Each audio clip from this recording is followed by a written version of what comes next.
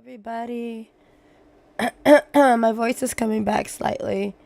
A little bit, kind of, sort of. Not really. I mean, a little bit. But yes, hello Twitch, hello YouTube. I gotta fix this. I'm probably gonna take it down. Actually, no, I see it. I see the chat. Hold on. Let me do something very quick. Second.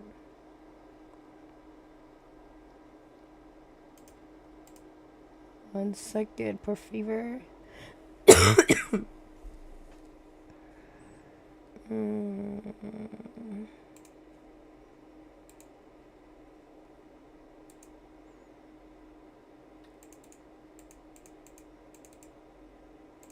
Can I go?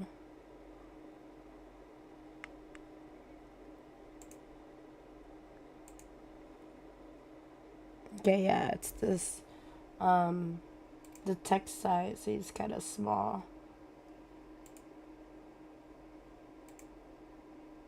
Let me increase it. And probably let me change the chat to custom. Probably.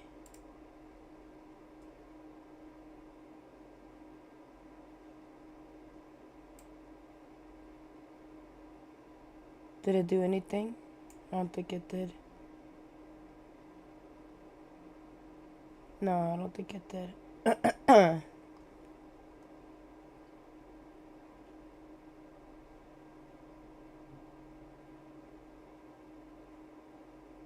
Your voice is going really hard.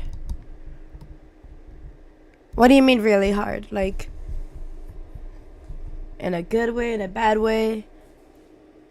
Did it sound like yesterday?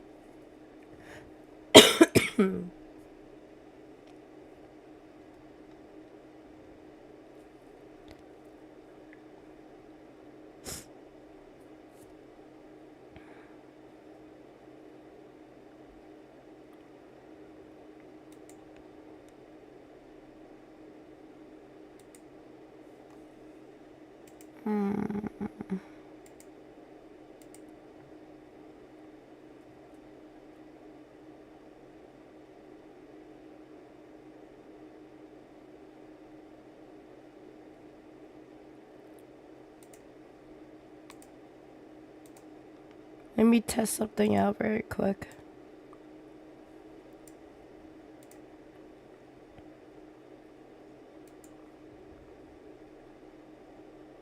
Let me shrink this.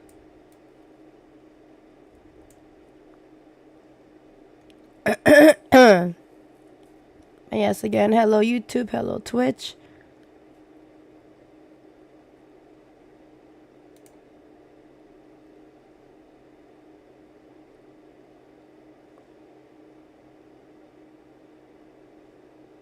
I'm just doing a little test run on something.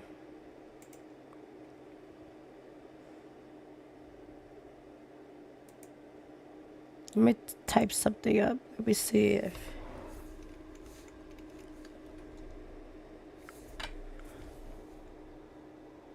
It's right there. Oh, no.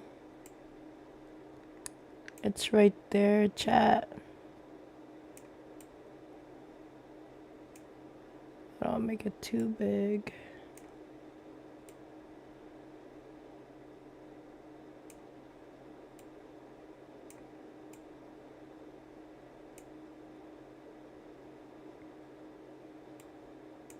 Then the chat will be able to see the words.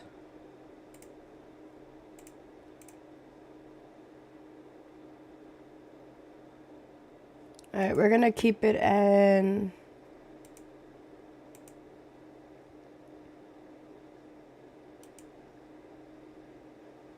We'll keep it in the white chat box. Let me just type something again.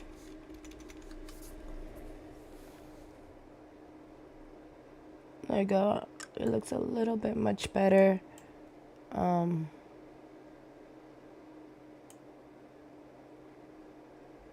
Like slightly.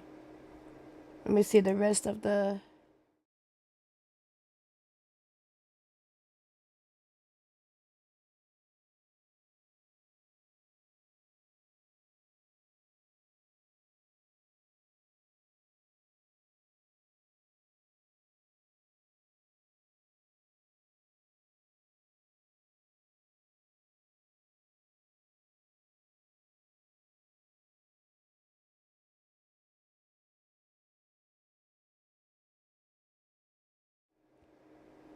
Give me one moment, chat. I'm figuring some things out. Okay, I think that's it.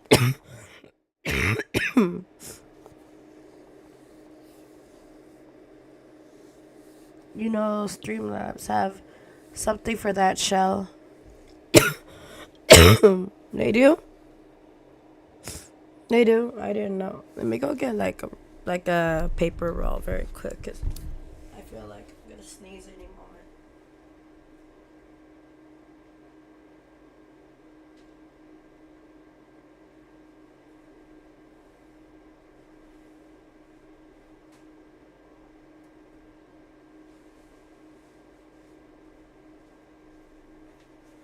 Alright, I'm back.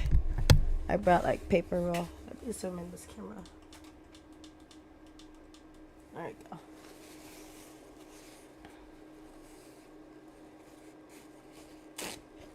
Don't mind me, I gotta blow my nose.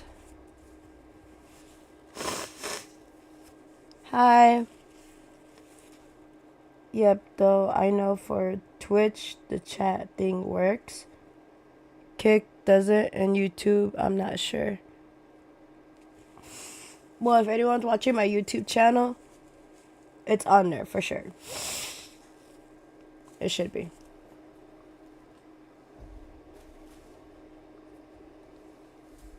It should be. I don't have my phone on me. It's like over there charging.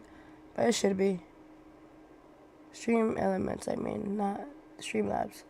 Yeah, I did this chat box and Steam and Stream Elements. I don't use Streamlabs. I used to. Not anymore.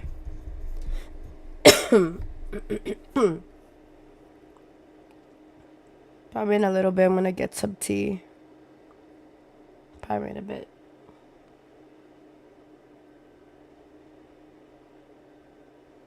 Cause like you see how it's like my voice is okay, like it's coming back, right? It is coming back, little by little, shortly, but it's like more like on this side instead of this side. It's more like this side of the throat.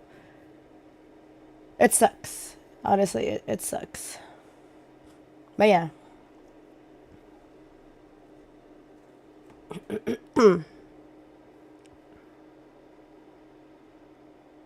Yeah. Alright, well, we are gonna play Sherlock Holmes versus Jack the Ripper today, and if we have time, we'll play another game as well. And also, Raid Shady, I am able to get on VR chat today. The third thing is charging right now as we speak, and then I'm gonna charge the two remotes, the two controllers. So all of it should be fully charged by today. And you could introduce me to the worlds that you haven't seen. And then we could look at other worlds as well in VR chat. There is one puzzle I had to pull out of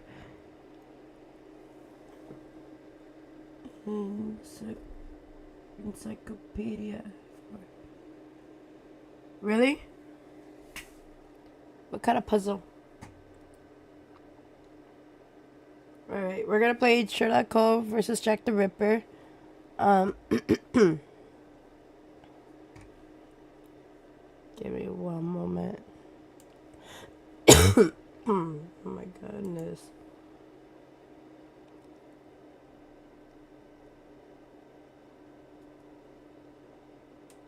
Okay, well, whatever puzzle it is, for sure. Oh my goodness. Raid Shady. We gotta play Phasmophobia. Like, there's a new map out. Phasmophobia. Nell's Diner. Oh my god, it came out today. I think I need to update it. Yep, I do. I'll update it later. But first, we are gonna stream Sherlock Holmes versus Jack the Ripper, and then possibility we'll transition to a new game. I do have class today at 6:40 p.m. It's currently 11:25 a.m. Well, about to be. And then, if I have time, we can stream another game, and then later we could also stream again after, maybe. If not, there's also tomorrow's stream as well. Alright, chat, let's do this. Let me just get to the game.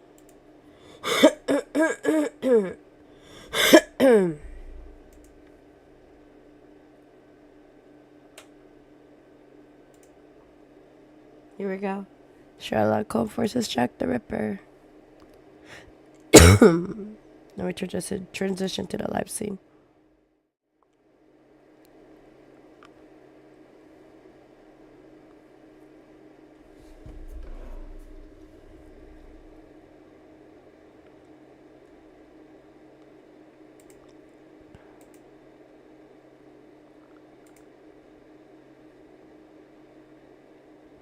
Let me transition for all.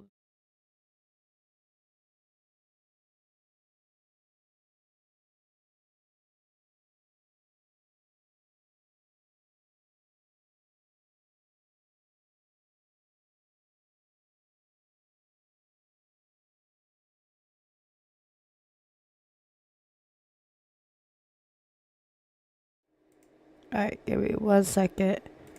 Certain of my scenes don't have like audio.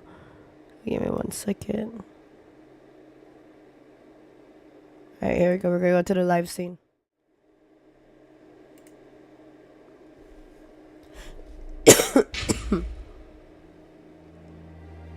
So I have played this game before, but I have not completed it. And Sherlock Holmes versus Jack the Ripper. Okay, I already read that comment. So here we go. Off to Sherlock Holmes and Jack the Ripper.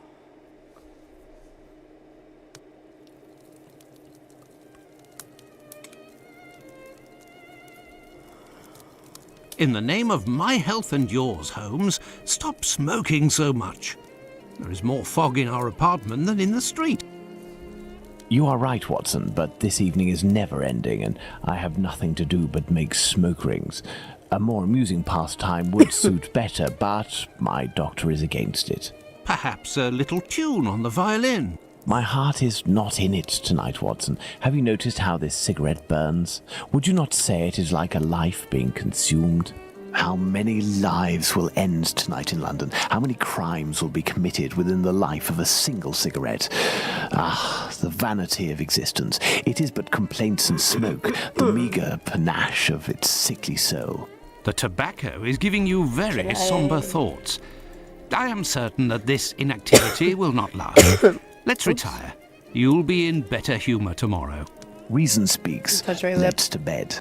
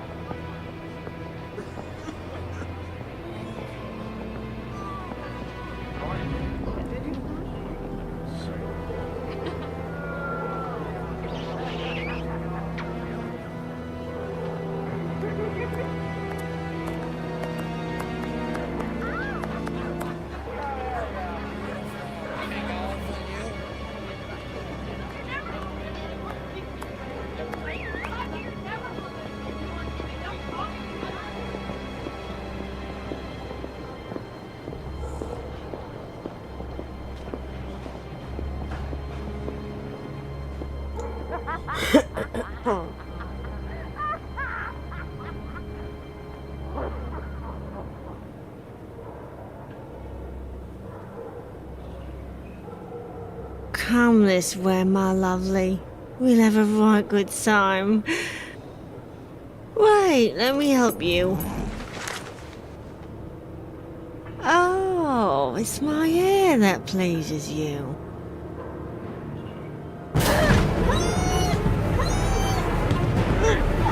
Oh my goodness.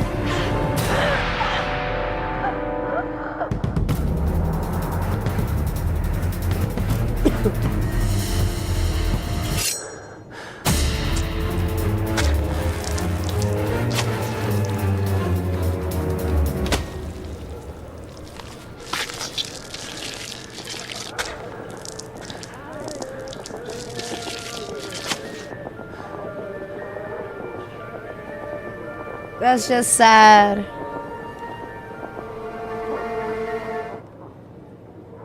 I mean, I get it. She's one of the girls in the street, but still, don't treat someone like that, you know? The news is as dark as the sky, Holmes.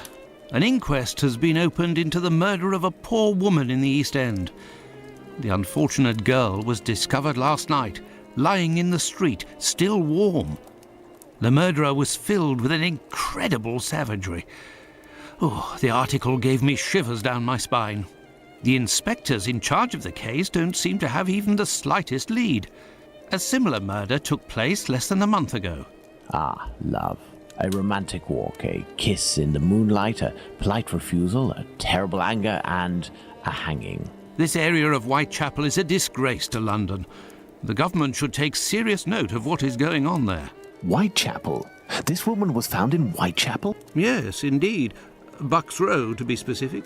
Then it was not a question of romance, but of commerce. Unless these women actually take pleasure in the vice, the female nature is completely... Holmes, do you hear yourself? A woman is dead under unspeakable circumstances. No less than any other, she was a human and one of Her Majesty's subjects. None of these streetwalkers of which you speak have any other way to survive but by selling their bodies. You know as well as I that our era is not a gentle one, and these women don't have much to look forward to. Some grace, if you would.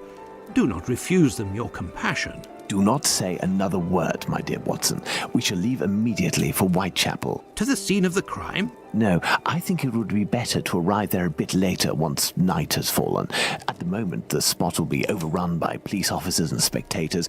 It would be impossible to investigate properly. Then where are we going, Holmes? The best thing to do would be to head to the police station and attempt to get a copy of the preliminary reports. But the article in the Star seemed quite complete to me. You must know, Watson, that journalists often draw conclusions from the facts without a proper understanding of how to do this delicate task. We must obtain the reports from the inspector in charge, as well as those from the coroner. Very well, Holmes, but all the same. It seems to me that I have a map of London somewhere, Watson. Can you find it and locate Whitechapel while I get ready? You are too kind, Holmes. Searching through your mess?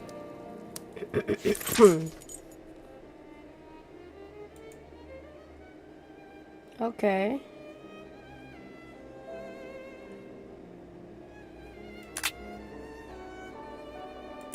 As of now, document, notes, map.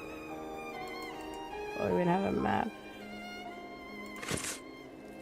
Well, well, Holmes has received some French champagne with a card, a gift from a young admirer, signed Raoul d'Andrecy.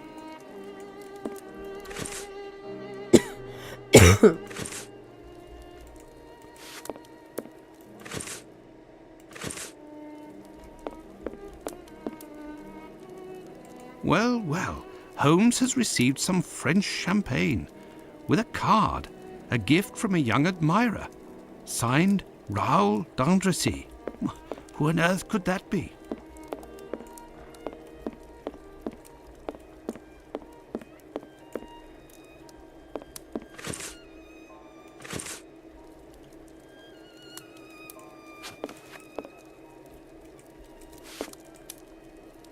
I don't like that. I'll do first person.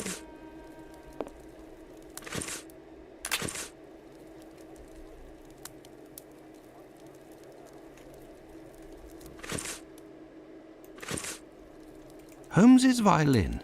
He doesn't play nearly enough, if you ask me.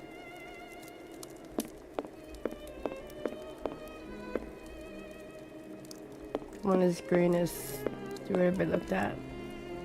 Treaty on Cornish, the Celtic dialect of Cornwall. And here, medieval pottery.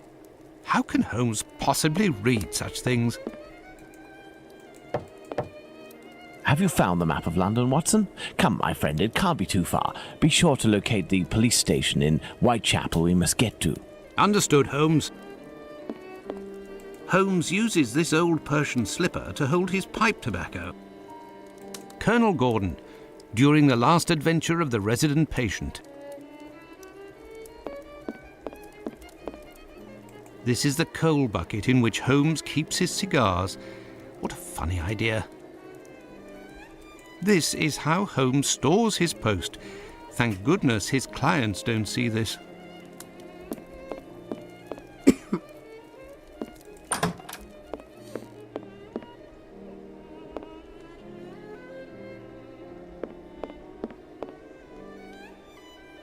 Kind of trippy.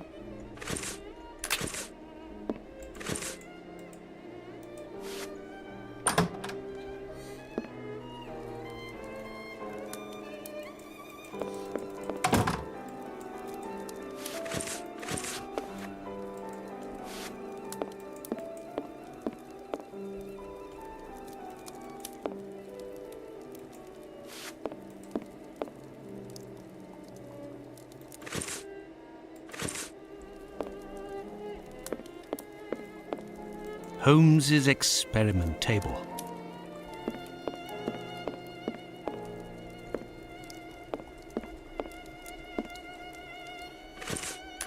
A map of London, at last. Let's see. The district of Whitechapel.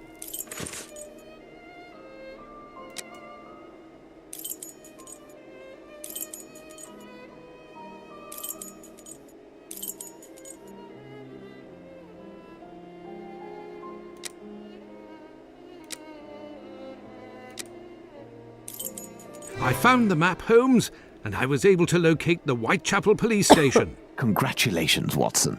Come, the game is afoot. You can read the article to me on the way. We have arrived, Watson, in Whitechapel. Not very bright, and what cold! Brr, a typical London morning. Come, Watson, let's find this police station.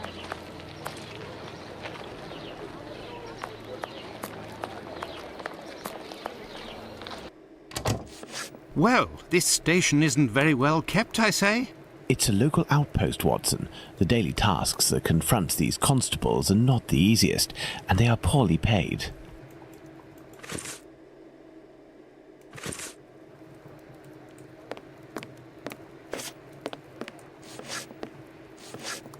Gentlemen, welcome. Hello, I would like to speak with the Chief Inspector, if you please. Constable Humphreys here. I am the only one in at the moment. What do you want with the chief? My name is Sherlock Holmes. I am... Sherlock Holmes? The detective that I read about in the papers? Well, that's a treat, that is. You come about the Buck Road case, have you? Indeed, we... Not at all. We were just passing by chance. You say that there was a crime recently. You don't know? You must be the only folk in London who haven't heard. It won't be long until you find the culprit, no doubt. Nothing is less certain. Suspects, 0. Clues, 0. It's not good for us, especially not in this district. Listen, this isn't what I came here for, but if I can be of service, in a confidential capacity, of course, if you can entrust me with a copy of the preliminary reports, I could study them and return later with my conclusions. It's just that these are official documents. I can't take a decision like that without the inspectors. The sooner we know the facts in the file, the sooner we can be of help, my friend. Say, if you are Sherlock Holmes, you can find anything, isn't that true? With your magnifying glass, footprints? My performance is often embellished by my biographer. Ah, good. Good. I will give you the reports, but could you do me a small favour first? During my rounds, I dropped a leather folder containing some papers. Nothing of importance, but it's a big mistake. I would go looking for it myself, but I am stuck here on duty. I must have lost it near the seedy boarding house not far from here. Left when you leave the courtyard and left again in the lane. Perhaps you could go, ask around. We shall see what we can do. Are we going to go look for these documents? Why not? It'll give us an occasion to take a tour of the district, Watson.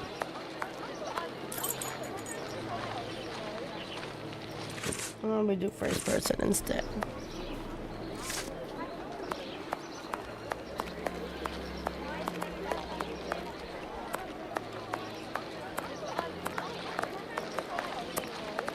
Left. Commercial Street.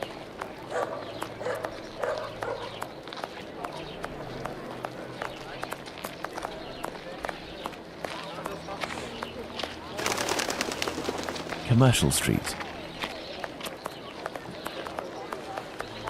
Commercial Street.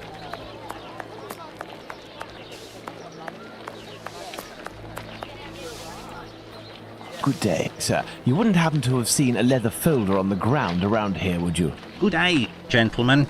Finley, caretaker of this building. Here to serve. And yes, less than an hour ago. But some of the local urchins picked it up and God only knows where it might be now. That's unfortunate. This police bag contained documents that the local police will miss. You're inspectors. Not at all.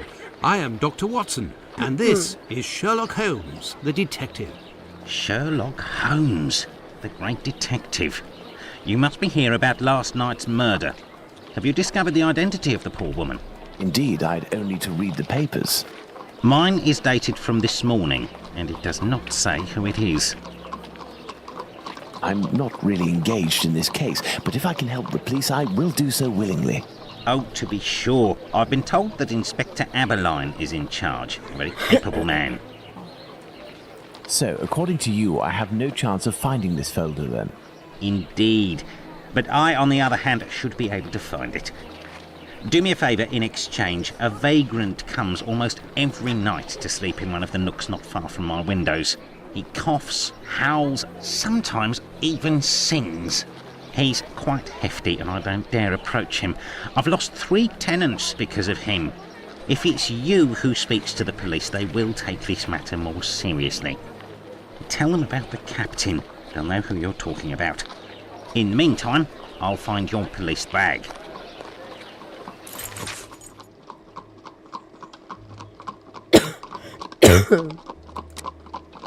Let's go to the police station. Off to the police station. I guess.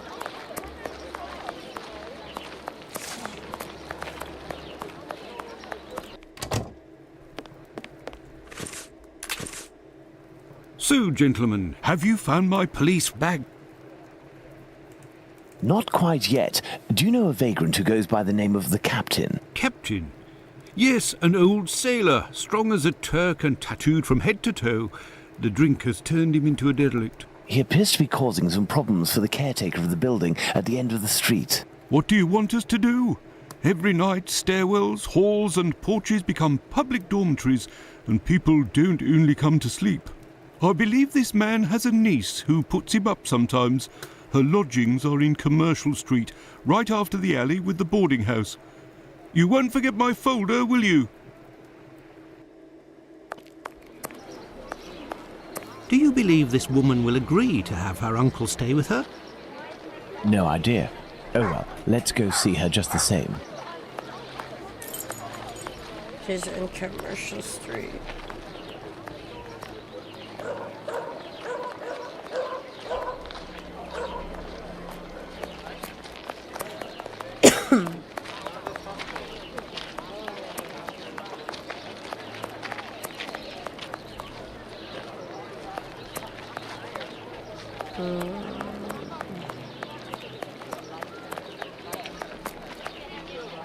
Burner Street. Excuse me, my good man. We don't much like people with your looks round here. Understood? Okay, you don't have to be a complete ass.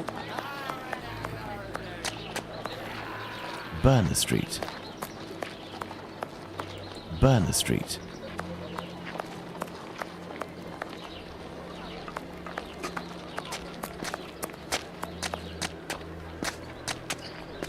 Pardon me, but can you give me some information? Come, please.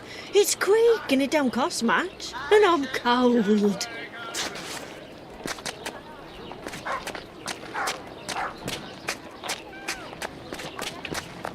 Okay.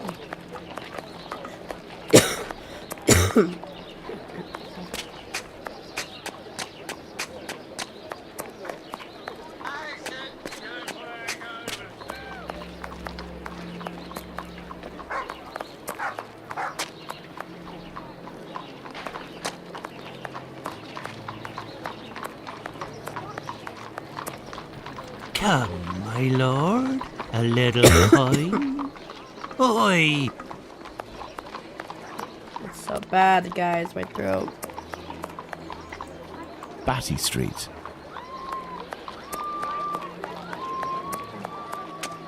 There. This is where the niece of the captain must live.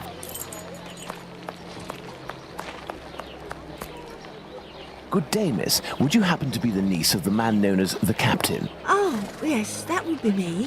What has he done this time? He isn't... Oh my God, I'm on my way. Miss, we have come to ask if you could have your uncle come live with you. He sleeps under the windows of a boarding house, causes the caretaker no end of problems. I know. I've lodged him for a while, and he was the same here. My landlord made me kick him out. I'm ashamed, you know. I never should have, given the state of his health. He coughs day and night. There might be a way to calm his cough. I am a doctor. I could examine him. He went to see a doctor at the clinic, but the medicine costs too much. I can hardly pay my rent. We will see to it. Where might your uncle be found? I don't know. He must be in the vicinity, but I don't know exactly Let me where. turn on the fan. It's kind of hot. Chat.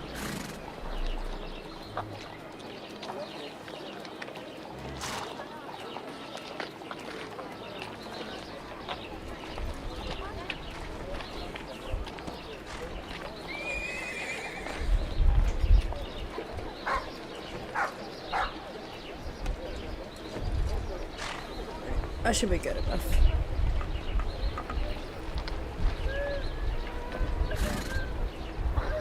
Well, my apartment complex gets hot easily. Not like too hot, like We will sweating, find but more like This is serious. more like Find an alcoholic in kind of Whitechapel. humidity. A needle in a haystack would be easier. Come, dear doctor, let's trust to our lucky star. Moreover, we also have our informers, remember? Are you referring to those brats to whom you are always giving charity? Exactly, my secret police. Some of them must surely roam in this area. It suffices to find them. I'm more of a winter person. I get to wear warm clothing.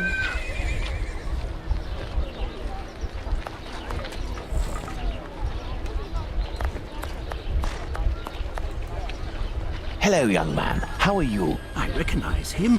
It's the lad who sells newspapers, who is always calling outside our windows at Baker Street early in the morning. Hello, Mr. Holmes. It's a treat to see you again. What can I do? Would you happen to know an old sailor who goes by the name of the Captain? A poor man who hits the bottle a bit hard. Of course, Mr. Holmes. He's there at the end of the street. Round to the left he is. But be careful. I like summer He can be a woman, tough wow. customer, that one. Very good, my young man. The doctor will give you a little Bruh. something. Watson? Huh? I say, Holmes. Is he always such a skinflint with you, Mr. Holmes? Well, thanks to you, Mr. Holmes. I mean- Anytime you need me. I don't wear less clothing in public. Or at work.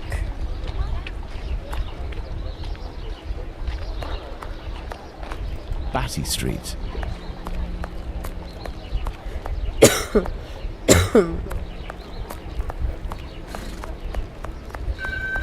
Commercial Street.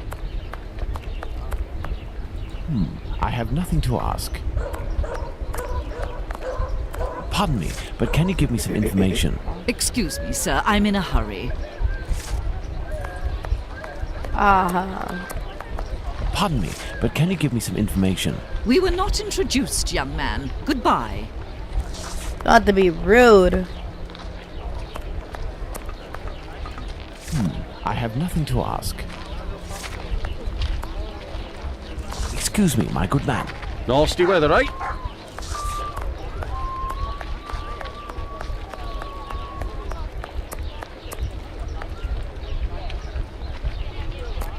Excuse me, my good man. Leave me alone. You ain't from round here. You shouldn't stay here. It ain't healthy.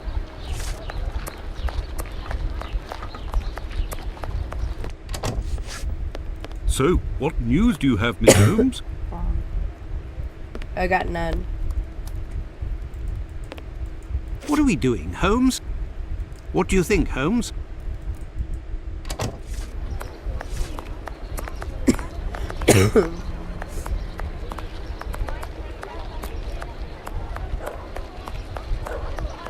You're in a rush, my pretty? Come, I'll have you done so quickly you'll only have time to pay.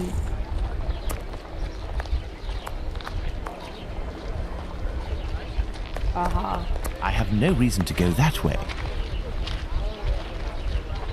But that way is the murder. Commercial Street.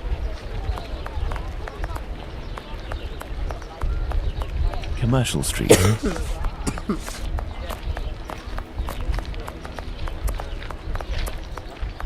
Pardon me, but can you give me some information? Are you coming, dearie?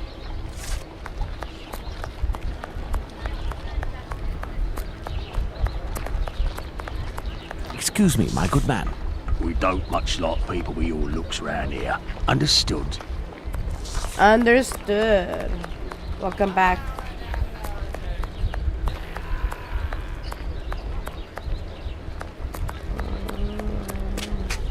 I can hear someone coughing more than is natural, Holmes. Yes, Watson. The poor man cannot be too far away.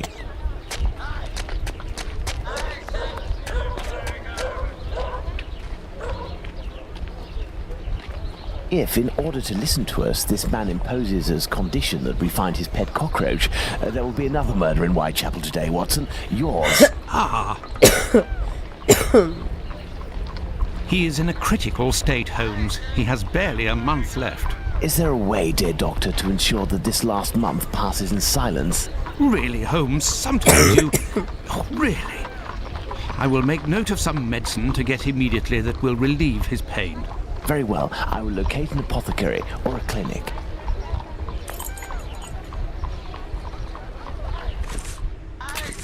Find the medicine, Holmes. We must make haste. I guess. Batty Street.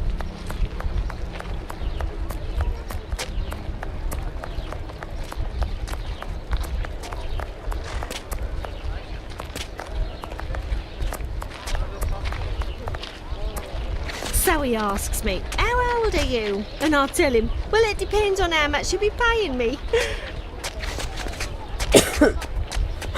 If you have the means, I can let you pass before everyone. But behind me.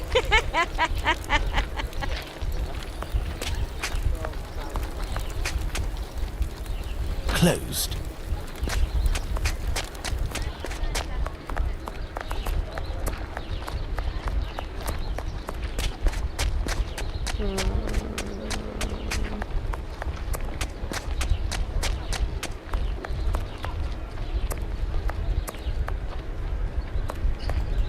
I have nothing to ask. Nothing. Zero flip.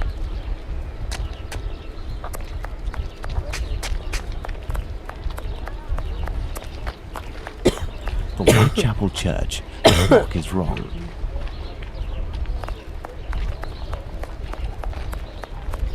This building is a clinic.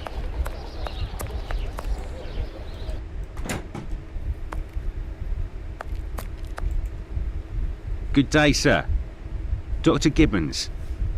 You aren't from around these parts. Indeed, Doctor, it is for someone from your neighborhood that I am here, though. His doctor asked that I acquire some medicine on his behalf. I have the note here. Dr. Watson? Not from round here neither. This medication is quite dear. Certain documents are necessary to obtain them for free.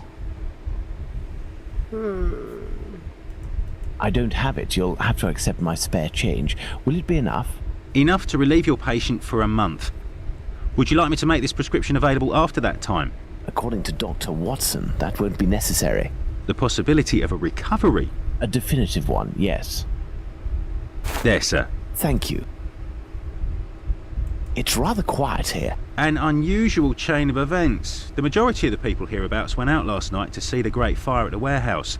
The patients that I was minding and my staff were no exception. The former were dramatically healed, and the latter ended up sick. And with the murder last night, most of the people who weren't working wandered over to the scene of the crime. Their little aches and pains will wait until tonight or tomorrow. A squalid murder, it would seem. Just like what this area has become. Sad. My thanks, Doctor. Not at all. Alright, let's go out. But first, can we look around here or no? No? Alright, let's go.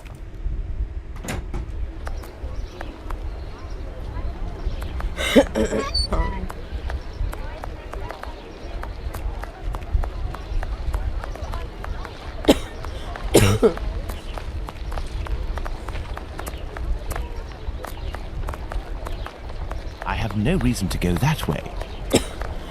Oh my goodness.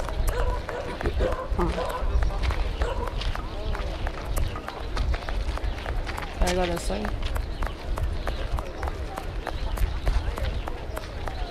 I have to go all the way around. Let's see if I could take a shortcut way.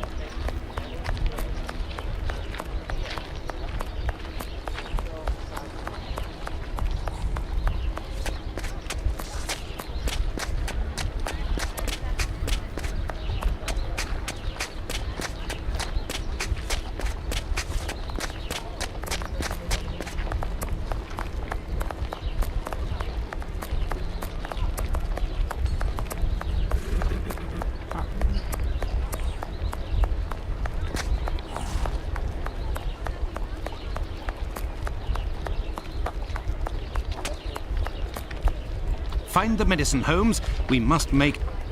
Find the medicine, Holmes. We must... I have the medicine right here. Here is the medication, Watson. Is our man movable? He should be able to stand in a few minutes and will no longer be suffering from his cough before long. Consider the affair resolved. Accompany him to his niece's while I return to the boarding house, and then join me at the police station. Let's return to the boarding house.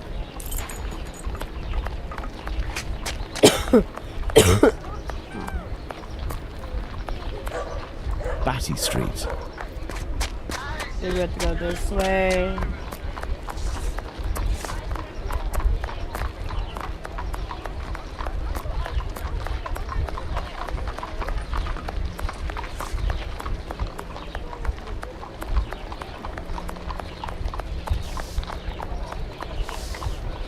I have good news for you, Mr. Finley. We have sent the captain to stay with a relative, and he shouldn't bother you for a while. I also have some good news. I have your police bag. Thank you. I bid you good day. Oh, it was nothing. Tell me, one of my wife's friends lost... Another day, Finley. Another day. Let's go to the police station.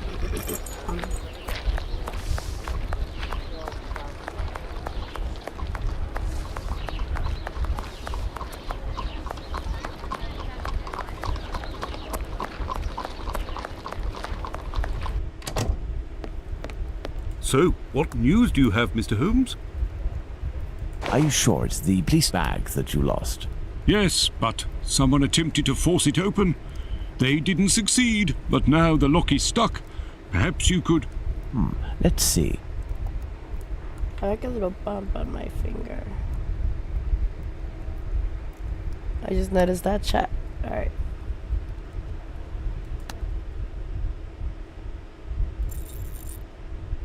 How am I supposed to know?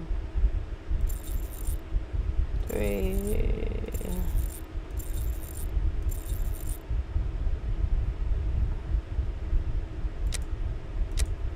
I don't know how am I supposed to know?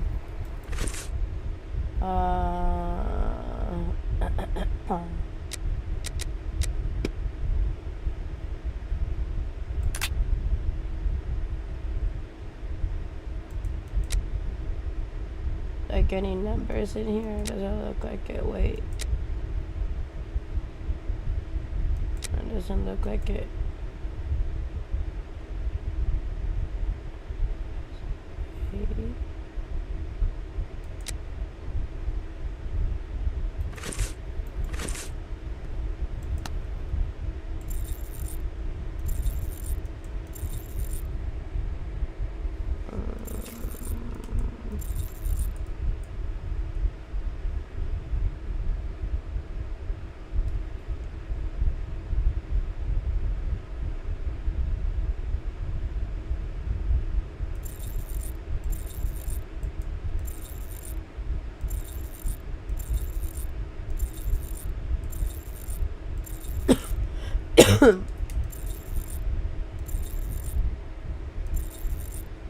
I don't know if it has to be like, let's see, 1, 2, 1, 2, 3.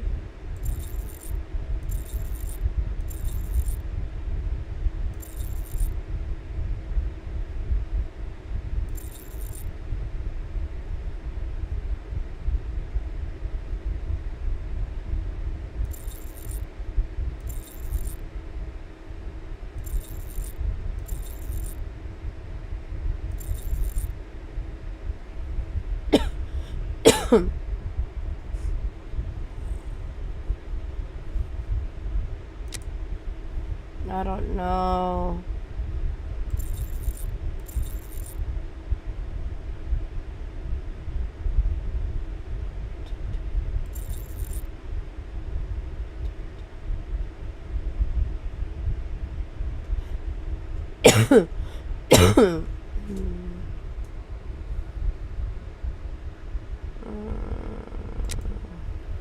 So, what news do you have, Mr. Holmes?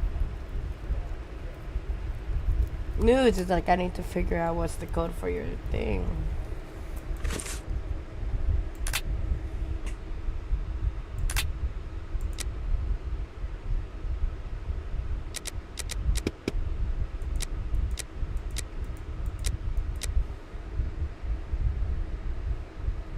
You know what? Since my throat is bugging me,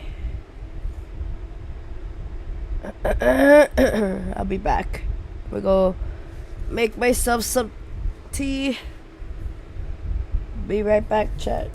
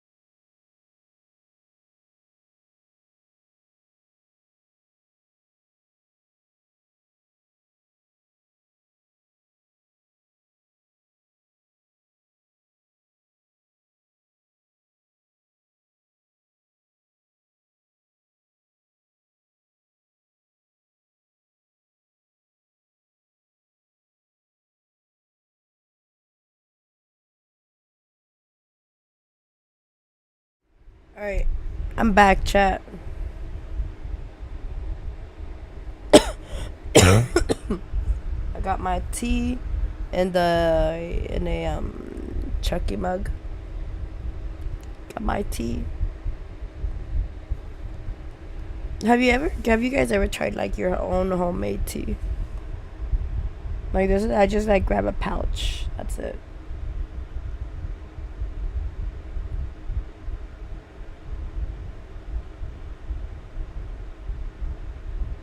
Alright, that's...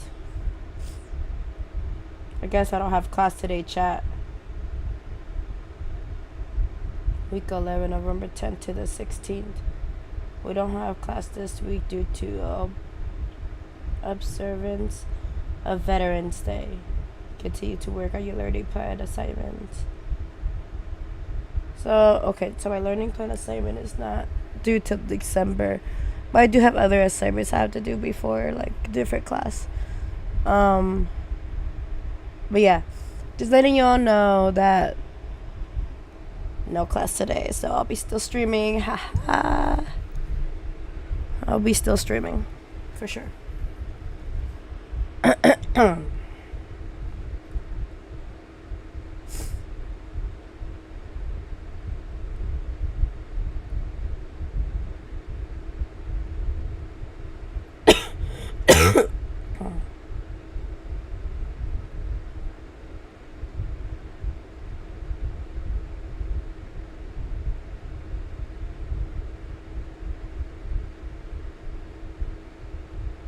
Alright. I'm texting back my friend. Okay.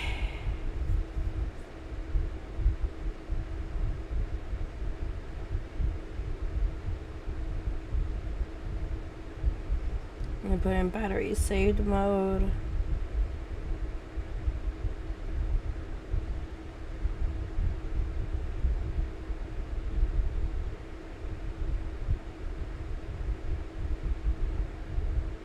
Alright. Oh, Shady, look. If you're still on here, look at it's charged. All of my full body is charged. I just need to charge now the remotes. So we will be on for sure. Oh, this was charged. This was fully charged.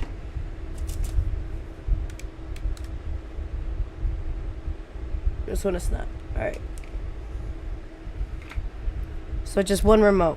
Most likely we will be on today. Alright. Let's get back to that. To that suitcase.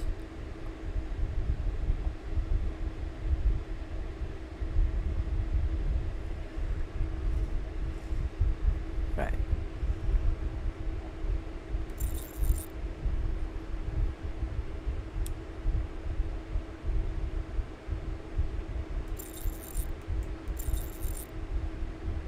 Put 3 there.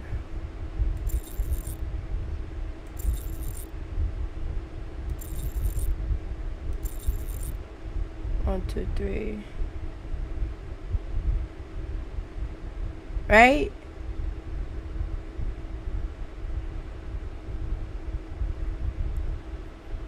Right? Am I wrong? Clearly, it's like it's saying it's wrong.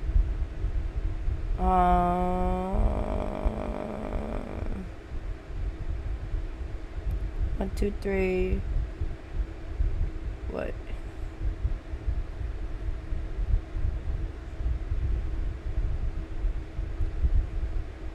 One, two, three.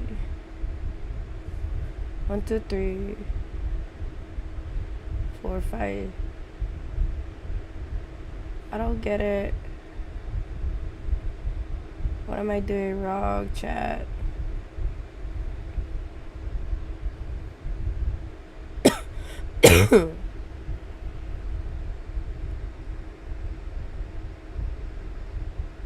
One, two, three.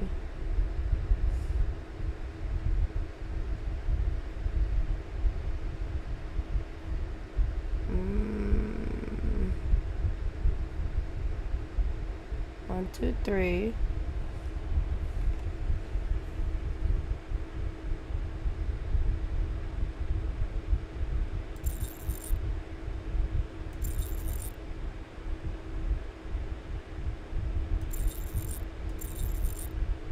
I leave the one on top.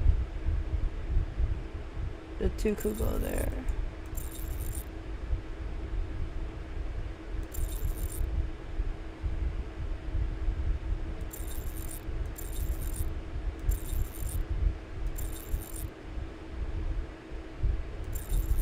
But then that's so weird.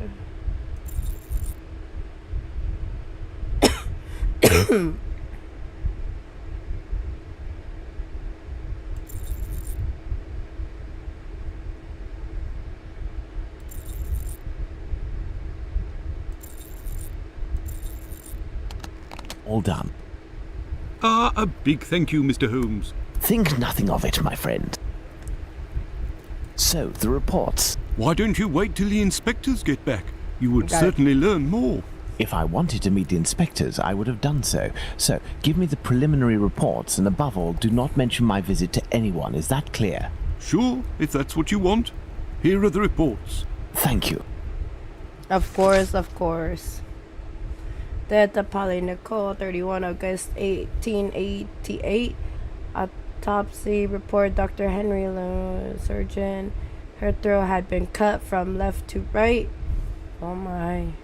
2 distinct cut being on the left side, and windpipe, gullet, and spinal cord being cut through, and bruise apparently of the thumb being on the right lower jaw. Also, one of the left cheek and abdomen had been cut open from the center of the bottom of the ribs and along right side under the pelvis to the left of the stomach. There the wound has jogged the omentum of coating of the stomach, and coating of the stomach was also cut in several places, and 2 small stab on private parts, apparently that with a strong bladed knife, supposed to have been done by some left-handed person, death being almost instantaneous. Hopefully I've said it right. Have you obtained the preliminary reports? Yes, we'll read them on the go. Let's to the scene of the crime at Bucks Row, Watson.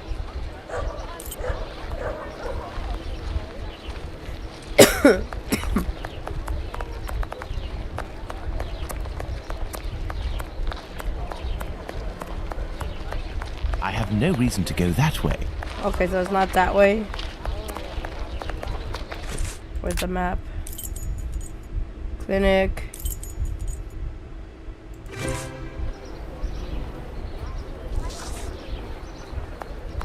Bucks Row.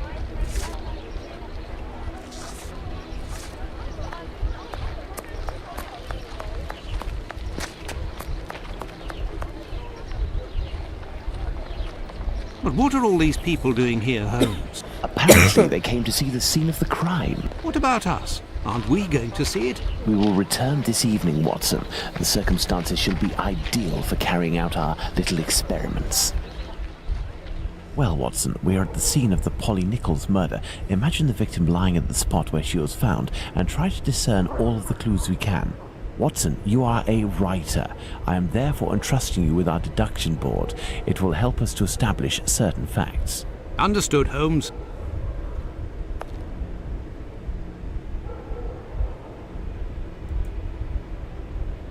No signs of blood.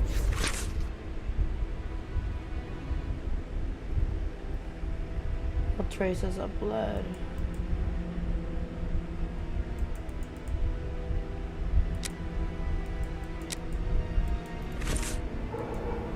The body was lying on its back, legs straight and slightly apart. The skirt had been lifted up to the middle of the body. The left hand was touching the barn door. The body was still warm. Let's reread the preliminary report for the details on the wounds inflicted upon this poor woman. There is a black bonnet near the left hand. Let's look at this poor woman more closely.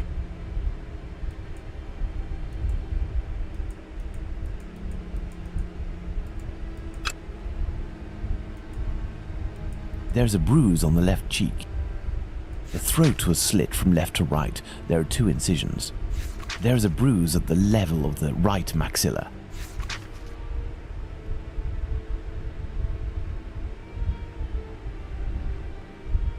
A small pool of blood, 6 inches in diameter.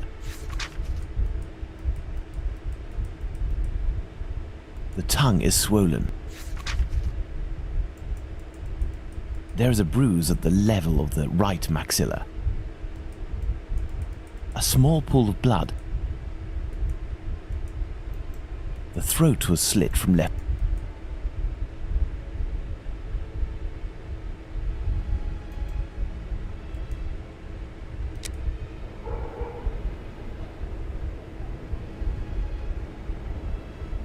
No marks on the ground. The ground is muddy.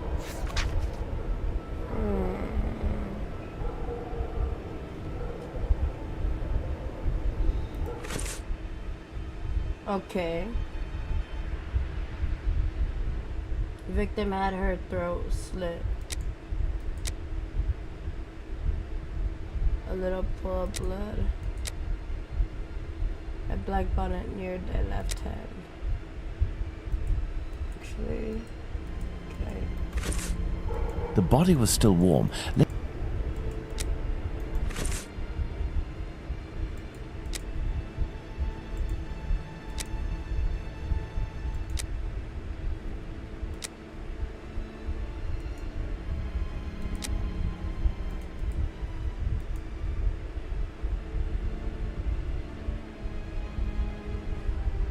Okay, so the traces of blood on the wall. No traces of blood on the wall. The victim had her throat slit.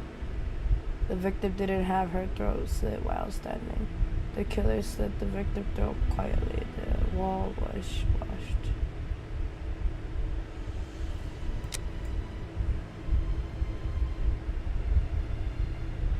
A little pool of blood. The blood sprouted. The blood didn't flow in strong sprout. To drain the victim of her blood.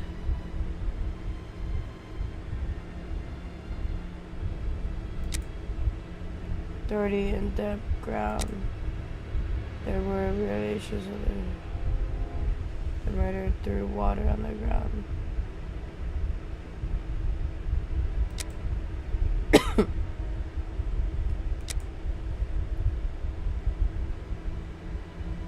Nicholas was dead before being snatched out and having her throat slit.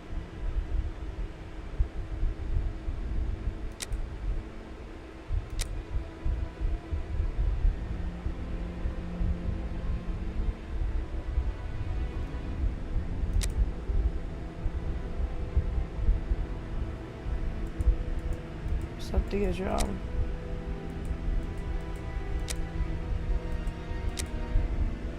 The wall was washed. The blood didn't flow in strong sprouts.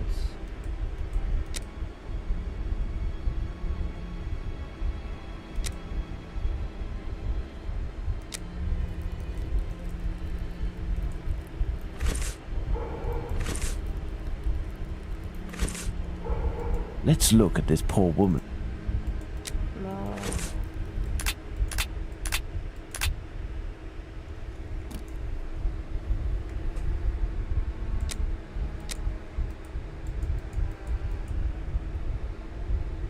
Am I doing something wrong?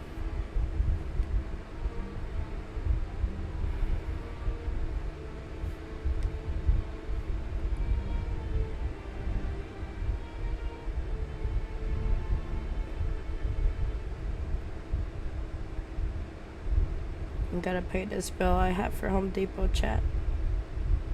Cause I recently bought a Christmas tree.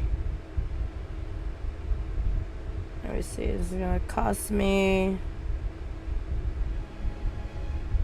I have to check it soon.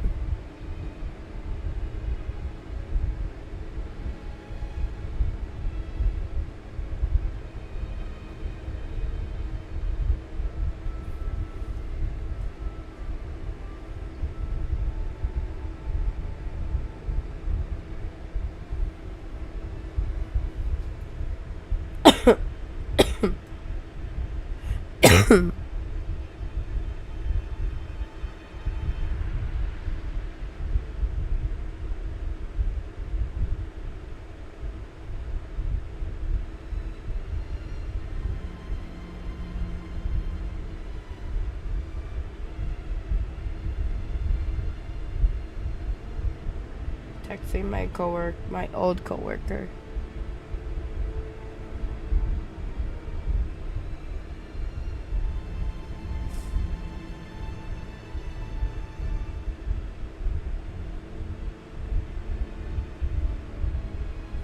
Oh, by the way, who's seen the new Chainsaw Man? The movie. Has any of you seen Chainsaw Man?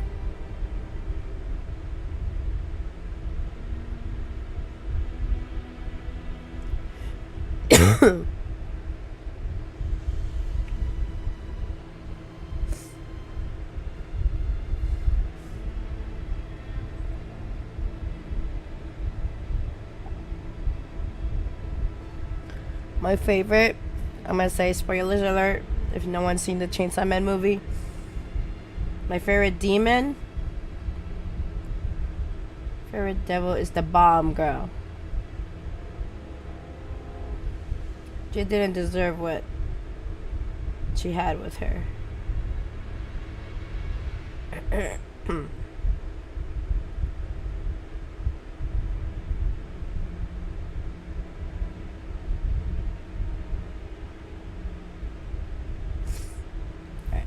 They're probably not done looking around.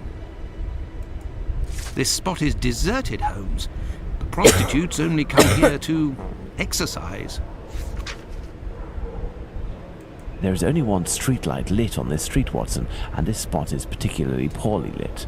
Well, Watson, we have found all of the possible clues, I think. We will now attempt to recreate the scene of the murder. Come closer, Watson. I have to make you up. You are joking, Holmes?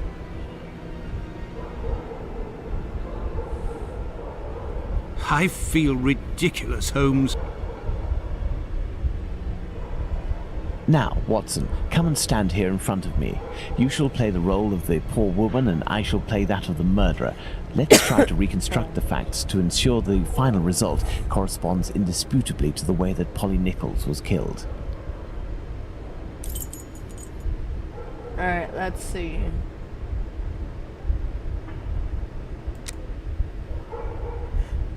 I think she was standing.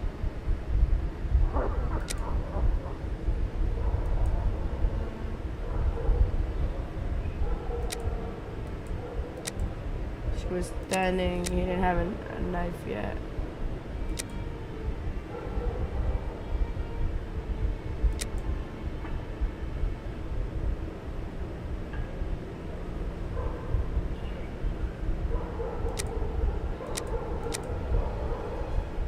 This position is unlikely.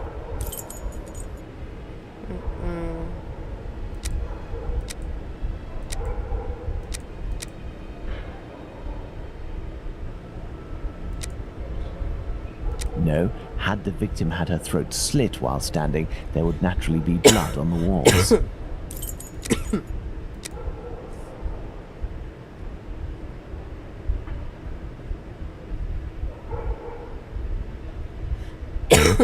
Oh my god. Yes, it's quite possible the events occurred like this.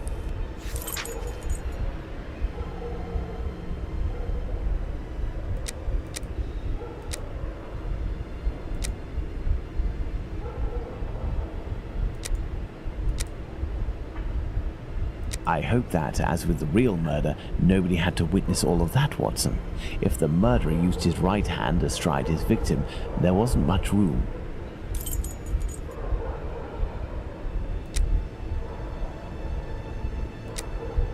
The murderer had enough room to inflict the wounds to the neck, and these wounds suggest the left hand was used.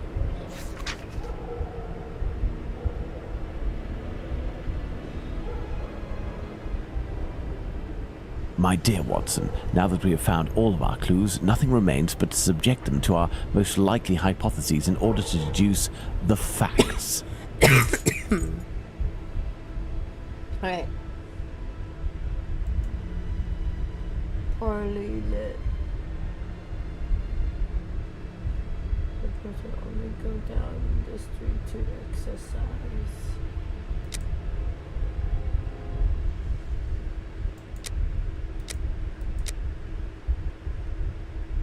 The black bonnet near the left. Okay, let's see. The victim was holding her bonnet in her hand at the time of the murder. This bonnet was already on the ground.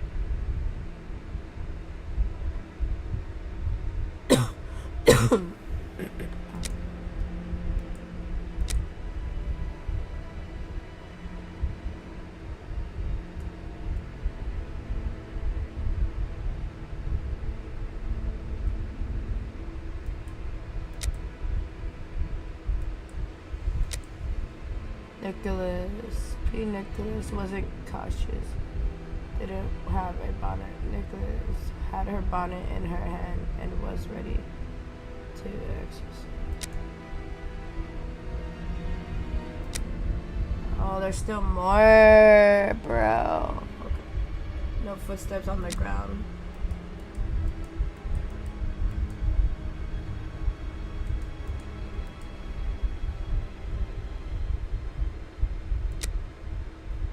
Hold up.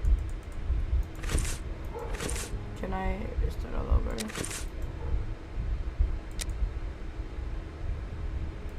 guess I can. Alright, it's fine. The murderer cut open Polly.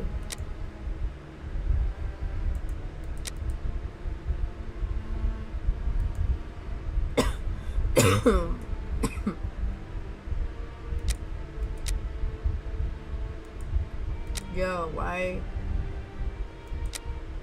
Okay. The throat was slit from left to right. The tongue was blooded out.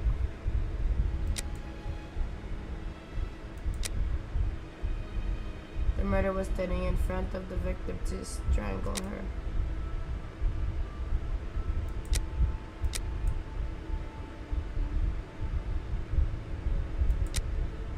Alright, let's see. The victim was bumped.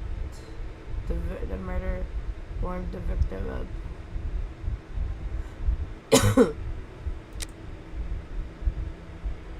The victim was a bruise. Has a bruise on the right jawbone.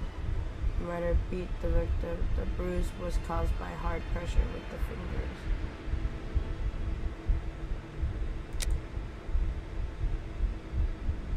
The murderer was standing in front of the victim to strangle her. The killer's right hand prevented the victim from screaming. There were relations while standing up. The killer's left hand prevented the victim from... No, right hand.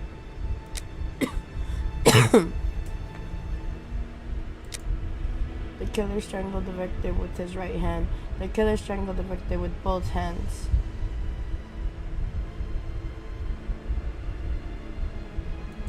With both hands, I think.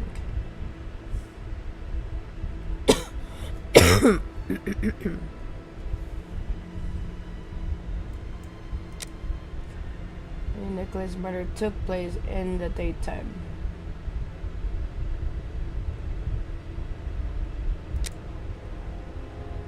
The tongue is blooded. The victim was strangled. That's right.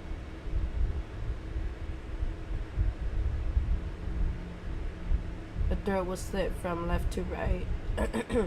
The murderer must have been sitting on the victim, knife in the left hand or right. The murderer was standing in front of the victim to strangle her. The victim has a bruise on the right jawbone. The murderer gagged the victim by gripping tightly. The killer's right hand prevented the victim from screaming. The killer strangled the victim with both hands. The killer, P. Nicholas' killer, is left-handed. P. Who Nicholas killer had 2 knives? Be Nicholas murder right-handed or left-handed?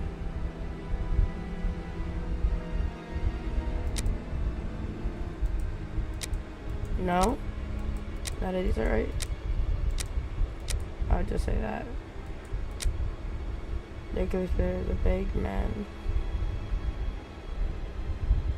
Nicholas Killer is a strong man. But then this would be wrong.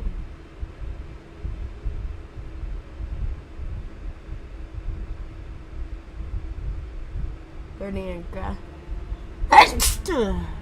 Told you, chat. Told you. Over the sneeze. Eventually.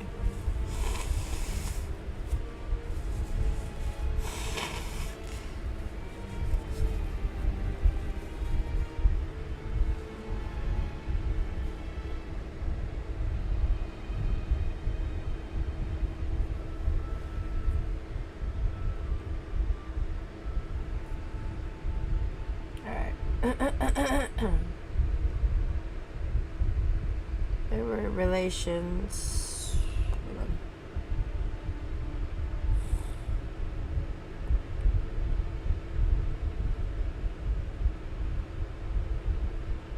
Oh my girl. My old job. These are one of the girls' chat that I took care of.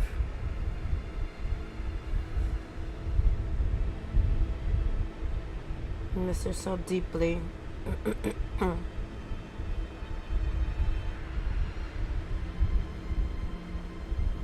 Hold up, it's a live video.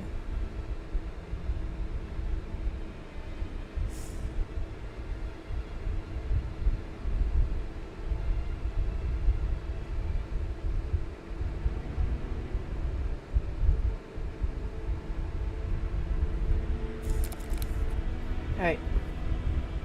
Made my day a little bit more. Made my day. Oh. Alright. He could not have done relations underground. Murdered through water underground.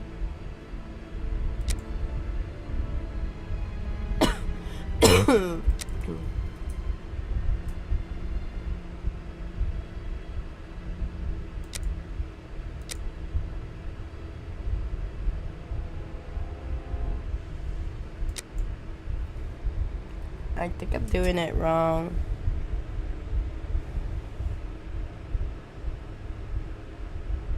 I'm doing it all wrong.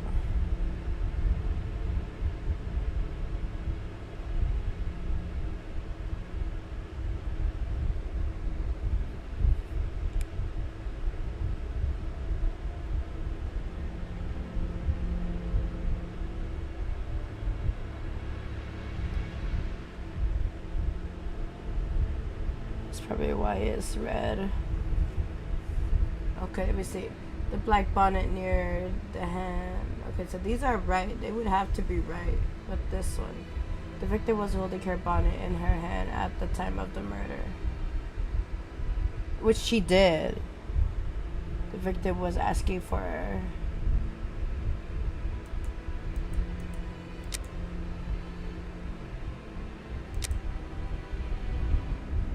Wow, she didn't look scared. Two traces of blood on the walls. No traces of blood on the walls.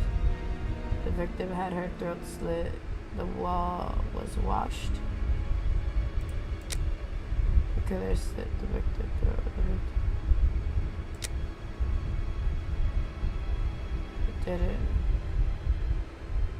A little pull of blood. The blood didn't flow in strong sprouts.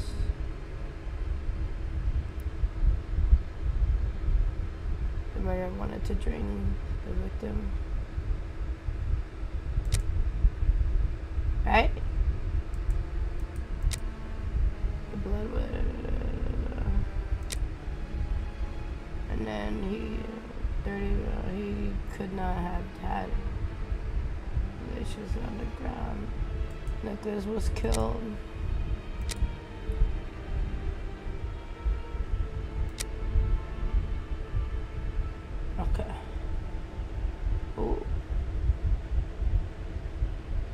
find more pictures.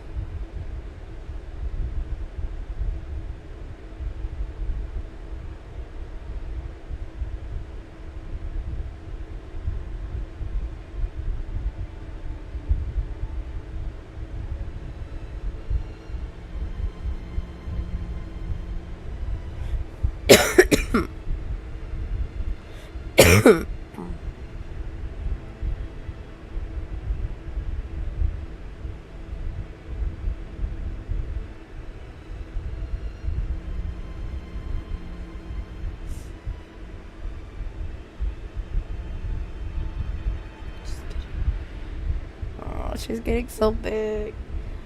Oh my god. Alright. I got it. The corpse was still warm. No footsteps on the ground. The murder cut open Polly Nichols' throat. The murder warmed the victim up. I don't... Okay, now it makes sense.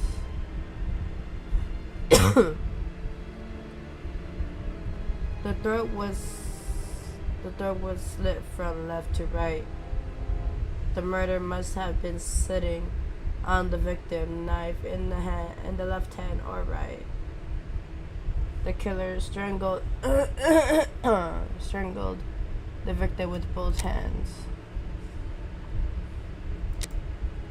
His left hand, right hand, both hands.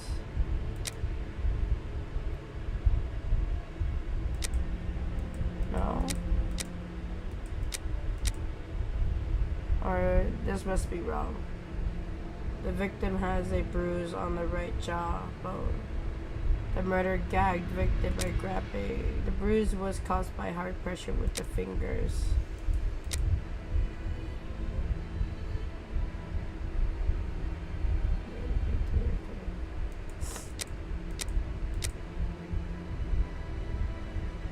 The killer right hand prevented the victim from screaming. The killer left hand prevented the...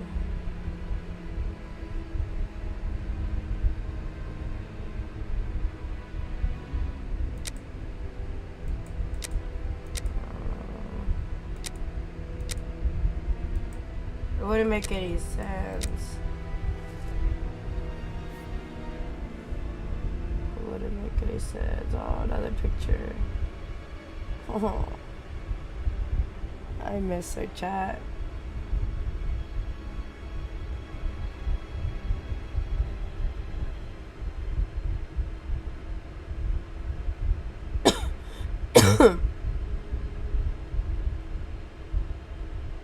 She's gotten so big, chat. I swear.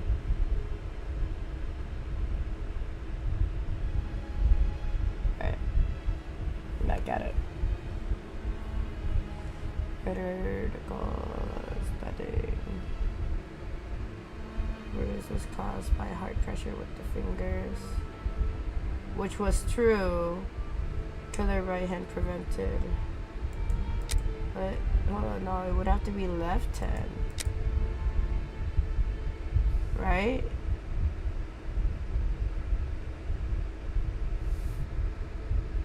And then strangle standing. Right? Right? That has to be right.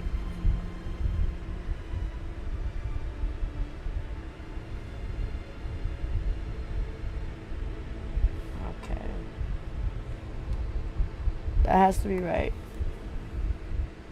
The victim has a bruise on the right jawbone. The bruise was caused by hard pressure with the fingers. The murderer was standing in front of the victim to strangle her. The killer left hand prevented the victim from screaming. The killer strangled the victim with his right hand. The victim was most probably dead before being laid down. Once the heart stopped, gravity drained the body slowly, not in a heavy spurt that would have stained half the street. Thank you, Holmes. I understand why you told me not to change clothes. Do you realize that our behavior didn't alarm anyone? The victim's ordeal was even more discreet.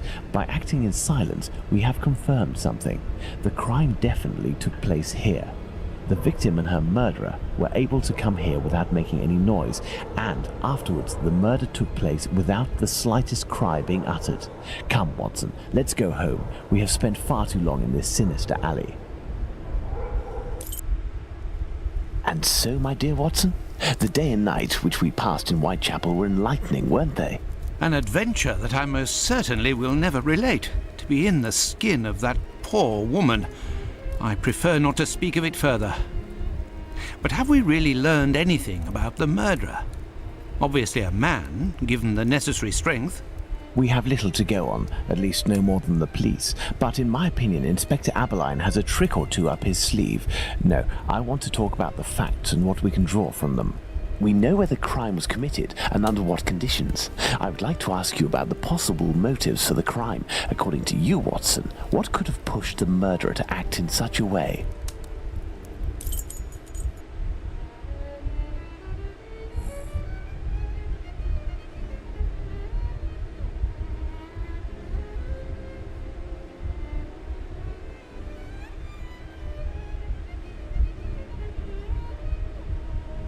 Pretty sure, right? Give me a second, chat.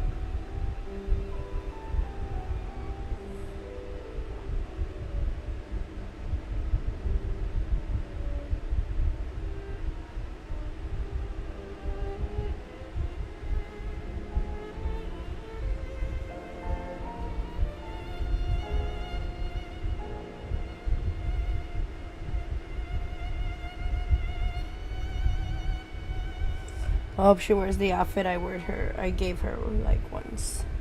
I hope so. What could have been the possible motives? The crime: revenge, love, theft, madness, black magic. The victim suffered horrible mutilations. Incredible motive, even if it's failed.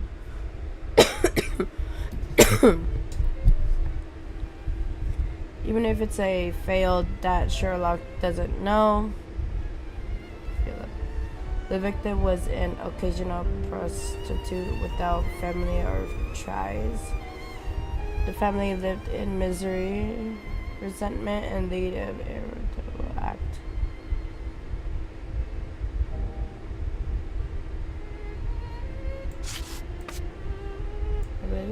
This could go with Revenge, Holmes? Revenge could be a possible motive, but with one small reservation.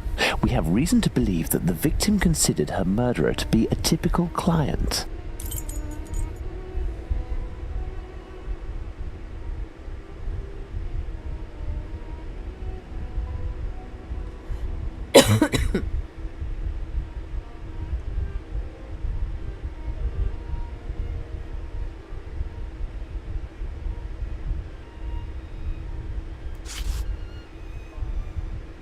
Homicidal insanity, Holmes. It is indubitable that the man who did this to Polly Nichols is not of his full senses.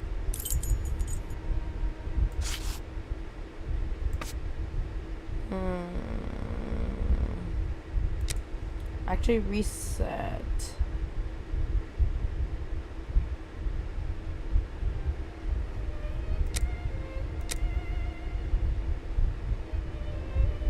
Revenge, no. Love, no. Theft, madness, yes.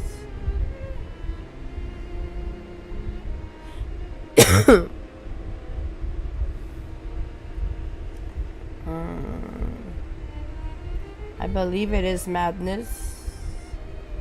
Black magic, I'm not sure. I don't think so. Theft, maybe. I don't think about love. Love wouldn't be.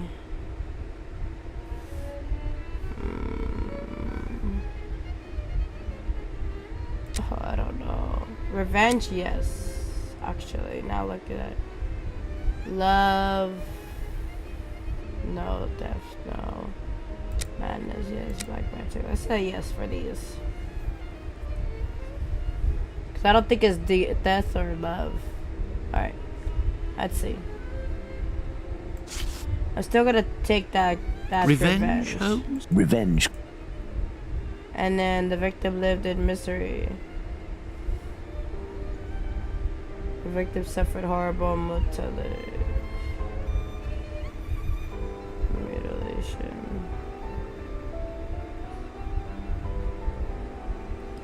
Occasional prostitute without family or ties.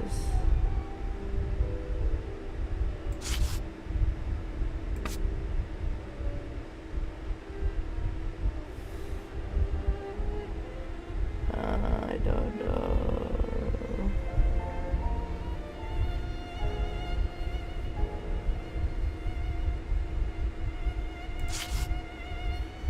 The victim was an occasional prostitute without family or ties.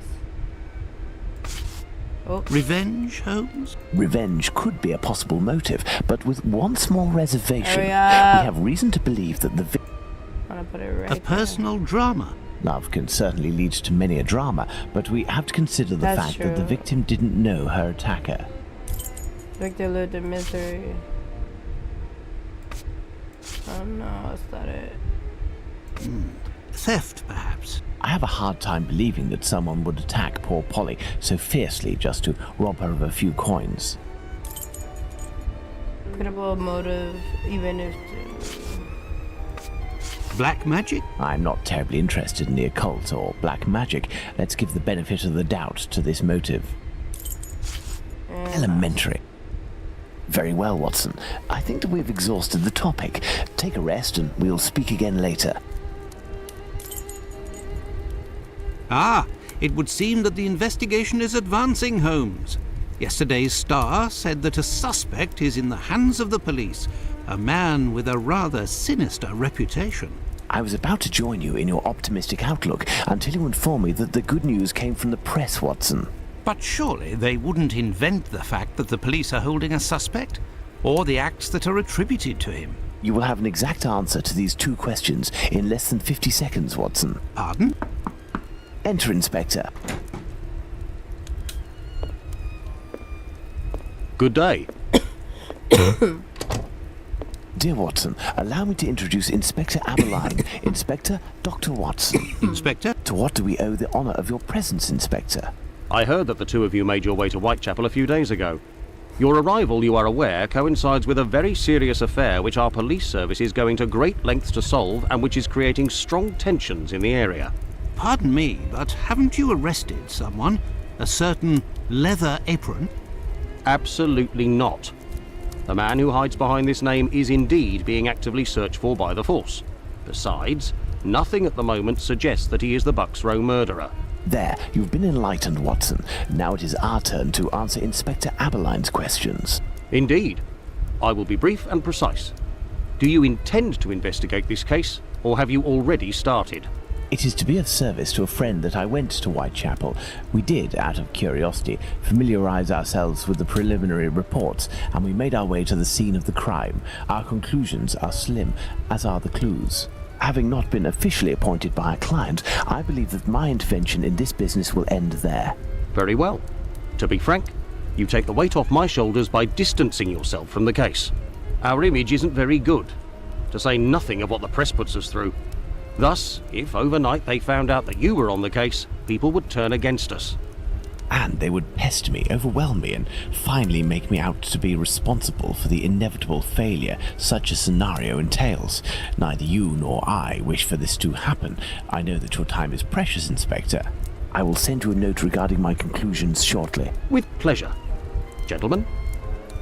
Do you think that he will find the murderer? The chances are slim to non-existent. It is 7 days now, short of a confession from the murderer himself. And you will not go further? You heard the Inspector, Watson. My presence in Whitechapel would hinder, which doesn't mean that we will drop the case. How is that? The Inspector spoke of me, but not of us.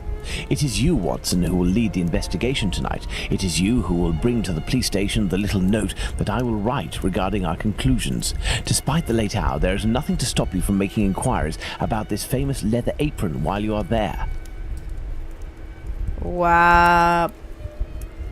I control Dr. Watson. Alright.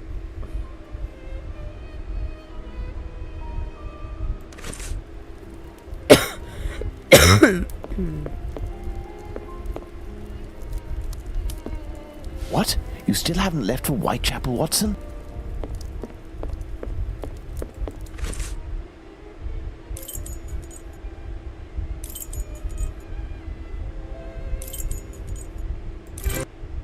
Well, if I follow Holmes's instructions, then to begin my investigation into this leather apron, I must first head to the police station.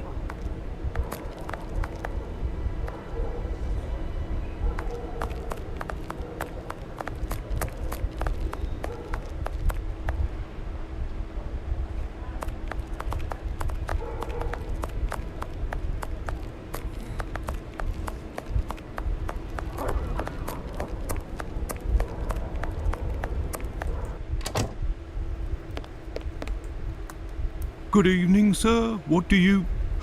I know you. You were here last week with Sherlock Holmes. Indeed. I have come to bring a message from Sherlock Holmes for Inspector Aberline. Very well, I will pass it on. But come to think of it, someone was asking about you recently. Finley, the caretaker of some shady boarding house nearby. Does that mean anything to you? Ah, perhaps. Actually, I read in the Star that you have arrested a suspect called Leather Apron. You shouldn't believe what you read in that rag, sir. The man is being hunted, but we have yet to get our hands on him, and we aren't close to it either. Why ever not? Bah, he's a specialist in the streetwalker racket. These girls make pitiful witnesses, and we don't inspire confidence. Furthermore, the man seems to be pretty discreet lately. Someone must be helping to hide him. How to get on his trail, then? One of these girls would have to confide in us and give a valid description of the man. Then we'd ask around the journeymen, who use aprons, I imagine. How to get on his trail, then? One of these girls would have to confide in us and give a valid description of the man. Then we'd ask around the journeymen, who use aprons, I imagine. How to get on his Oh my trail? God, One of these I girls already- would have to... Well, goodbye. I must go to Finley's boarding house.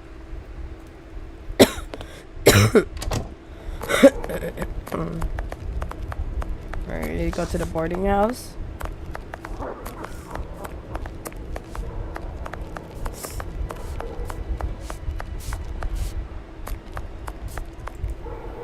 Good evening, Finley.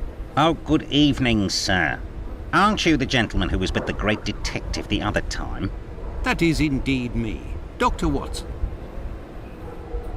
Tell me, Finley, I was told that you were looking for us at the police station. Indeed, I wanted to thank you for last time, you know. That vagrant has never set foot round mine again. I even found a tenant, one who pays his rent, I mean.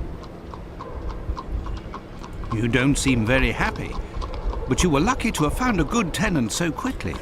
It's just that this man is very strange. He paid several days in advance and I gave him a key to the place. Since then, he goes out every night and returns at ungodly hours.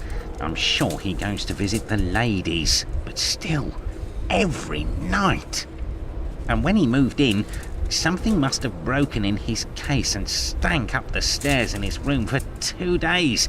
I think it was a jar. It must be over there. Oh, I'm reading something, chat.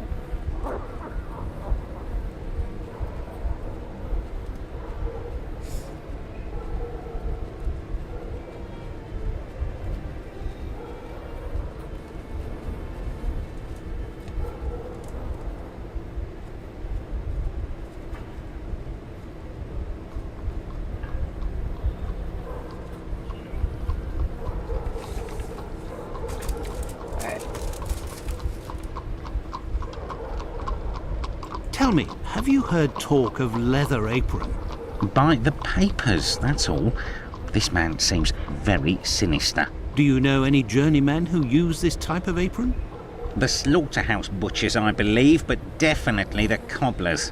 I know one, old Isaac Solomonovich. His workshop is on a small street in the Jewish community, across from the hospital. He's a good man. He can help you. But you know, the people there are very close and don't share much with non-Jews. Thank you, Finley. At your service, sir.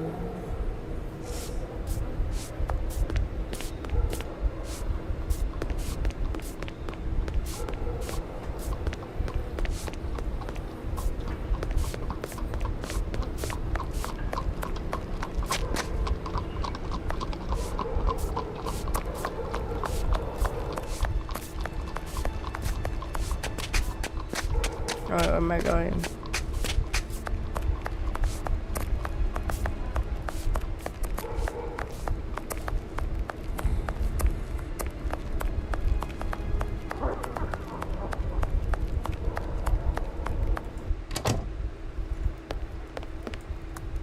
Some news? Well, goodbye.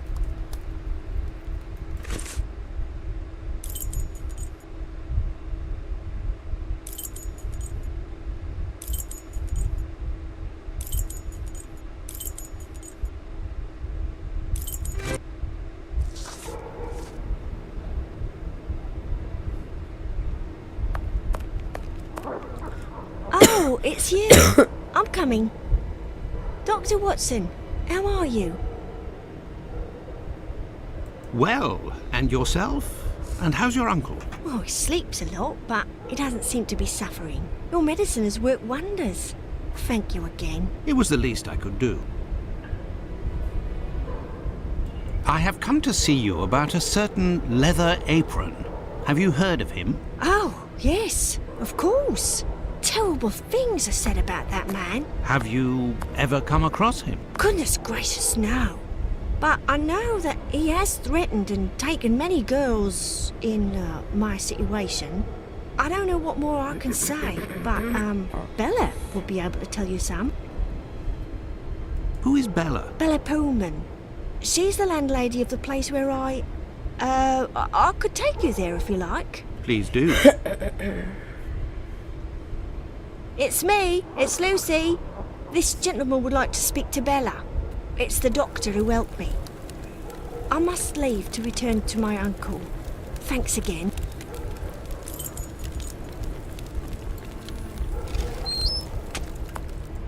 Out of the way, I don't like the look of you.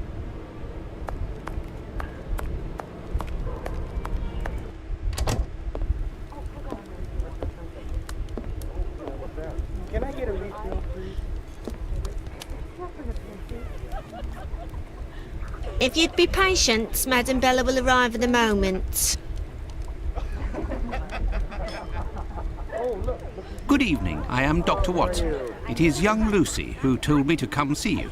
Ah, so you're the Good Samaritan who saved her uncle without asking for anything in return. And now you've come to see me, no doubt, to explain that the poor little thing doesn't belong here, and you will see to her future. Well, if you expect me to let her leave with you... It's not that, ma'am. You should know I am a married man. And why should that matter? I believe there has been a misunderstanding. The reason that Lucy sent me here is that you may be able to give me some information about Leather Apron. Are you a doctor or a constable? I am most certainly a doctor, but I am acting in this matter in a private capacity, and I would like to find this man. Well, if you're able to rid us of him, I'll give you a week's worth of free passes. That man is a thorn in our sides. He spies on the girls in the streets and watches them inside the houses, spying through the windows. And as soon as they're finished with a client, he jumps on them without any warning and forces them to give him their money. I've never seen him, but one of my girls was attacked by this man, and she said that he wore a leather apron and carried a knife. And his face, oh, he has a horrible head with rat's eyes and a deformed mouth. She even said that she knew his name, Pizer or Pizer, I think. But I don't know where she can be found. Margie, Nutcracker, the girl I'm talking about, could tell you more, but I had to let her go last week. Why did you let Margie go? The poor girl caught a shameful sickness, and the symptoms have attacked her face, if you know what I mean. So I gave her notice, and a little bit to help her along. I don't know where she is now, but she'll certainly be getting treatment at the clinic if she's still in the neighbourhood. Did you speak to the police? What would they do? Who cares about the girls in the streets? Aha, sure. Thank you, Mom. No problem, my angel.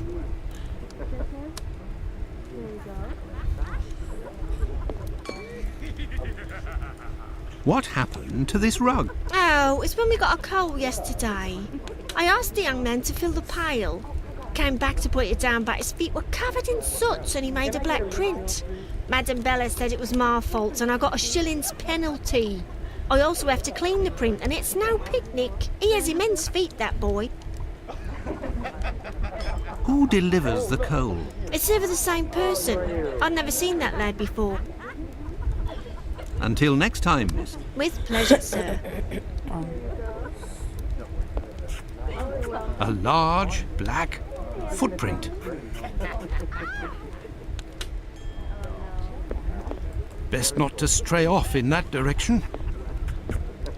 These paintings are suggestive, at the very least. These paintings are... These paintings are suggestive, at the very least. These paintings are... Good evening, sir. Good evening, my dear man.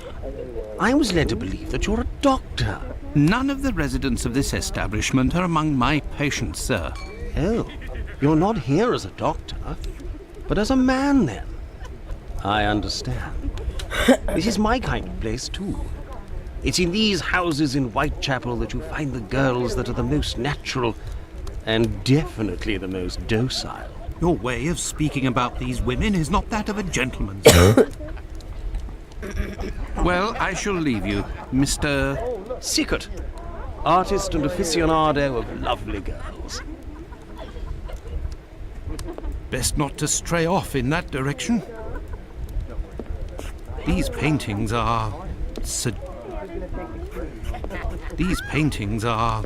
suggest... Best not to stray off.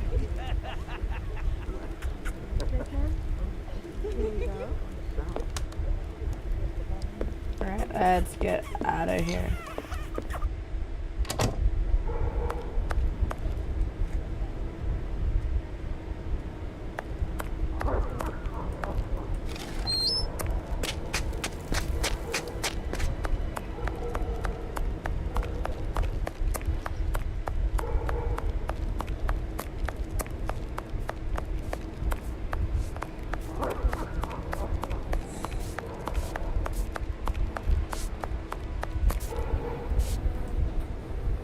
Thank you, Finley. At your service.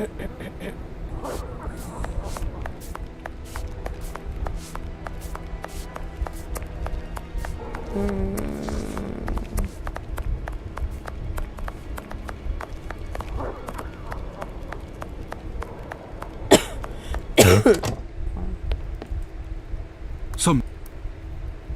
Well, goodbye.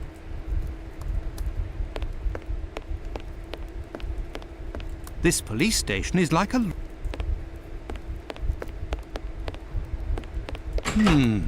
Closed. Some new... Well, goodbye.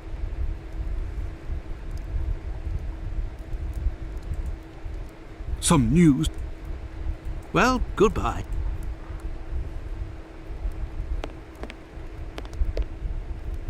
Look, a suspect description.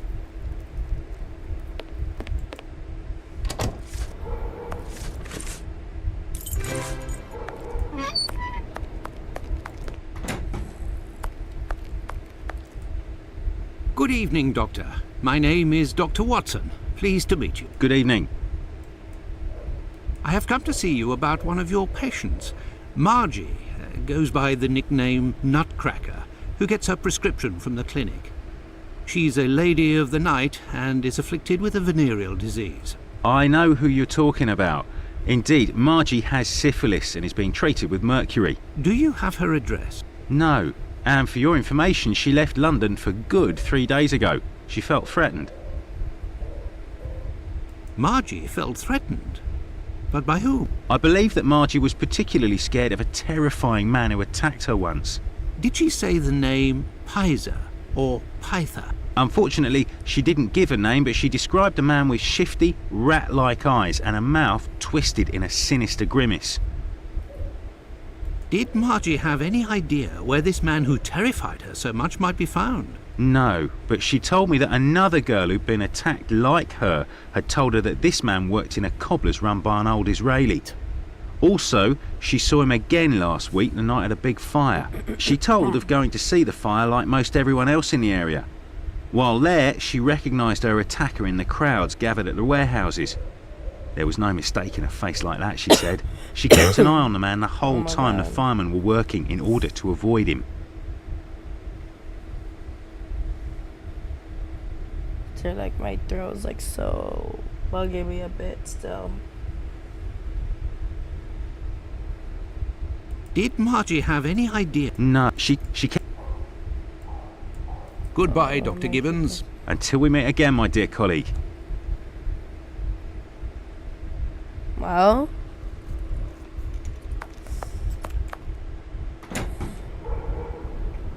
This interview with the doctor revealed an important fact. Leather Apron could not be the Bucks Row murderer. According to Margie, the villain passed most of the night of the crime at the fire. He could not have been at the scene of the murder at the moment it was committed. He is nonetheless a dangerous character.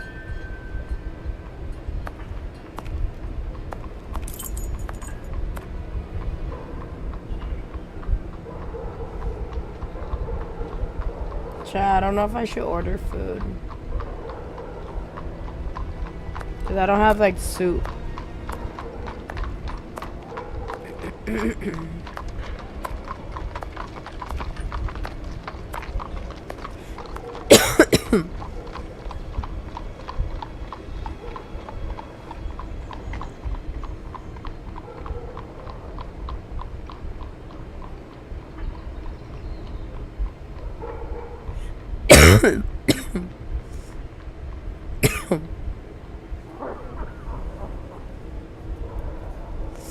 Alright, I'll be back. Let me see if I want to order food.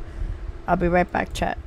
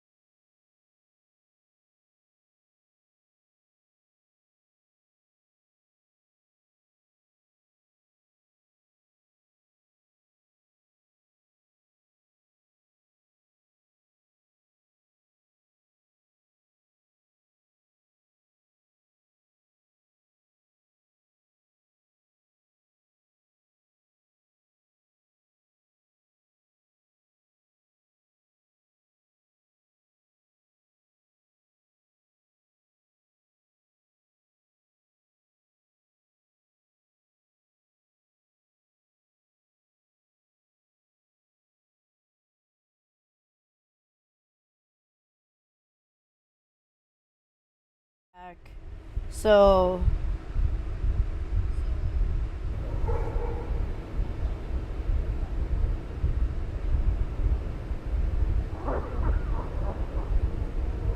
I might head out later today. I might. I have to go pick up the pizza, but I'm not gonna order it just yet.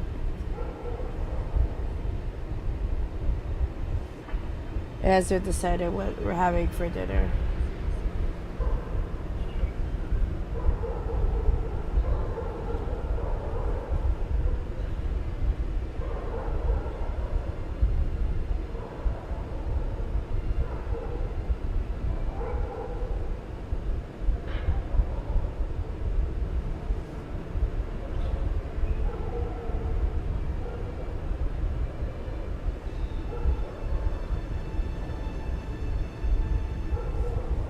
Guess we're having like Papa John's pizza, but we're gonna have like the crusted one.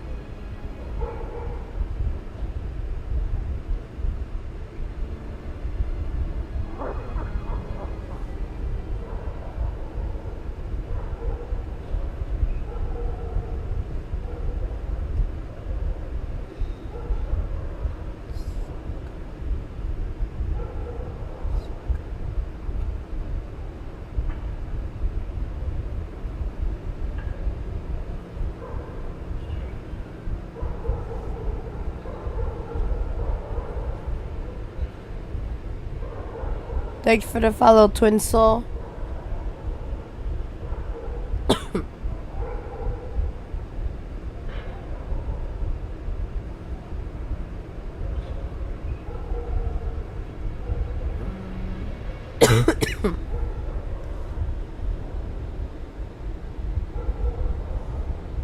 Oh, they are?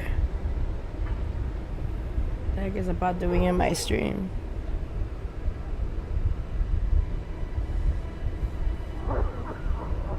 I'll take care of it.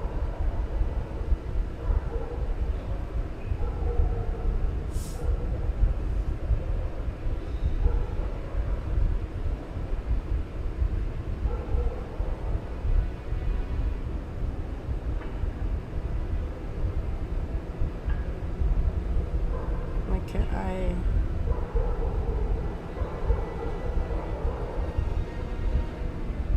I mean, technical issues. Hold on.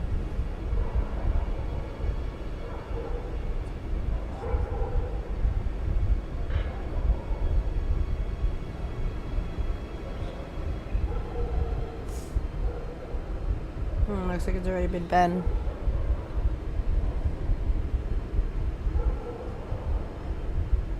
Probably.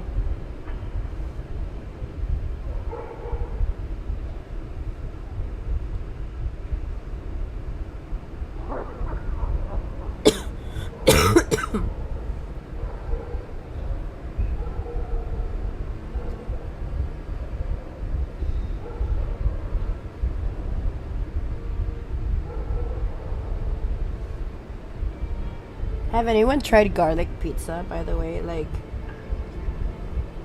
because I'm gonna order. I'm gonna go pick it up, like.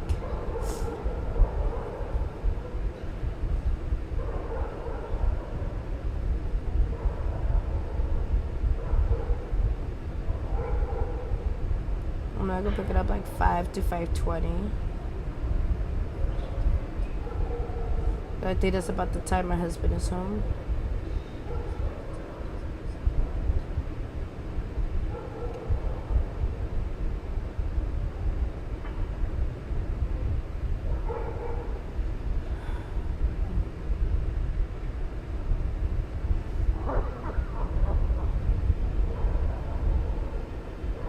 I need to start cooking something, you know. I haven't been really like cooking anything. Well, last time I cooked something was Saturday or Sunday. Okay, I'll go out like 5 to 5:20.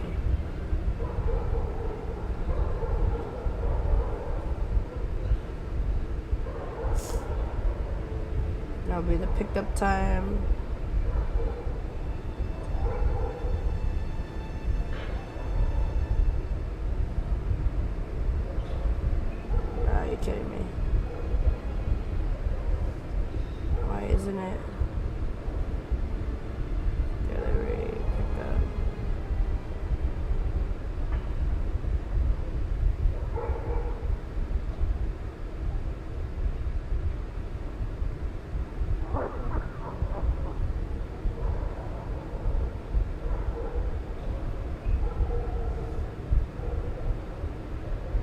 Usually 5 to 5:10 around that time.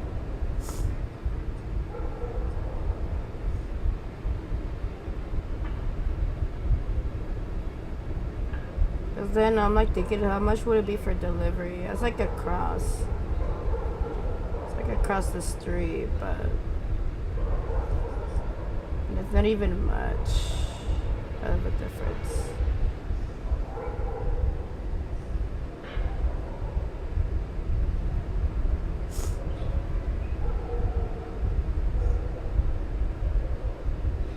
Not really. It's like 25 minutes away.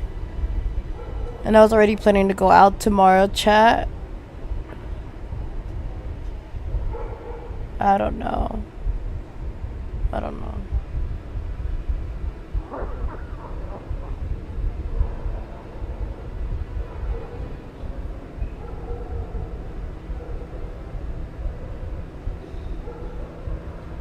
I mean, I could go get it.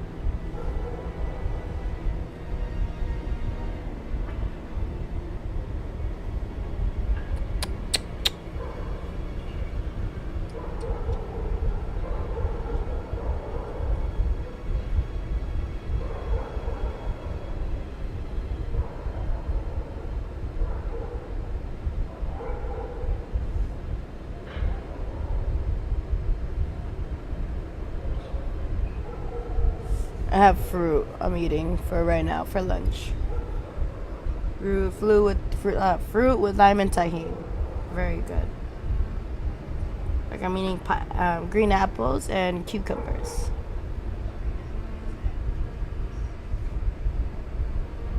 How much do I have? She's like, great, but I'm not trying to like spend too much.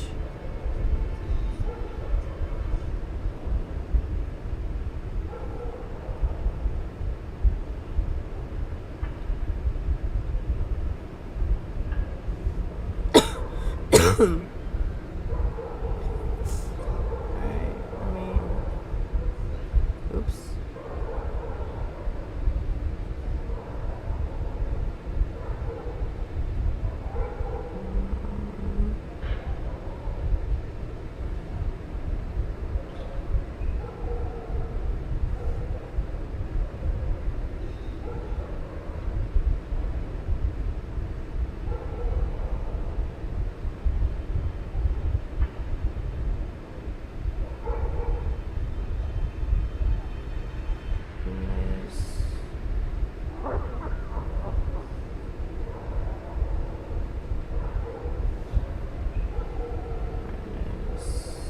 I have to check how much I'm gonna spend for the Christmas tree that I have.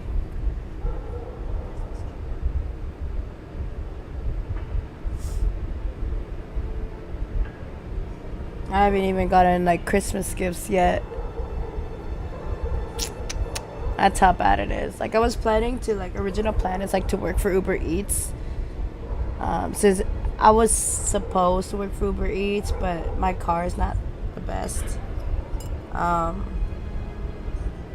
That's why.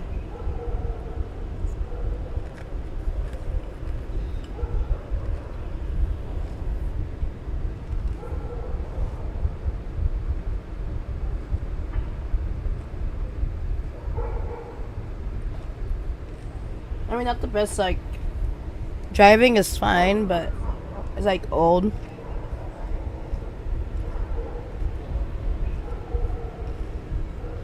Yeah.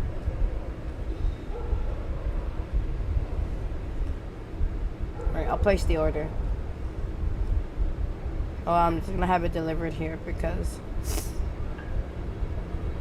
I'm not in the mood to go out. I'm not in the mood. And after my stream for today, I'm planning to like decorate a little bit for Christmas before I head to like the headset. Very shady. Speaking of headset, this controller's almost dead, I think. Speaking of headset, does anyone here play on an Oculus or Valve Index? So Valve Index looks like, I'll show you in a second. Let me just place my order. Just be sure I chose the right one. Yeah.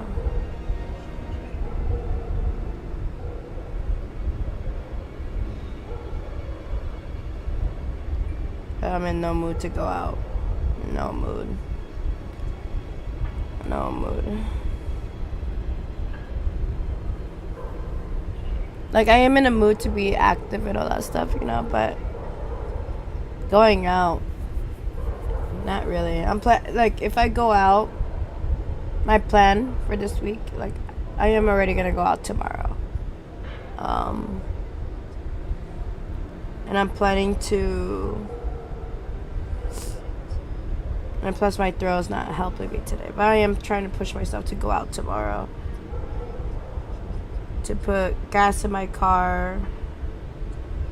Probably gonna go to Dollar Tree to go get ornaments. That's if the boxes my husband's bringing from his in-laws' house when we used to live there. Like, he does, like, they have ornaments or something. I mean, like, I have this little tree I'm gonna put here in the corner. It's for a desk. Alright, let me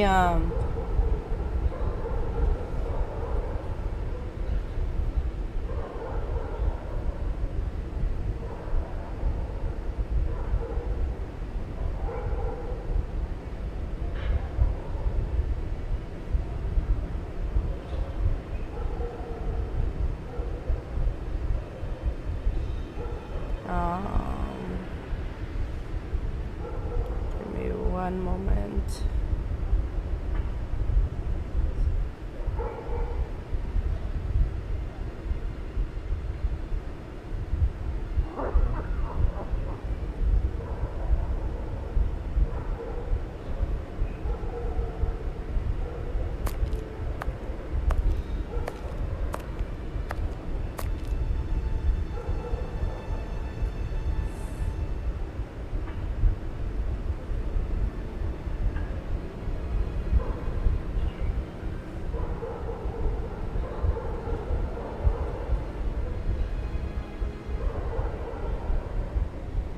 Alright, I think I'm good. I was gonna get NyQuil through DoorDash as well, but I was like, nah, it's fine. I'm not like badly coughing, like, compared to yesterday. And this morning. I feel like if I like drink more fluids and drink more tea, I should be fine. And sweat for sure.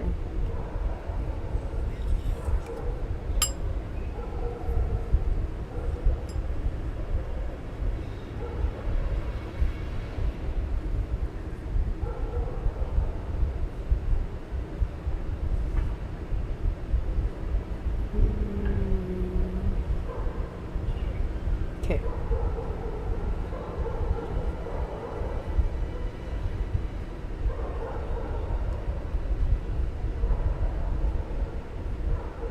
Alright. I'm good. Alright. Yeah. Let me just text my husband.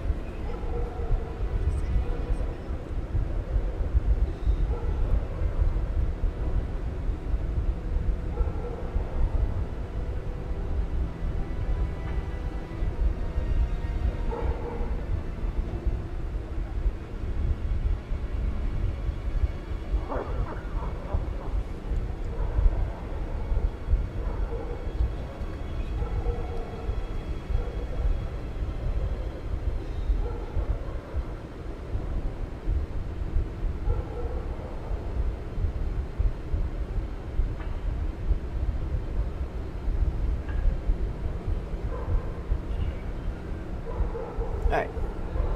There we go.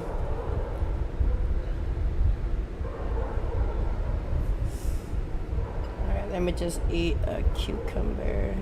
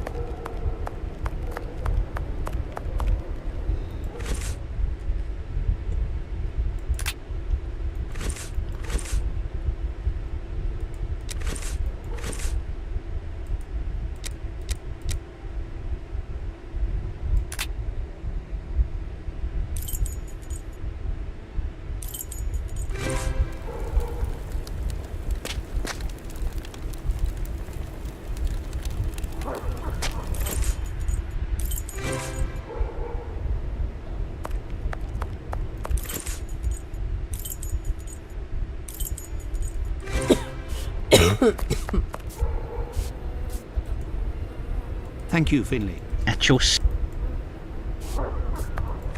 Alright, let's go to the police station.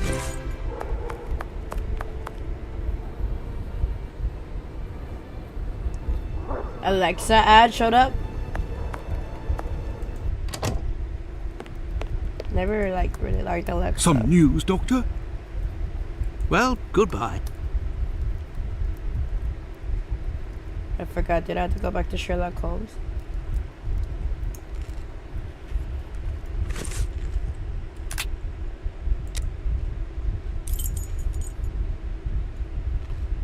I have no reason to go.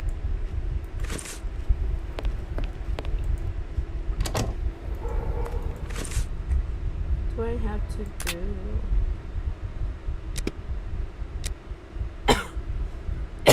Oh, wait.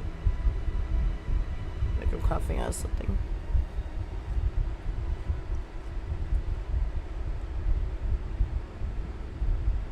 What the heck?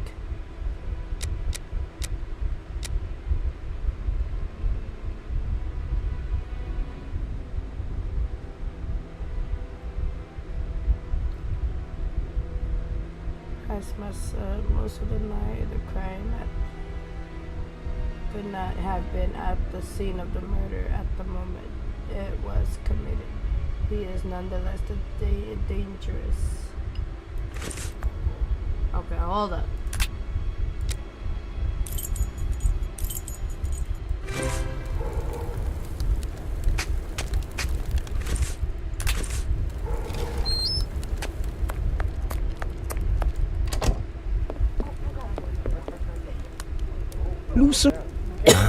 Well, I shall leave you, Mr. I don't know what the heck type of conversation was that like. Yes, Doctor? Thank you, Mom. No problem. Yes, sir. Until next time, Miss. Okay, so can't talk to them. We spoke with the doctor already.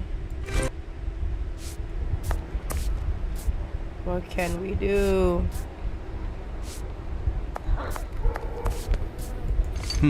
This odor is very strong indeed, but the whole neighborhood as such has a dreadful stench. Finley might have an idea as to what this jar that contained. What do you want, Doctor?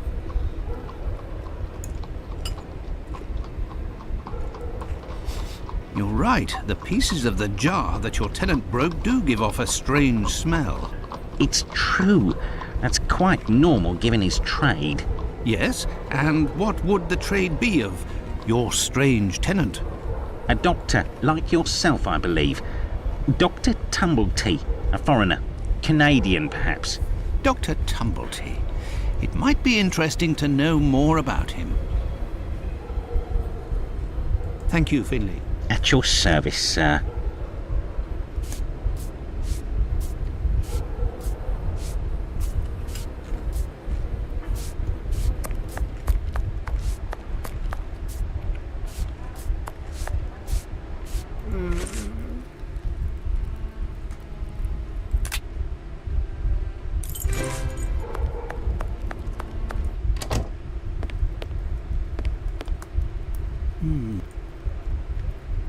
Does the name Tumblety mean anything to you? Not at all.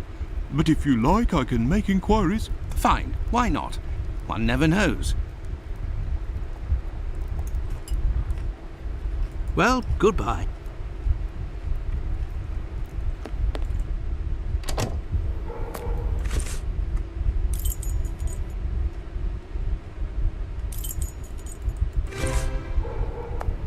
She's not up there.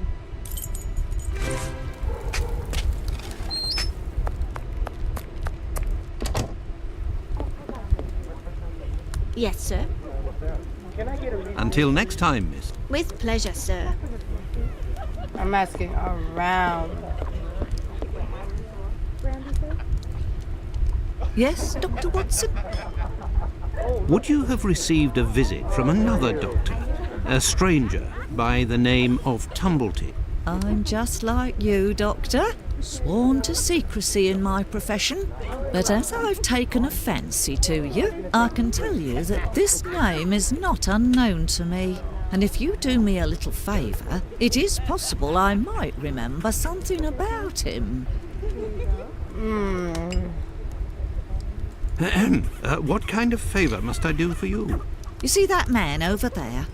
He's a rich artist, a painter, a regular client round here. Well, yesterday, he came and left his cane in the umbrella stand in the hall before going into one of the rooms. Well, when he returned to this room, the cane had disappeared.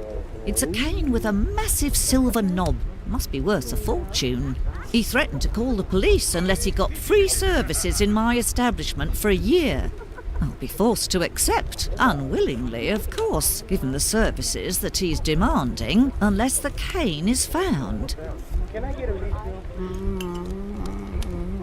Did you question the residents regarding the theft? They didn't see anything, and there's not one of them that would risk stealing from a client here. Who was in the room when your weasel of a client was in the chambers? There were a few that came and went, but Mary could tell you better than I can, because she was the one at the counter yesterday.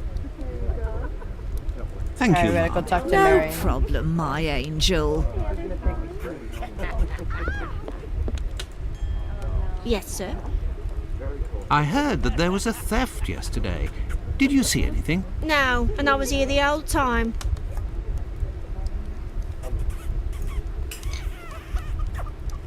Do you always keep an eye on the coat stand? Oh, yes. Well, when the coal delivery came, a client came out of the chambers and stopped me from seeing the boy who brought the bucket of coal.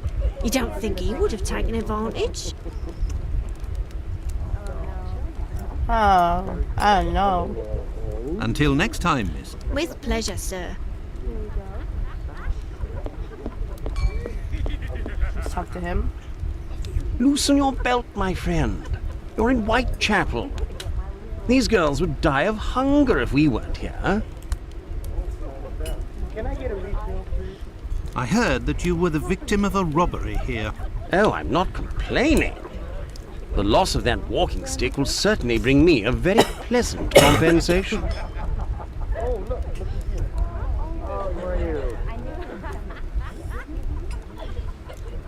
What does your cane look like? The stick is ebony, about 35 inches long. The round knob is made from chiseled silver with a ring around the middle of the same workmanship, just like the tip, for that matter.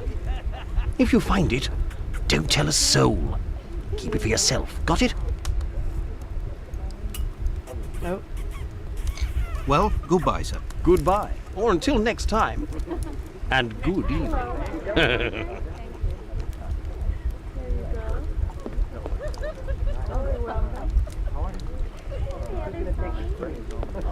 Best not to stray off in that. Alright, we gotta find like a cane, I guess. Out of the way, I don't like the look of you. I don't like the look of you either, sir.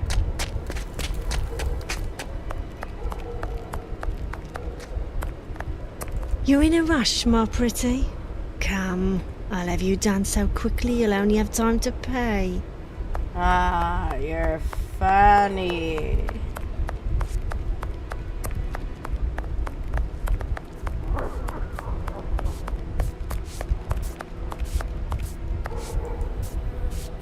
What do you want, Doctor?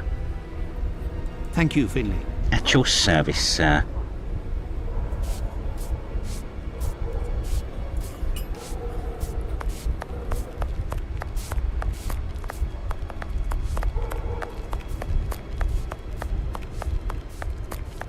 Excuse me.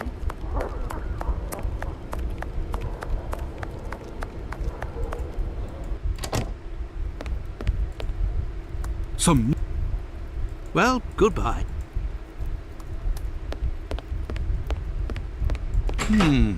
Closed. Where am I gonna find?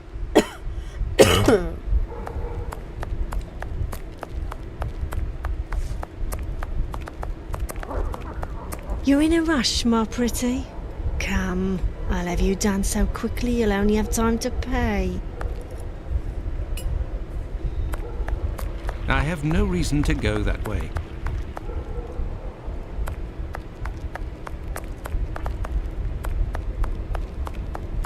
Wild. Must be really good at working at stick.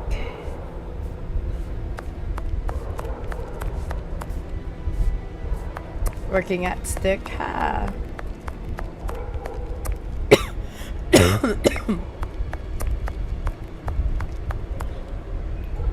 Look, the Club for Socialist Jews, the Cradle of Liberty. Another political club of little interest.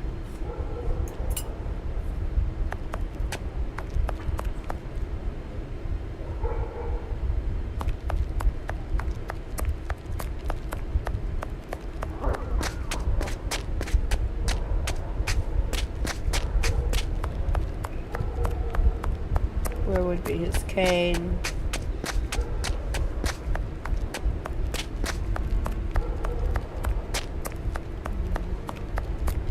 I have nothing to ask.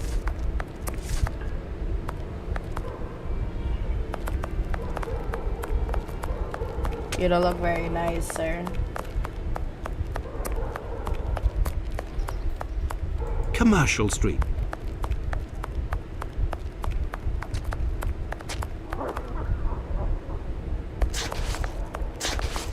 Tell me, is it?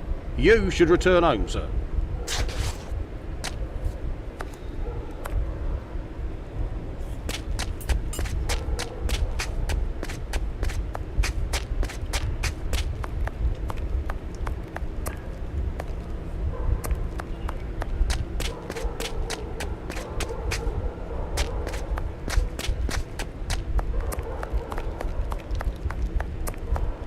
I have no reason to go that way. Whitechapel Street. I thought I was able to.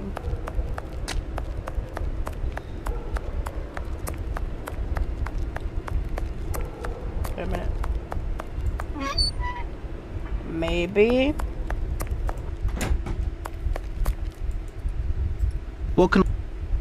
Did Margie have any idea? No, she Goodbye, Dr. Gibbons. And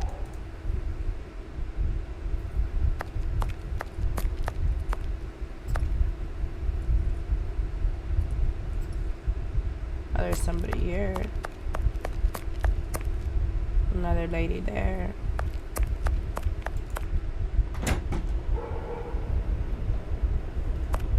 Alright, interesting.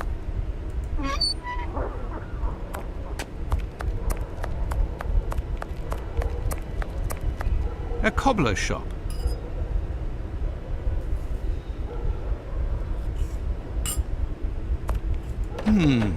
Closed.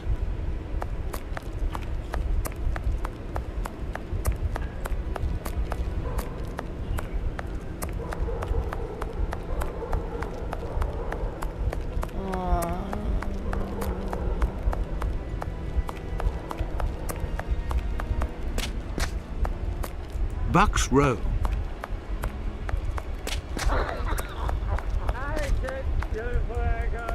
Bucks Row.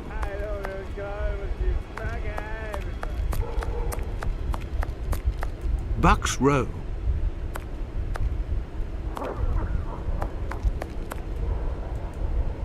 Bucks Row.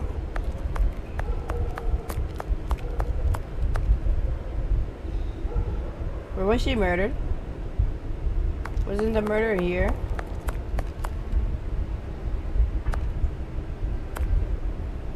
Like right here, she was murdered. Unfortunate. I have no reason to go that way.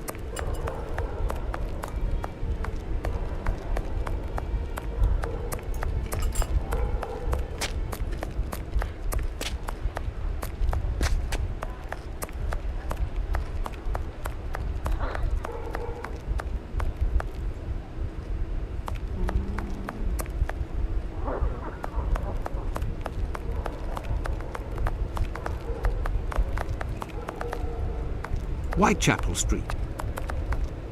Tell me, is it... I'm on duty, sir. I have no reason to go that way.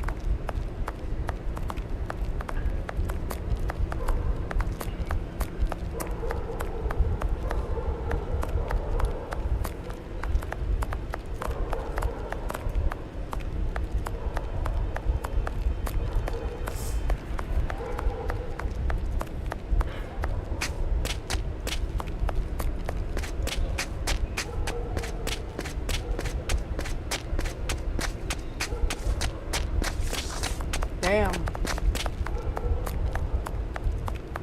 Where would it be?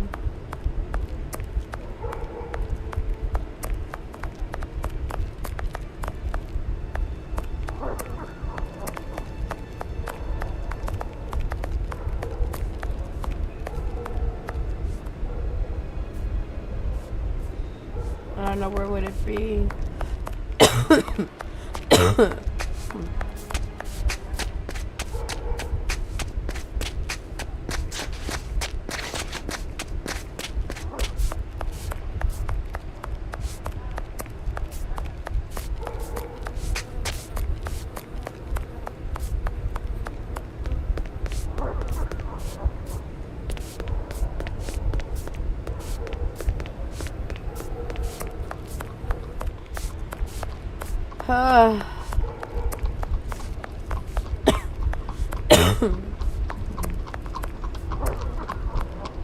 I have nothing to ask.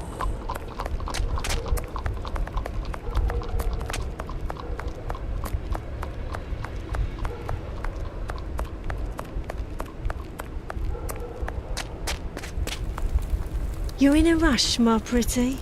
Come, I'll have you done so quickly you'll only have time to pay.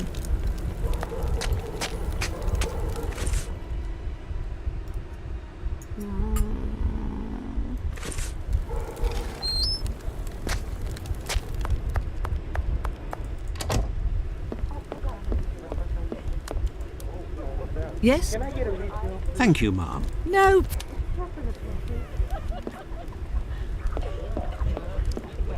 Where would be able to find the cane?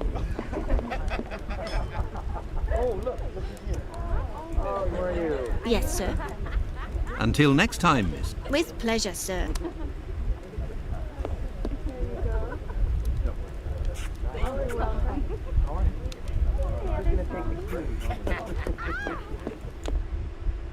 Wild. Wild.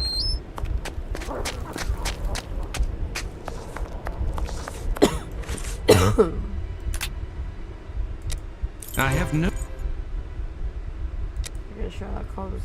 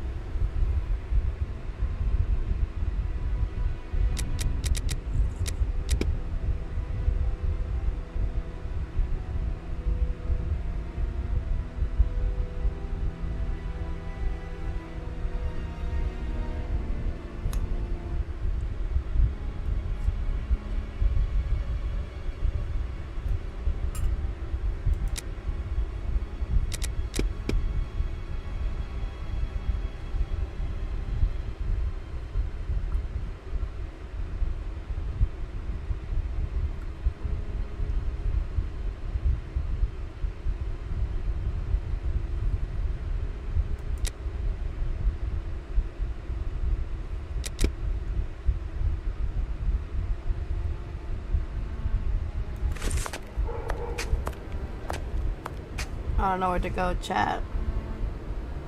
I don't know where to go. I'm looking everywhere. No idea if I'm missing.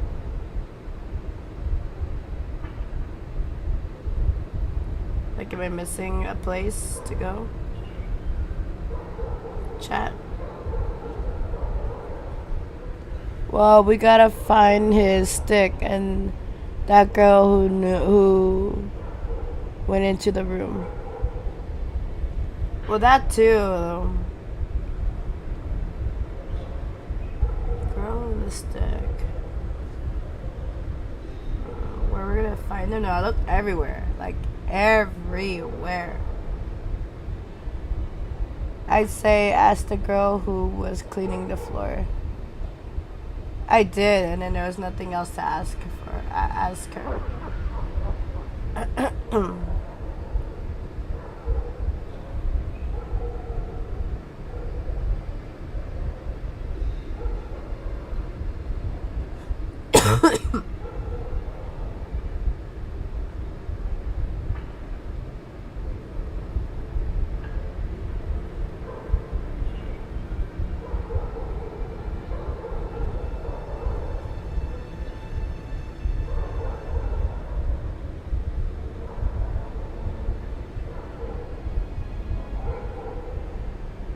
Let me go back, I could show you.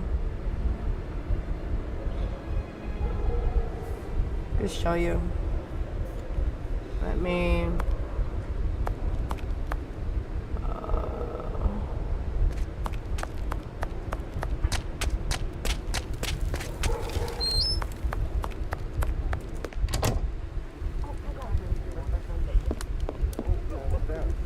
Yes, sir. I heard that there was a theft yesterday. Did you see anything? No, and I was here the whole time.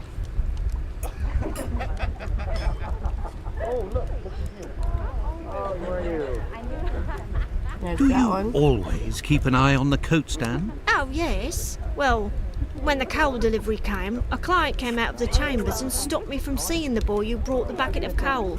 You don't think he would have taken advantage?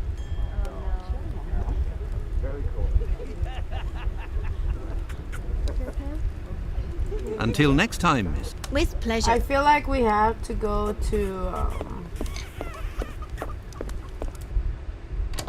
where I was at originally. Let me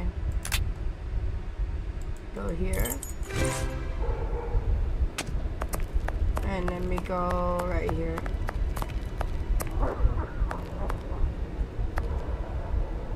Right?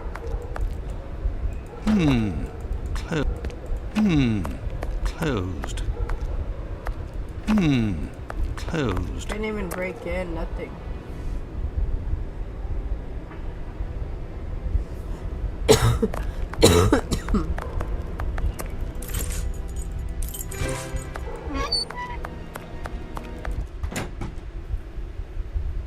Right, I'm at the clinic. What can I... Did Margie have any idea where this man who terrified her so much might be found? No, but she told me that another girl... Goodbye, Wait a minute. Dr. Gibbons.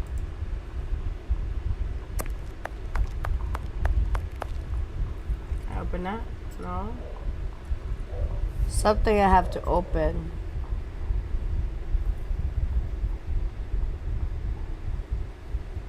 Because he said he lost a cane, right?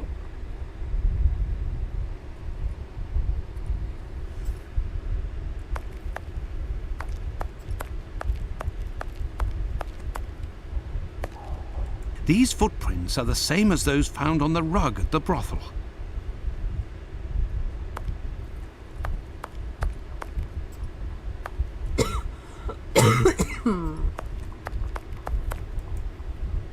What? Oh my god. Pardon me, Doctor, but who made the large black footprints there near the beds? The brother of one of my patients. The poor thing had a leg amputated after colliding with a carriage. We arranged to find her a prosthesis. Prostheses are very expensive. How did this man pay? He told me that one of his uncles gave him a walking stick with a chiselled silver knob. I agreed to accept this knob in exchange for a simple prosthesis with harness. But this object is of great value, and I could finance half a dozen other prostheses by selling it on Petticoat Lane. Oh wow. Doctor, I have reason to believe that the silver knob that you possess is from a cane that was stolen by the man who brought it to you. And I believe I know to whom it belongs. That's what I was worried about. The story of the uncle seemed a little strange. Nevertheless, you must have proof of what you claim. I will show you all of the knobs that we have here. If you find the knob that the young man gave me, I will believe you. So be it, but something is bothering me. I will need a complete cane, not just a knob. Don't worry, dear chap, build one. I can loan you some tools. Make use of the odds and ends in my cupboard. It'll help get rid of it. Well, I shall try. I will have to remember the description that Sickert gave. Goodbye, Dr. Gibbons. Until we meet again, my dear colleague.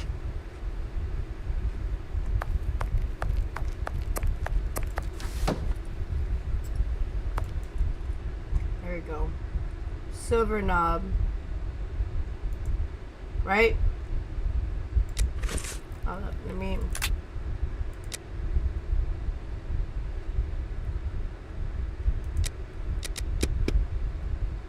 Let's take his abney, about 35 inches long. Need a reminder. Okay, 35 inches long. Round knob is made from chisel silver. Oh, thank you for another go back and forth. Take you. Okay, so cane that's 35. Cane is abney. What color would be like abney? Ebony. 35 inches. 35 inches. That's not even 35 inches. It's shorter than that. Well, not even.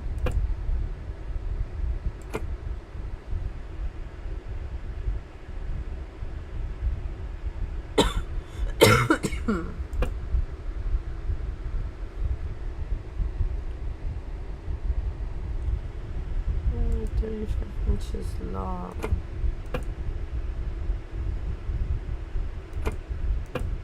What about this one?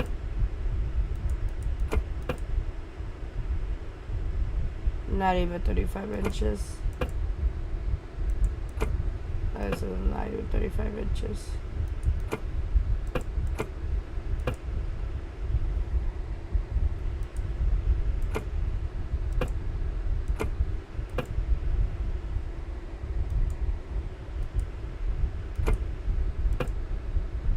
Silver, it would be like this too, right here.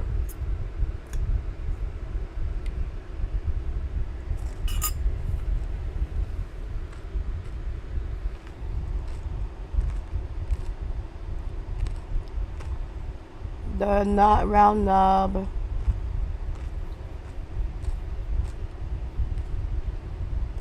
Round knob and tip are chisel silver with a ring around the middle.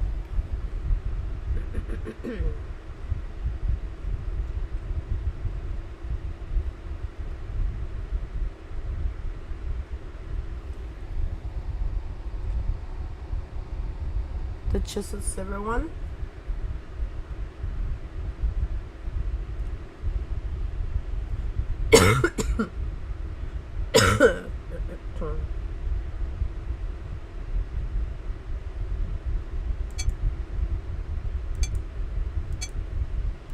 My guess is that one. I was about to say the knob. This one, right?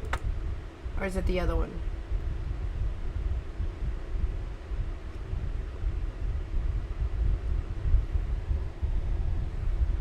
Because I was aiming this one or this one.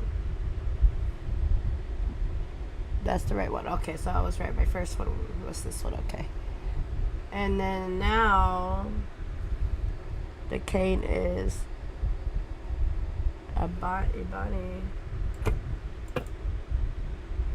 Not even close. Nope.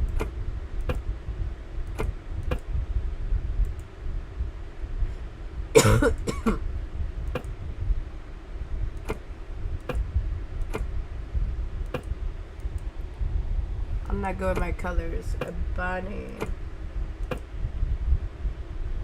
I don't think that's the right one.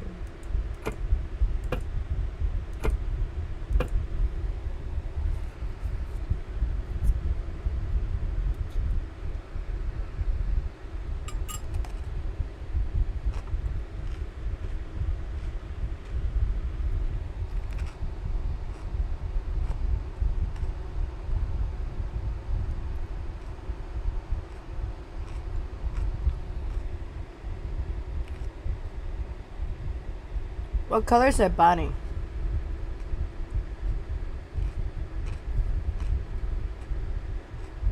Does anyone know? I don't know my colors like that.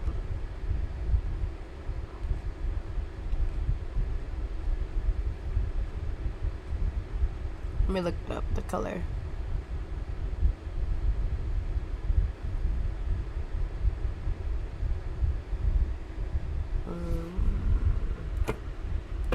This one.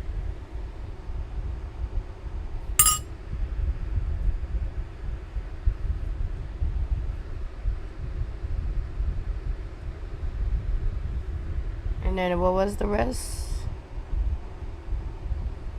To purchase a silver with a ring around the middle.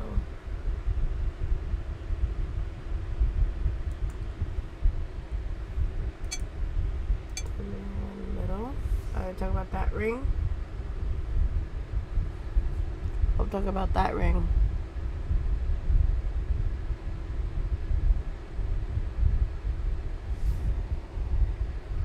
And then this one.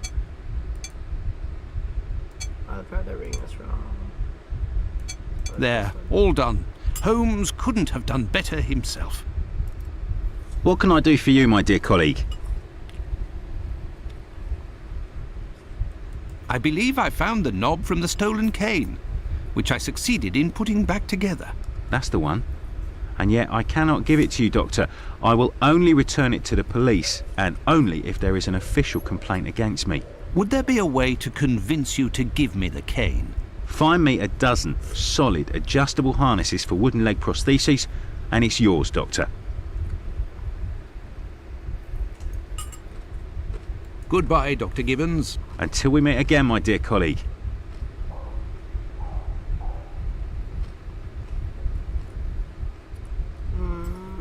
Okay.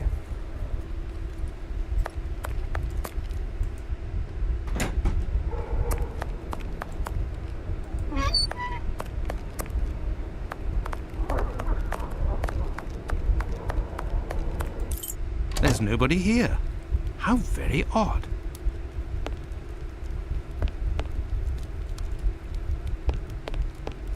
I say, these things look like harnesses. Oh my, they are noisy. Good evening, sir. Pardon the interruption.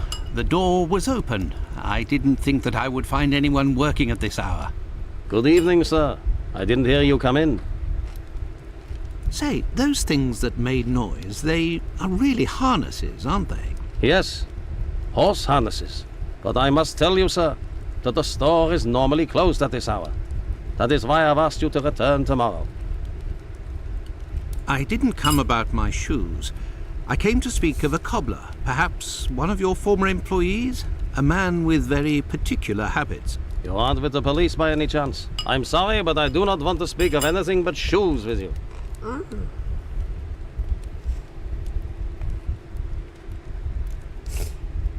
Like something fell out of my mouth.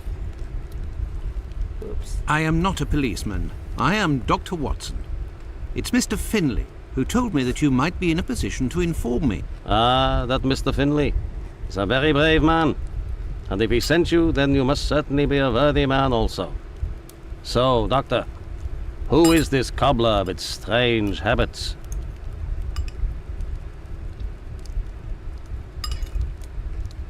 The man of whom I speak is called Pizer or Pyther, a man with a frightening face.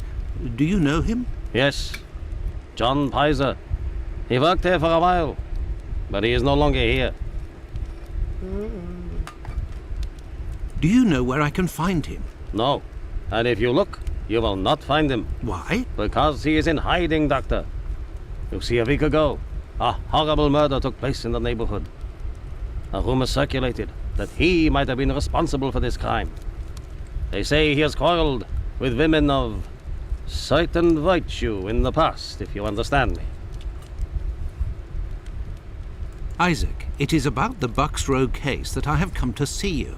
I have the certitude and an incontestable witness that Pizer is innocent, at least of this crime. although he has attacked a number of street women. If he doesn't come forward to explain himself to the authorities, he is condemned to hiding and to take the fall for this murder. Furthermore, it will cast suspicions on your community because they must be hiding him. And while the whole police force is hunting for him, they cannot concentrate on the real assassin who roams the streets and, one never knows, may take any one of you any day. If what you say is true, your visit is a godsend to our community, Doctor. I tell you something. I know Sergeant Thick, an honest policeman who lives in the area. I'll tell John's family that he must go there to explain himself. But if you could please go as soon as possible to the police to give them this report that you say is incontestable. I will go as soon as I take leave of you. Thank you. If I can ever be of service in any way, do not hesitate to ask. Could we transform your horse harnesses into harnesses for wooden legs? Adjustable harnesses? A good craftsman can do anything, Doctor. And I do believe that's what I am.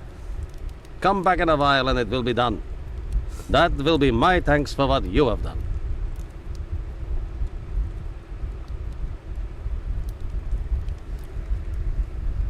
Alright.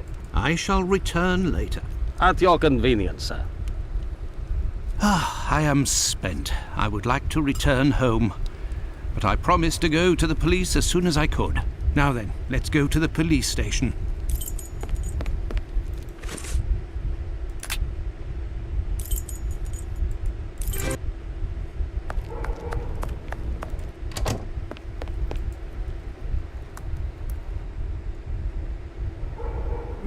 Oh, another murder.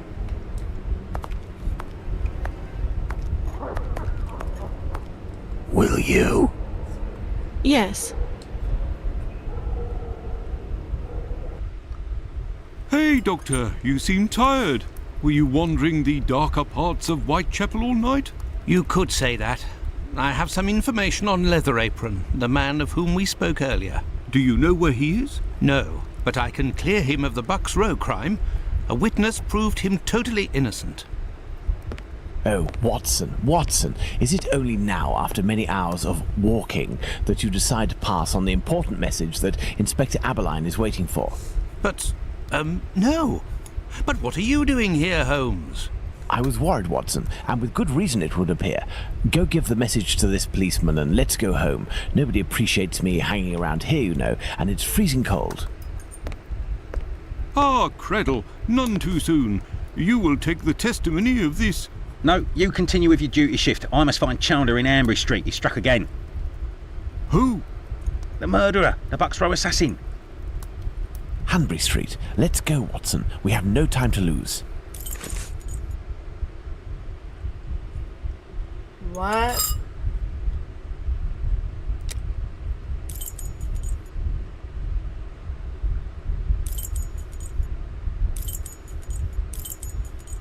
What was it that he said?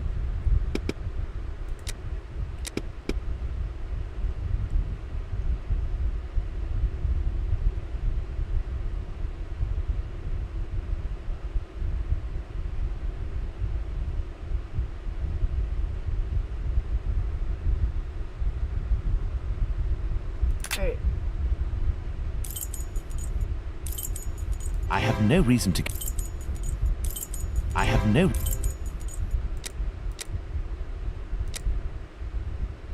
Where am I gonna go? I have no re... I have no... I have no... Re-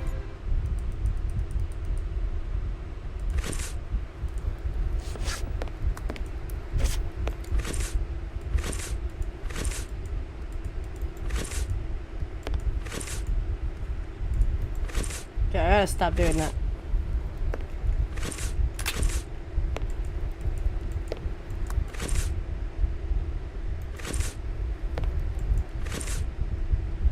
I have no reason... Well, where am I gonna go?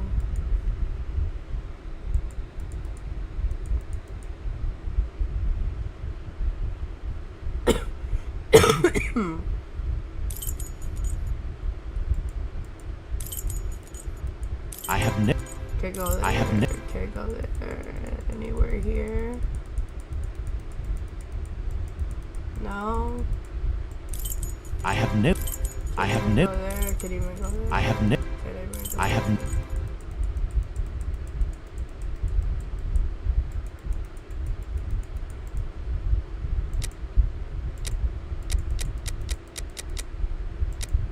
I have no reason. Oh wait. Hanbury Street. Let's go, Watson. We I'm have an no time to idiot. lose. Yeah, I'm an idiot. Yeah, my bad.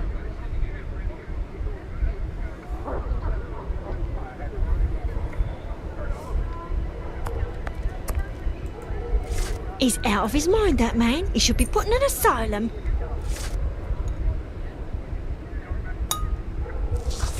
Let me finish this last apple I have right here. Here we go. Alright. That was a little bit too sour, but it's fine. They'll never find him, the killer. He'll kill dozens more like this. She had a weakness for the drink, I think.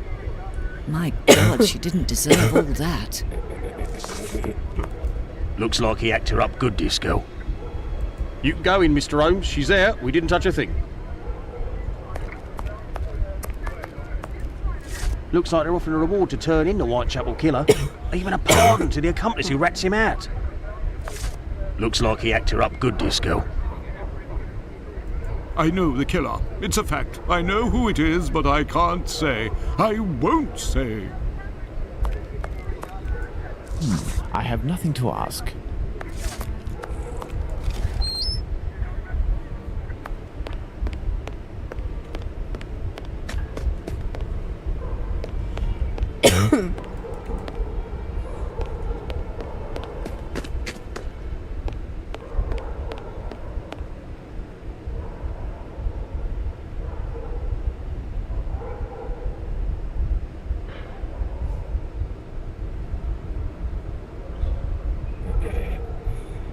It was very good of PC Chandler to let us pass. He said no one has touched the corpse. It's the perfect opportunity for us to put our skills to the test. Watson, let's not waste it.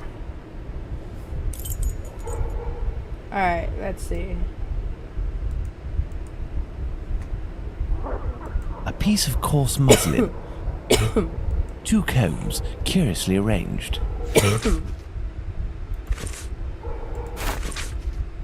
London, 28 August. 18. A torn envelope. It smells of rubbing alcohol. It contains 3 pills. I will take one. 2 should suffice for the police.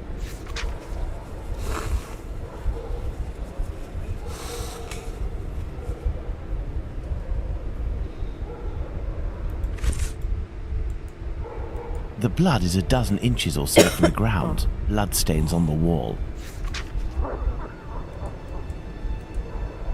So, Doctor, shall we examine our victim? Ah, I'm tired, Holmes. I'm not sure if I am in a state to do this work. Come, Watson, there is little time. Show me what you're made of.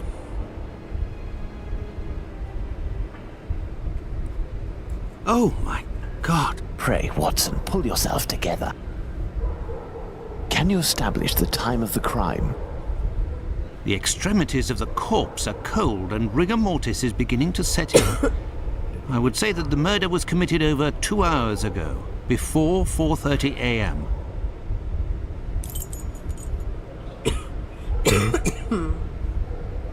This fence separates the courtyard from the neighbours, 27 Hanbury Street.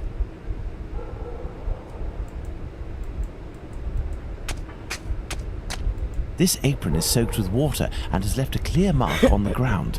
It must have been left in water for several hours and has been there for some time.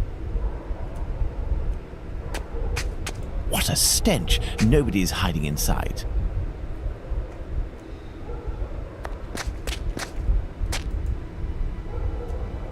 There are no trails on the ground. There's no sign of a struggle.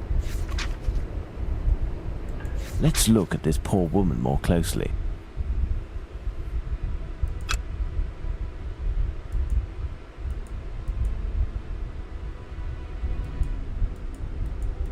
A bruise. The tongue is swollen.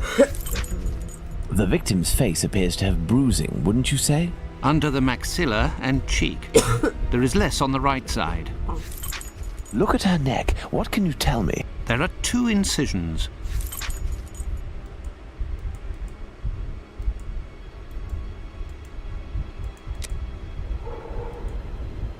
Now, let's look at the stomach, or at least what remains of it. It's dreadful, Holmes. Who could do that to someone? That's what you're here for, Watson. Tell me what this man has done. The stomach has been entirely opened and... Oh, my God! A number of organs have been removed. So, you're telling me that the organs were removed, Watson. They weren't ripped out. Not at all, Holmes. On the contrary, this is clearly the work of an expert. I couldn't have done any better myself. And the uterus is missing.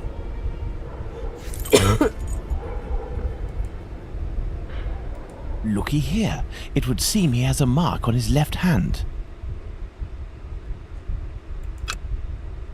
The victim must have worn a large ring or several little ones, and someone pulled them off forcefully.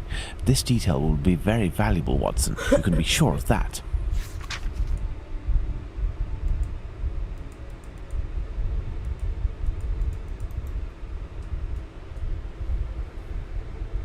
My dear Watson, now that we have found all of our clues, nothing remains but to subject them to our most likely hypotheses in order to deduce the facts.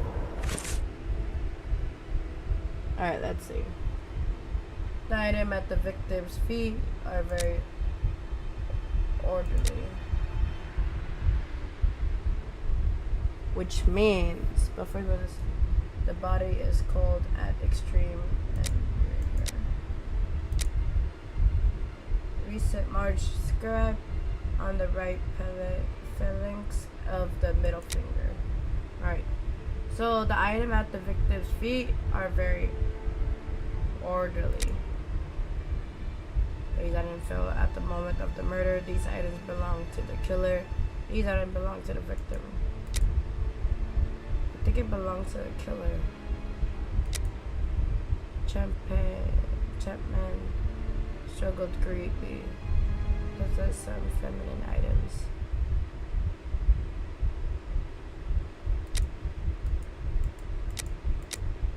I don't think so. Wait.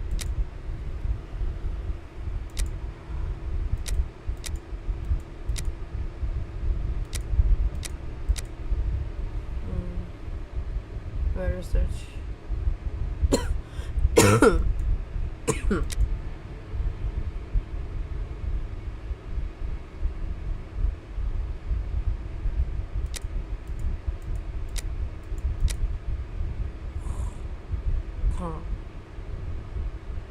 The body is cold at the extreme season.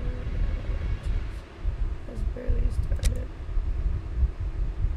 The crime was committed over 2 hours ago. The crime was committed yesterday. The crime was committed barely 2 hours ago. The crime was committed over 2 hours ago.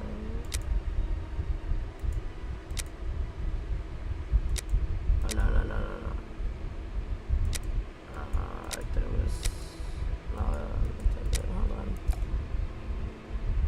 The crime was committed over 2 hours. Okay. Recent large scratch on the foot. Okay. The victim struggled against the murder and scratched him.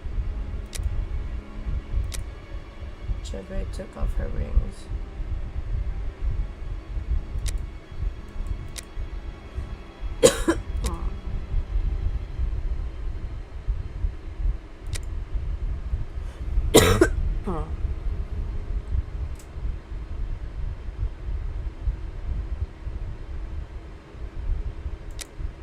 Footsteps. Okay, let's just place these. So just place these there. Alright, let's see. Neither footsteps nor streaks of blood on the ground. The killer blurred the traces. The victim wasn't dragged.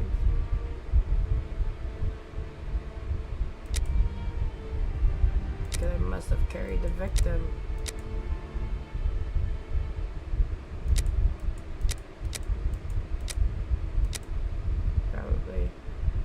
blood on the fence is a dozen inches of the ground.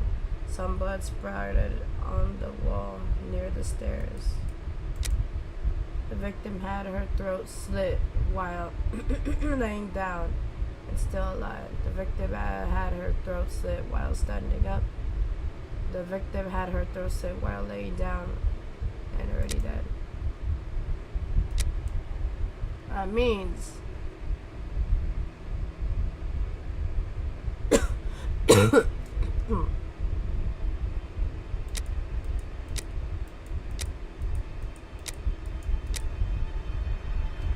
didn't make any sense. Hold on.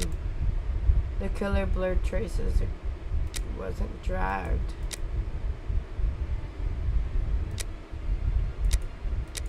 I was already dead, right? No? I'll come back to this later. The victim has bruises under the right jawbone and beneath the left cheek. The murderer held the victim's chin with his right hand. The murderer bit the victim or held the victim's chin with his left hand. Maybe.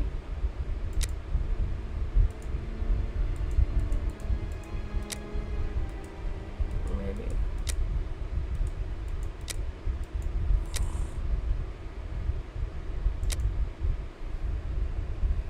The murderer slit the woman's throat with his right hand. His left hand and in his right hand.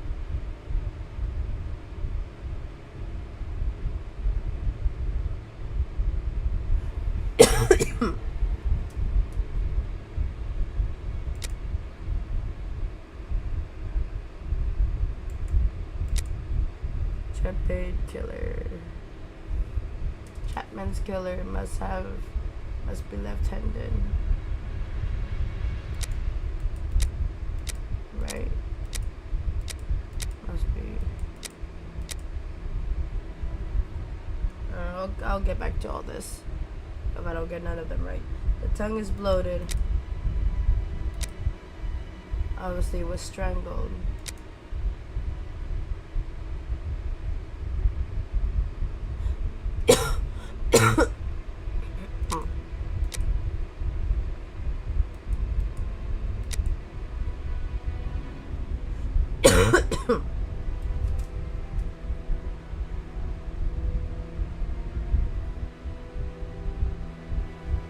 An envelope is near the victim's head. An envelope was brought by the victim. The envelope drifted near the head. The victim wanted to give an envelope to the killer.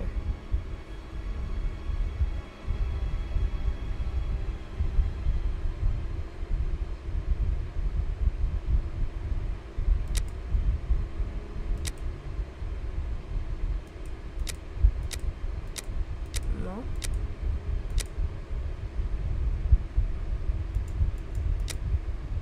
I think.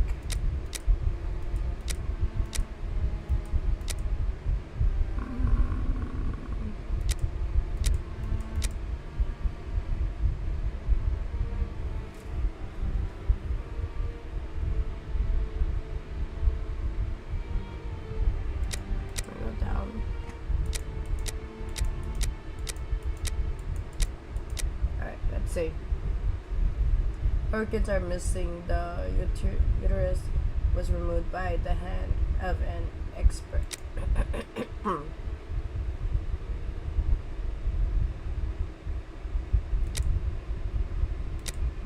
Chapman's uterus was ripped out. Ripped out.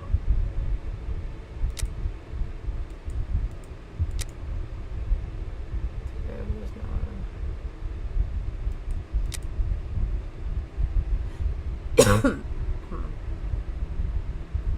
The one around the neck is tricky and not all in one piece. There is an incision on the neck from the right side, stopping in the middle of the throat. There is an incision from the right to the left, going around the neck.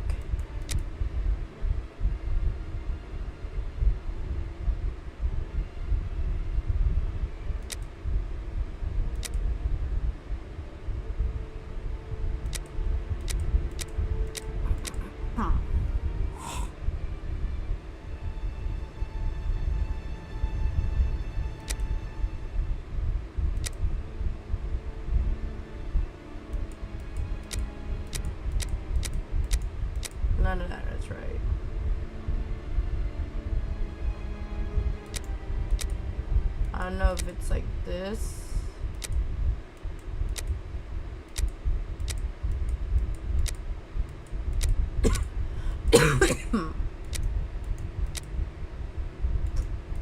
Alright, hold up. The victim has bruises under the right jawbone and beneath the left cheek. The murderer held the victim's chin with his right hand. No, it would have to be his left. The murderer slit the victim's throat with his left hand.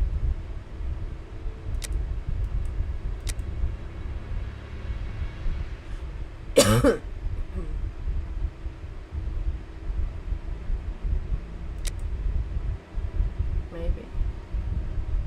Some that's about it. The victim had her throat slit while lying down.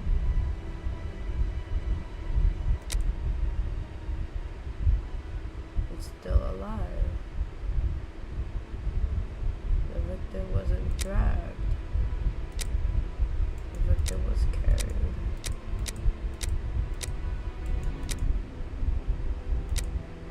Where are the traces?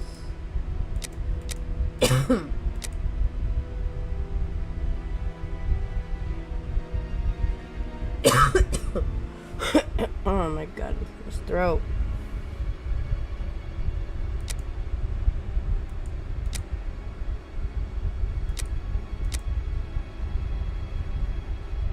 Okay, this is right. But this is wrong.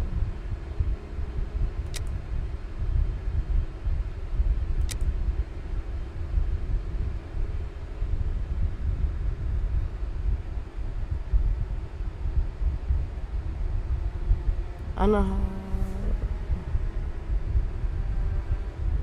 how.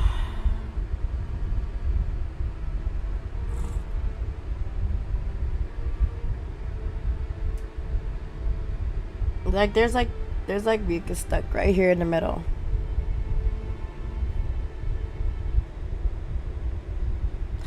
Oh, you're funny.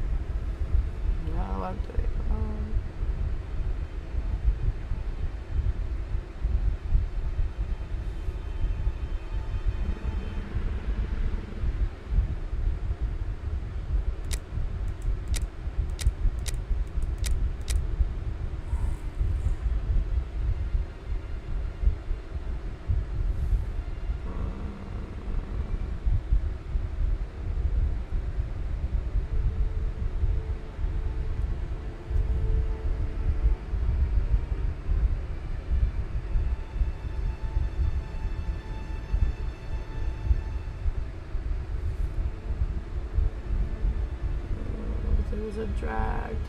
Victims are her throat. Alive.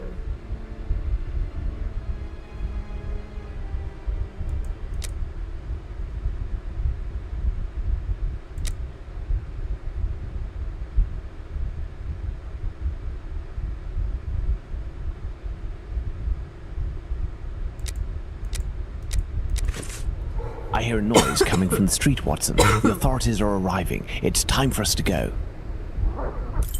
Holmes has been locked away in his room for days, always saying the same things. I'm thinking, Watson. Very good, Watson. As you wish, Watson. But I am thinking too, so much so that I can't sleep. Annie Chapman. Good Lord.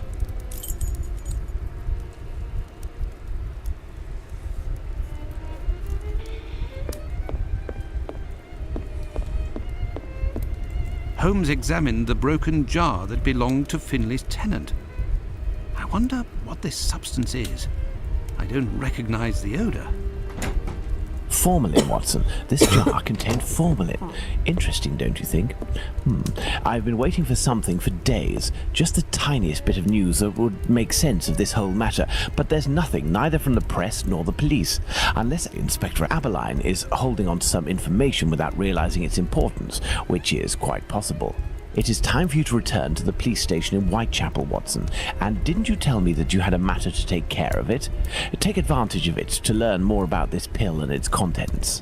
Ah, but Holmes, it's late, and spending another night in this district is hardly my idea of entertainment. I know, Doctor, but we don't have any choice. Time is against us. Take your pistol in case you run into any troublesome characters. Fine, as you wish, Holmes.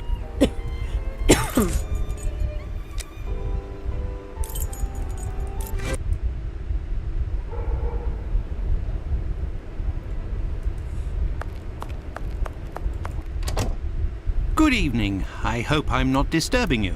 Not at all, Doctor. This man, Mr. Richardson, is a witness to the horrid affair at 29 Hanbury Street, the murder of Annie Chapman. We are discussing the relevance of his testimony. You're probably not in a position to discuss it with me, but I would like to know more about what you call the relevance of this young man's testimony. Oh, there's no secrecy. It's simply that the testimony given by Mr. Richardson doesn't match the time of death given by the coroner, Dr. Phillips. What was the time of death, according to him? Before 4:30 in the morning. My conclusions were the same. Were there any other conflicting testimonies? Well, 2 other witnesses summoned at the preliminary inquest gave testimony, but in these cases too, the times don't match. Do you remember what it was they said? I didn't question them myself. A colleague of mine took down their statements on paper, but on deciding they were of little use, he tore them up and threw them in the bin. There's no point in being bogged down with useless paperwork.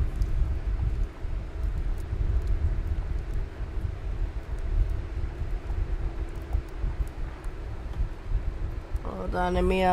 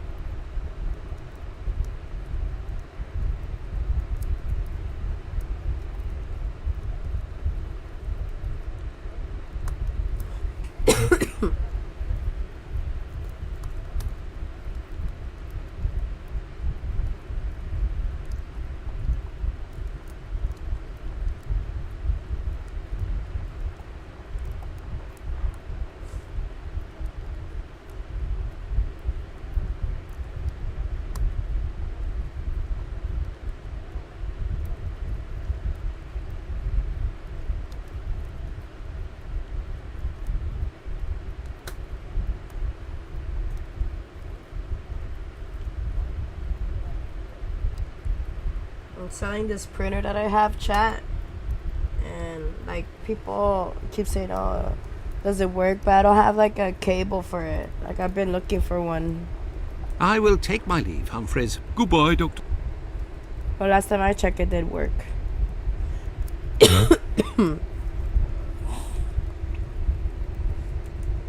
Probably just gonna May throw I it away. introduce myself? I'm Dr. Watson. I am... You wouldn't be the chap what writes the detective stories in that there paper? Well, yes, indeed. Is it My stories Wi-Fi? have been Yes. published in the Strand. Go, I have a blimey, picture wanna tell of me it. old mum. It would seem your testimony is the subject of some debate. It's an HP Could printer. you tell me what it was about? They'll be telling you I'm a bit befuddled about the times that I told them. But it can't be so. I knows what I sees and what I don't sees that morning. What did you see, or what didn't you see? And at what time, would you say? I'll tell you this for nothing. It's me old mum who lives at the house Really? where the body was found out back in the garden. Well, I need a She has cord. her shop at the bottom to the right of the stairs. Her door was broken down not too far back because it's a real zoo it is. Right, the morning it happened, I head that way to see if my old mum has finally had the place broken into. It was 4:45 when I got there. That I'll swear on me dear old mum's life. I had a look round to see if the cellar had been taken. No. I had a little sit down on the stairs by the courtyard, because my shoes were causing me no end of pain, and I had a cut and all. I didn't see I'll there's a see, I'll give single it a thing try. below the steps, Doctor. Not one single thing. If there was some bird all covered in blood, tain't no how I could have missed that, even if it were night time. Right. 5 minutes after getting to number 29, I had to clip off. And now they tells me that either I can't tell time no more, or I was fixing me loafer next to a stick that was still steaming. All right then. Evening, gents.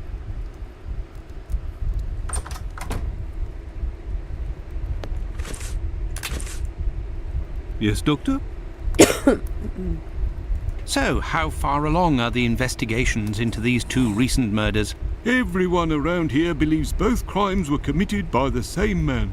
But as for the Hanbury Street and Bucks Row crimes, nobody has heard or seen a thing. Let me see how my DoorDash is going.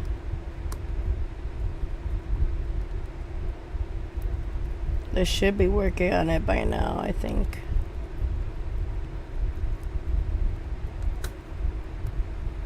Actually, not yet. They still have time.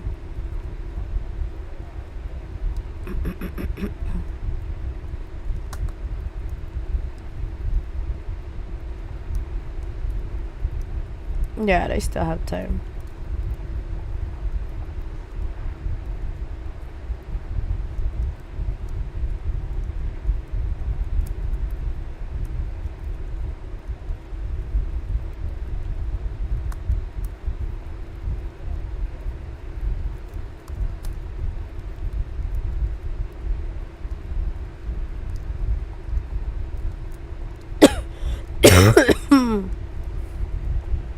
By the way, have you heard of a Dr. Tumblety?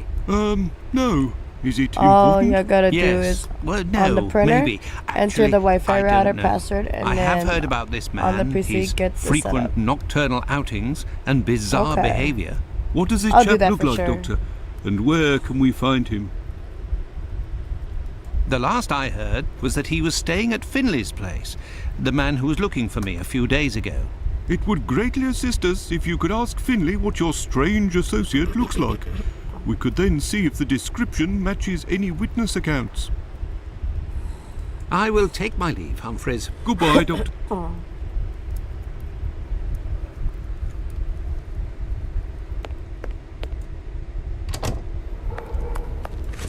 let's go to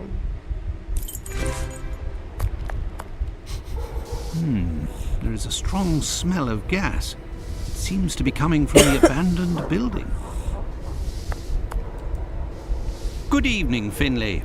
Oh, good evening, Doctor. So. And you? It smells of gas here. You might say, Doctor, without wanting to speak ill of the force, I have to wonder if the police are up to something. What do you mean? Well, I was outside yesterday evening when the light went out at my place, and a gas smell came from the abandoned building across from my place. And a minute later, the police arrived and were snooping all around like it was them who hit the gas before arriving. Have things sorted themselves out with your strange tenant? Don't talk about it, Doctor. That man is truly bizarre. He goes to the most sordid locations once night falls. 3 days ago, my wife told me she saw him come in with blood-stained clothes and a fearsome look. Oh, it's ready. By the way, Raid Shady. This was the last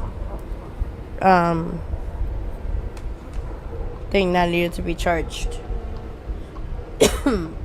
Interesting. What does he look like, and how old is he? Oh, he's my age, give or take, so the other side of 50. He's always dressed in a striking manner with an American hat. He's big, close to 5'11", I'd say. He has a strange voice, not just his accent, see, his voice. Very well. Goodbye for now, Finley. Goodbye, Doctor. Now then, let's go to the police station.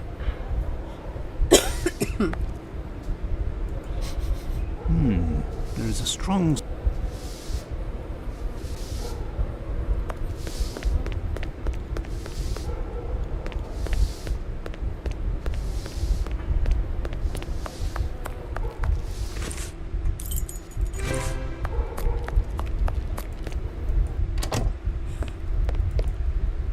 Yes, Doctor.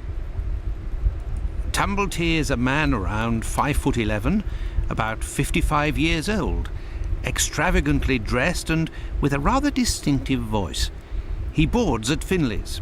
You should know where that is, as the police were there only yesterday.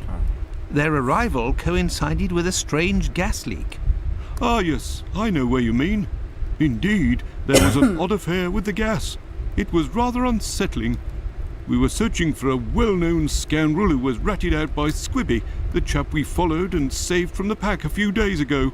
This thug, No Pity Bluto, must have been in the abandoned building in question.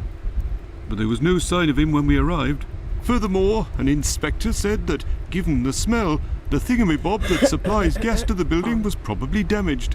So we took no risks and were called away somewhere else. I will take my leave, Humphreys. Goodbye, Doctor.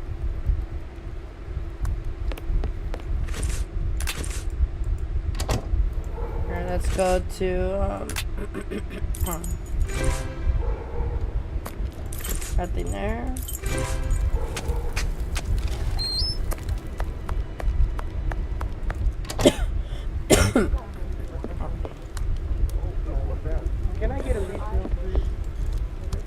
Good evening, ma'am. Your door was open. Isn't that a little dangerous? Hello, Doctor. Don't worry, if the looks of anyone who enters doesn't please me, me and my pistol know how to convince them to leave. Do you happen to know Annie Chapman, the poor woman who was killed 3 days ago? Dark Annie? Like all the drifters in the area, I've seen her once or twice. With respect to the dead, Annie really was the bottom of the barrel. What do you mean? Well, in our profession, the pretty young ones go out when night has barely fallen and don't have a problem finding takers. But poor girls like Annie or Polly Nichols, who aren't as tender and are often sick, sometimes trudge around for a whole night in the cold and the rain before landing a client. And that doesn't help their appearances either. They don't have much choice about paying for a bed for a few hours, a glass of gin or a hot meal. How terribly sad. That's the price of survival in Whitechapel, my angel. One of my girls knew Annie for some time. They bought some jewellery on the black market, I think. Jewellery? How could Annie Chapman have possibly afforded jewellery? Luxuries for a woman are always relative to her condition, Doctor. As a matter of fact, it was real cheap junk. Annie got 3 assorted brass rings, I think. It's been said I have a memory for jewellery. How is Lucy keeping? She's doing well, Doctor, but believe me, it won't last. Rare are the girls who can build a future in our profession. Very well, I shall let you get back to work, Ma. See you soon, my love. Alright. Go to the clinic. Asking everyone. Good evening, Dr. Gibbons. Dr. Watson. Did you keep the cane we spoke of last time? I was going to sell it tomorrow, would you believe, having not heard word. Do you have any formalin here? No, definitely not. They have it in university hospitals to conserve anatomical specimens in jars. But in a little clinic like mine, we don't keep anything but bad memories. Well, farewell, Doctor. Goodbye, Dr. Watson. I must retrieve Sickert's cane at all costs.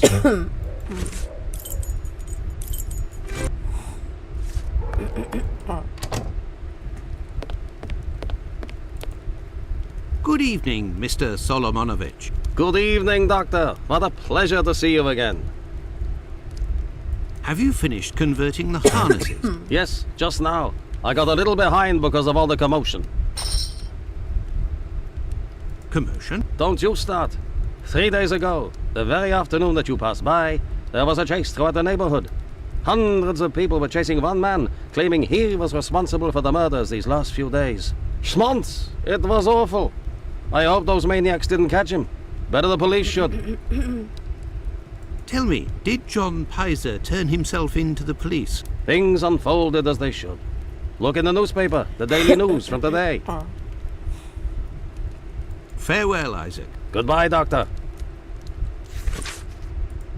Alright, so now we have to go back to the clinic.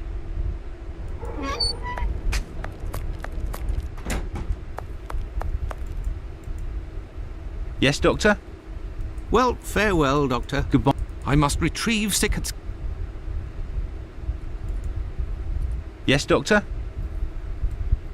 Here are your harnesses, Doctor. They are top quality, I'd say. Definitely worth the price of this walking stick. Here, it's yours. Well, farewell, Doctor. I must go to Miss Bella's. Alright, off to Miss Bella's.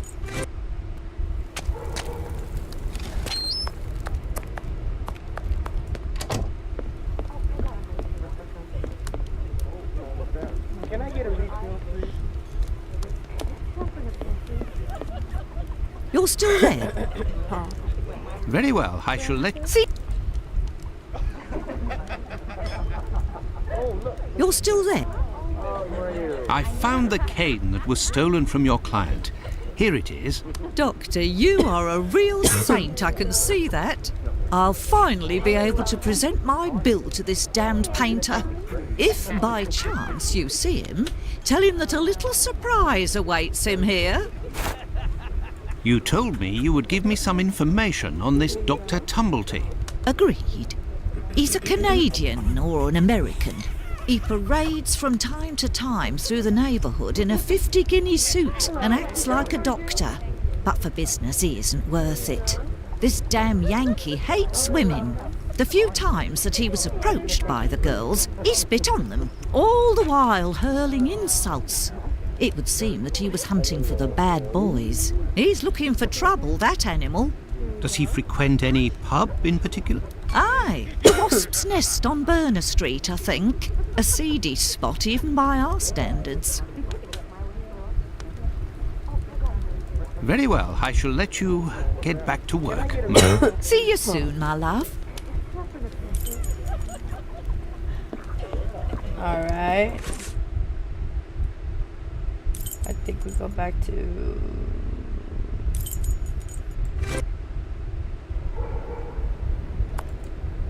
The Wasp's Nest. This pub looks even more disreputable than the Golden Lion in Baker Street.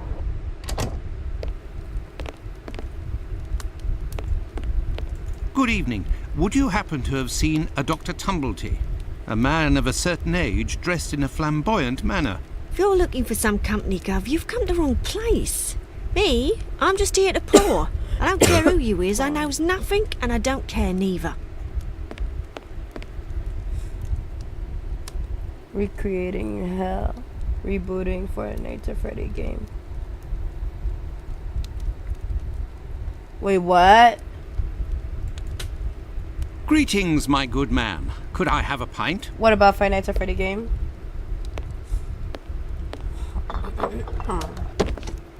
Here, Gov. I've been told that Dr. Tumblety might be found around here. Is that so? I don't do a roll call of all the drunkards here. I've got my hands full just making sure I get their money. Don't people pay when they order? Nah, look at that little scribbler there. Completely dead drunk. Tonight's tally is about as long as his arm. If he skips out, I'll be in for a guinea almost. Goodbye, my friend. Oi, that's it.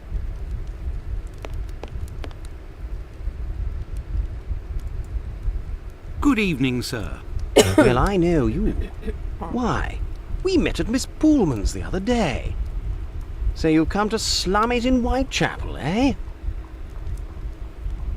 Do you know Dr. Tumblety? A Canadian or American chap. Quite an extravagant dresser. Frequents this pub now and then. Are you intimate? No. What do you mean by that? Oh, nothing. Nothing at all. I just wanted to prove my discretion concerning this man. In so much and so far as I know him. You wouldn't like it if one day the tables were turned and everyone was talking about why you were in the borough. Isn't that so? As it happens, I saw Miss Pullman recently. She told me that she couldn't wait to see you again. She said something about a surprise that is waiting for you at her establishment. Why, that is some of the best news I've heard, my friend. As thanks, I would like to let you in on a secret.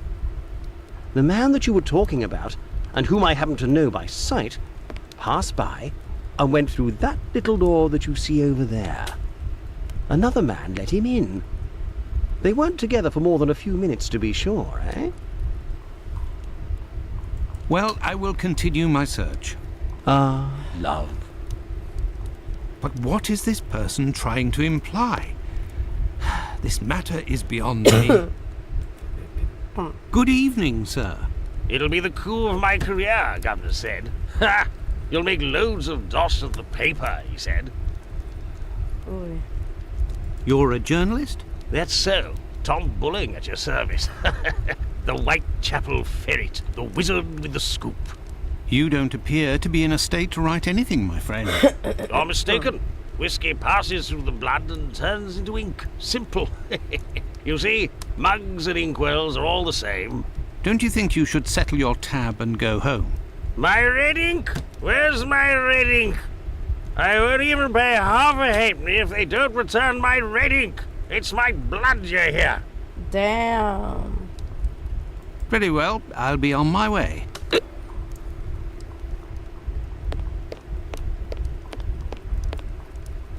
Hey, you can't go in there, it's private, got it? This is the sink where the barmaid puts the glasses to soak. Look, red ink. What's that doing here? The bottle is closed. There must still be some ink inside, and it looks like a glass. The barmaid must have put ink into the sink by mistake. Right, do I get in your way? Me? If you'll excuse me, sir.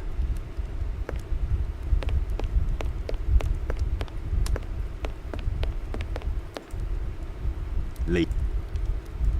What's behind that locked door over there? Can I go in? Not likely. And let me be unless you're wanting a drink, got it? Sure. Goodbye, my friend. Oi!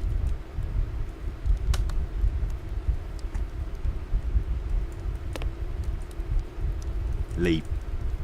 Goodbye, my friend. Oi! Oi, what'll it be to drink, Gav?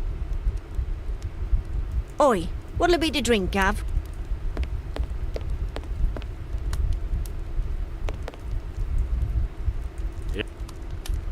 I found your red ink, my friend.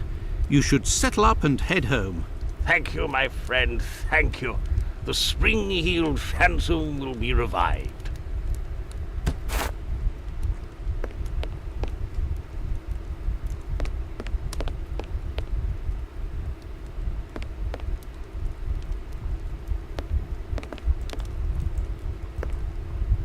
Gav? Here you go. It's on the journalist, my friend. I owe you one. The next one is on me. What'll it be? Nothing, thanks. But I may need your help. Listen, my friend. I would like you to let me in the door over there. You're a bobby. A peeler? Absolutely not, my friend. I am a doctor. Fine. I owe you this at least. There's a bloke behind that door there. No pity Bluto. Let's just say he wants to lay low for a moment. So I don't think he'll be opening the door just now. Unless... Tell him you have word from Squibby. That'll open the door. But who can say what'll happen when the door closes? Goodbye, my friend. Oi! That's... Let me in. I have news from Squibby. But stay calm. And who are you? Where's Squibby? He's out. To be honest, I don't actually know this Squibby chap. I was actually wondering if you knew Dr. Tumblety, a Canadian or American fellow. He came in... Sure we know him. Excellent. Can you... You know about gas? I'm afraid not. I am a doctor.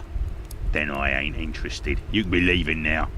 But if I find out he snitched to the peelers, I'll find you. Got it? But I can pay you for... Keep your coins for the paupers, or one of the gas boys who ain't afraid of nothing and knows how to hold his tongue. You bring him to me. I'll meet with you.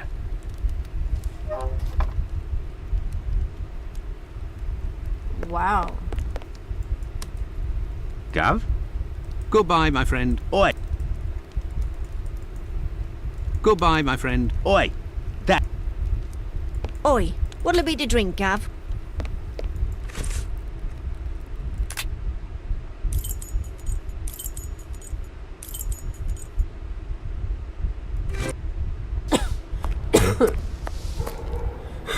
Anything else, Doc? Very well. Goodbye. Goodbye, Doctor.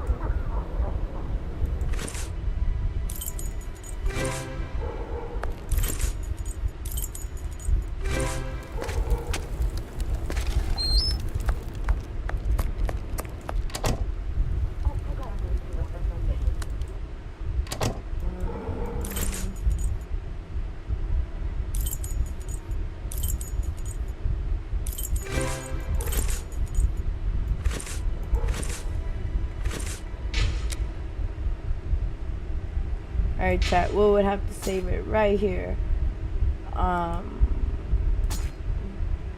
Okay, we would have to save it right here. We will play a different game. Oh, a stretch.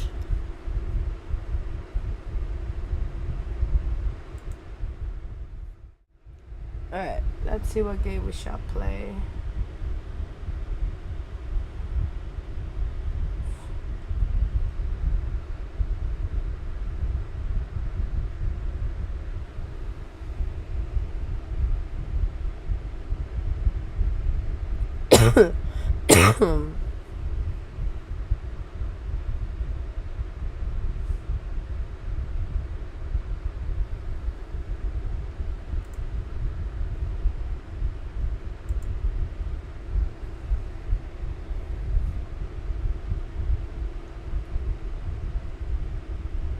Alright, let me go use a quick restroom break and I'll be right back.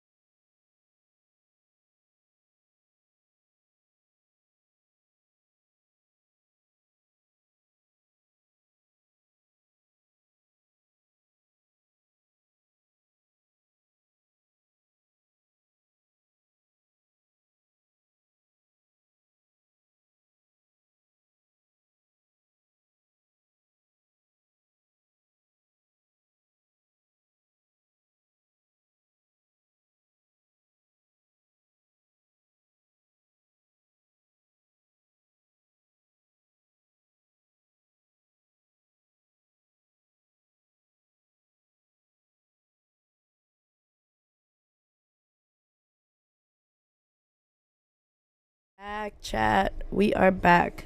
So we are gonna play.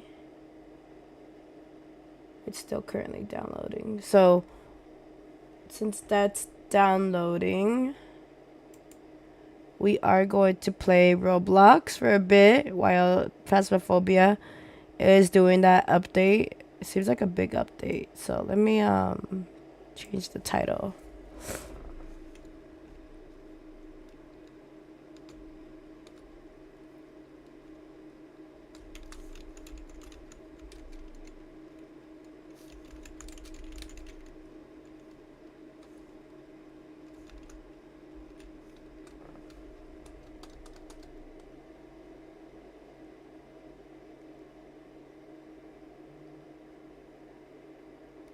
Not recreating.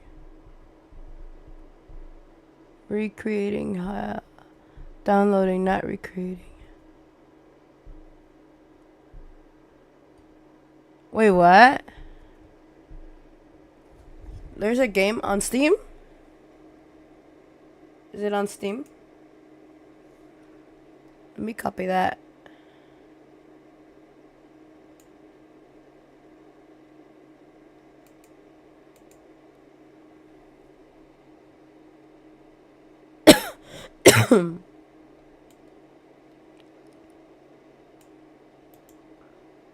Copy. Is it on Steam?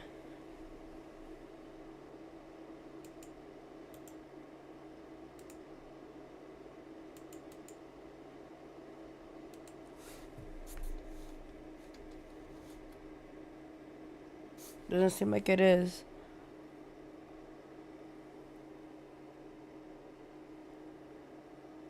Send me the link on the DMs. Let me check.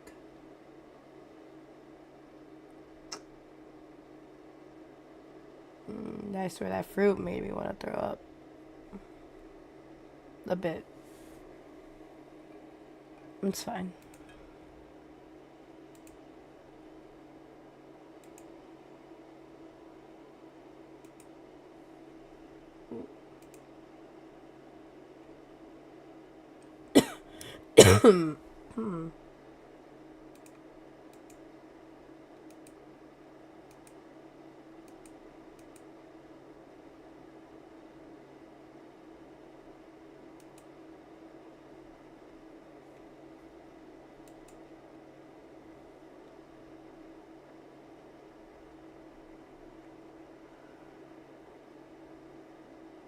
Oh.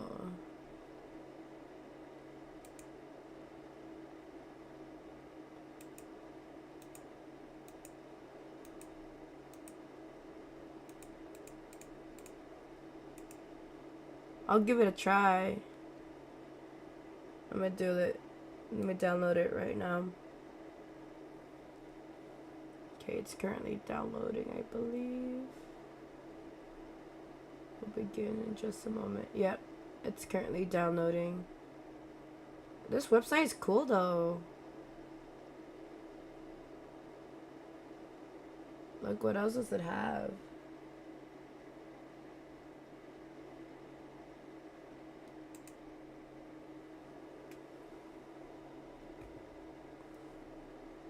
Interesting. Oh, I have to make an account. Can I just look at the store very quick?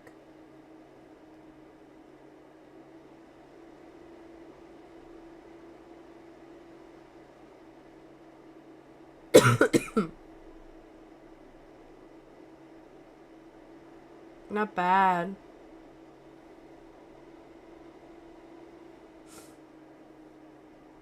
Alright, it should be downloaded.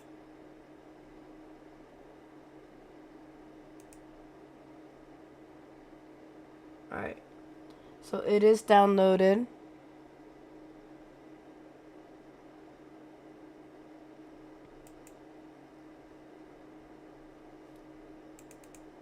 Okay. Dead by Daylight, not Dead by Daylight, oh my bad. Phasmophobia is patching up.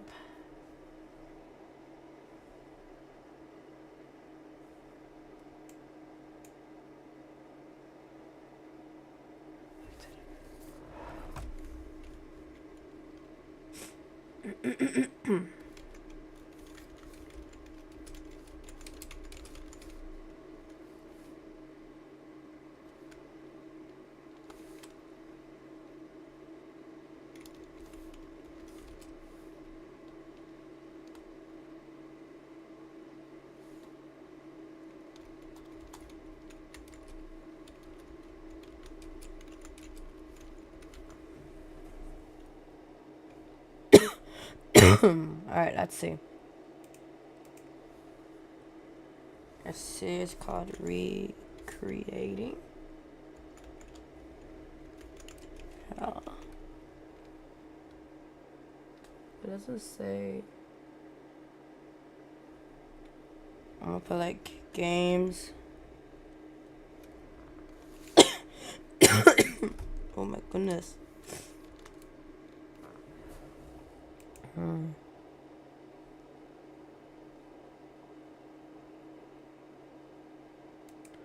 Alright.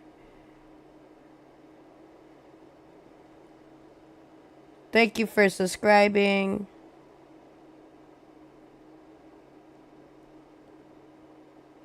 $27 Thank you for the subscription, Rockstar Shades. Welcome to the stream. Should be on. Okay, Phasmophobia has officially finished updating.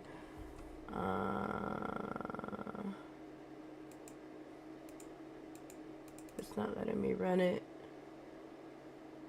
Microsoft Defender Spur.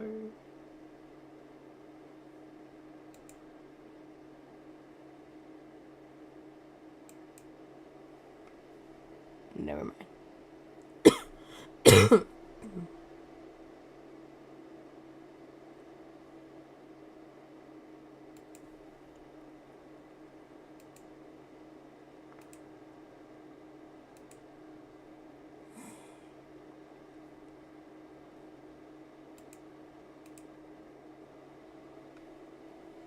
It's doing its thing. Of course, bestie. I just got done with work an hour ago. Nice. How was work? Oh my god. I'm stretching so.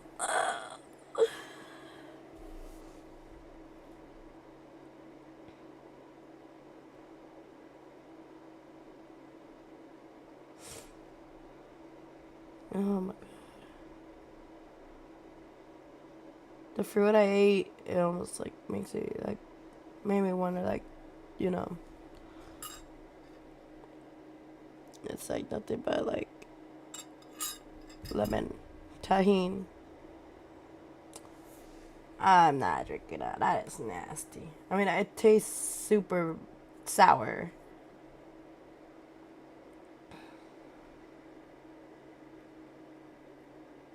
My stomach is all bubbly.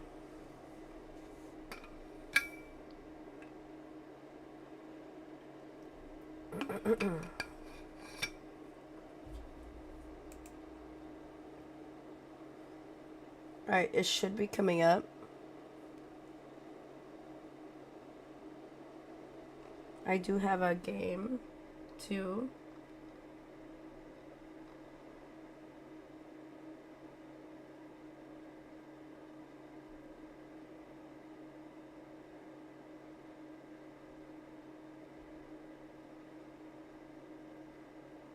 I think I do.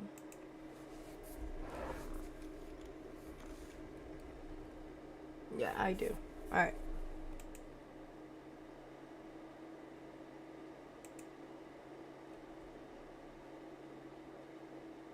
Oh, not creepy at all.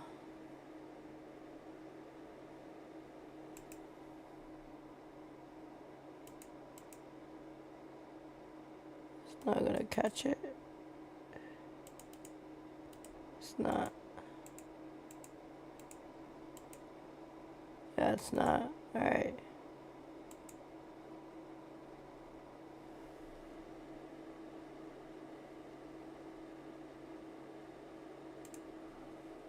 Let's see if it catches it like that.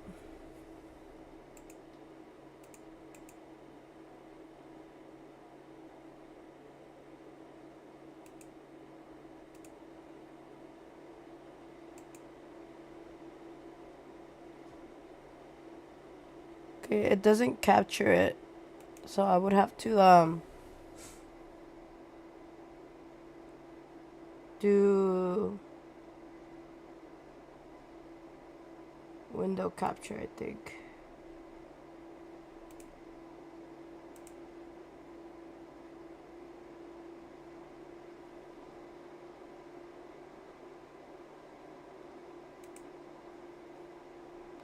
Okay, hold on, let me try again. There we go. It worked.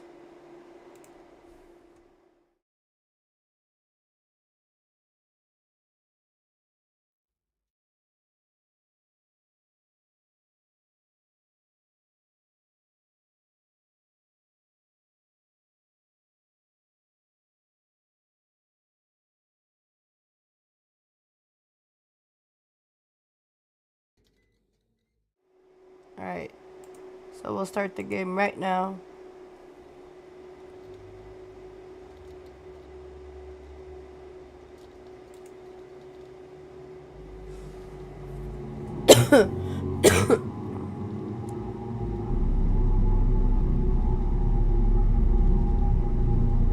Yeah, no thank you, you know.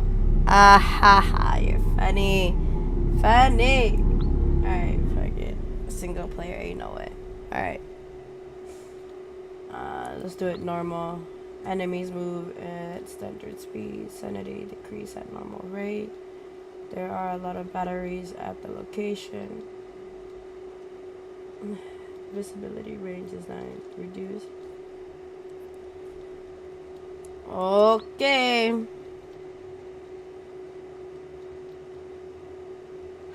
So it's supposed to be Foxy.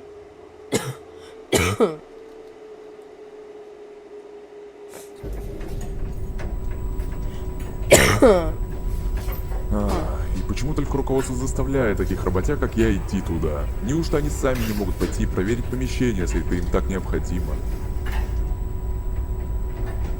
Ah, this is a different language. Что за...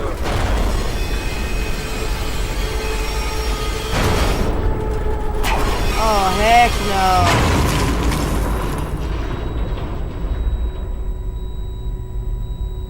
Oh, heck no.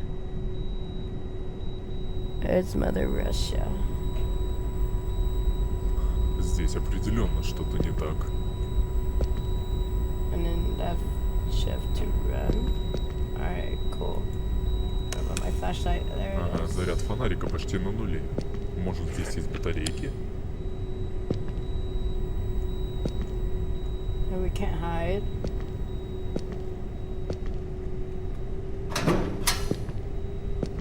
Oh, we can.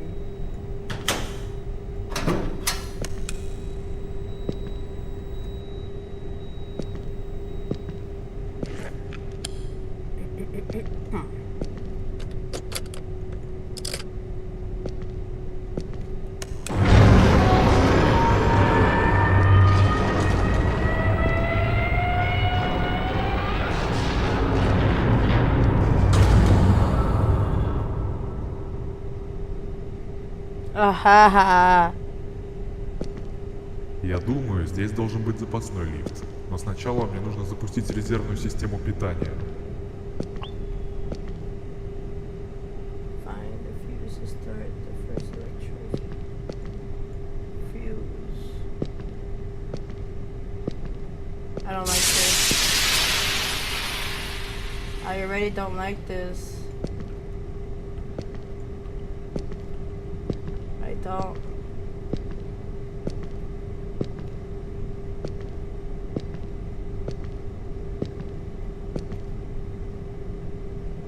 I don't like this. I feel like I'm being watched.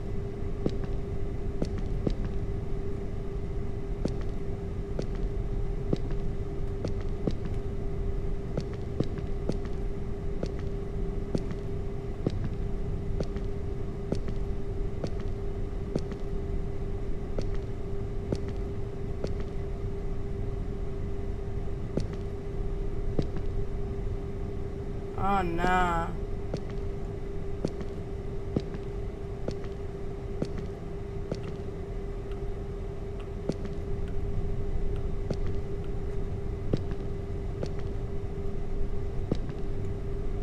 don't get it.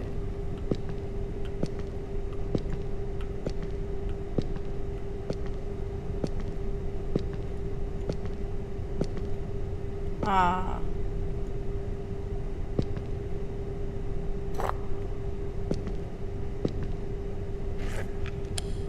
At least I got battery. Запись номер 3. Аниматронные прототипы были оснащены системой управления активностью. Эта функция, интегрированная в электронные схемы, дает тестировщикам и менеджерам контролировать активность роботов. Система управления активностью позволяла отключать аниматроников полностью, блокируя все их двигательные функции или переводить в спящий режим.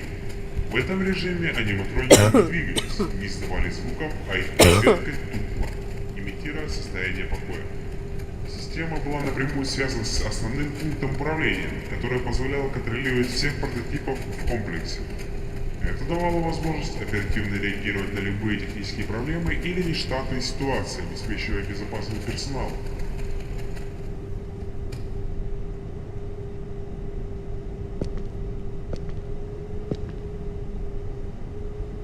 I'm gonna...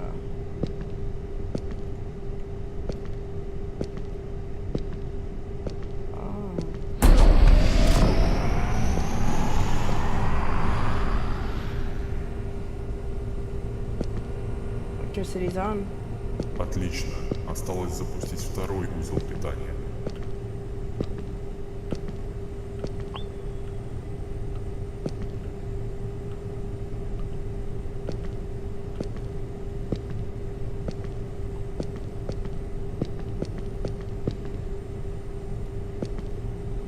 Oh, heck no.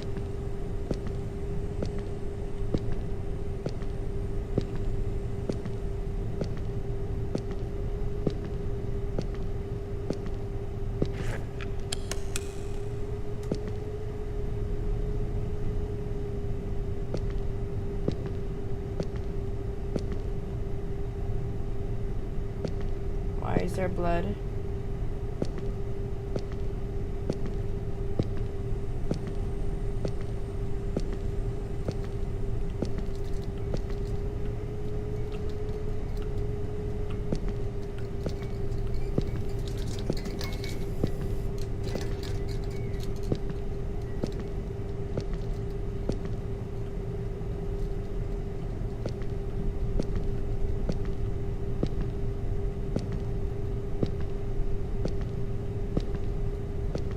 Leaving that open, you got me messed up.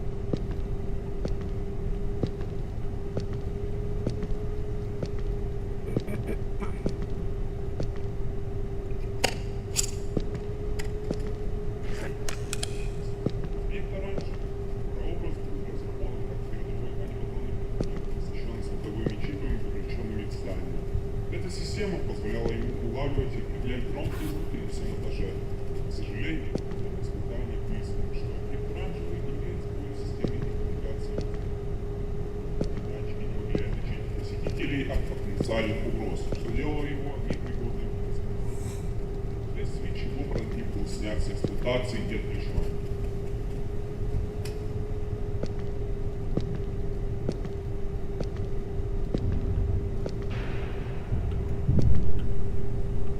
Очень подозрительные звуки.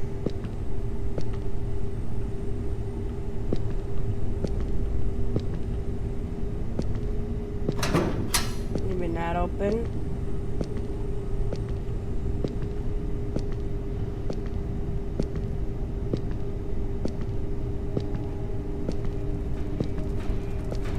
Oh fuck.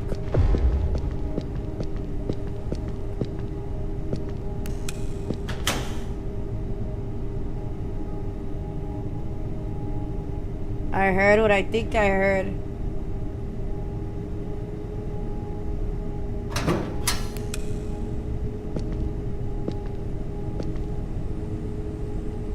Ah, shit.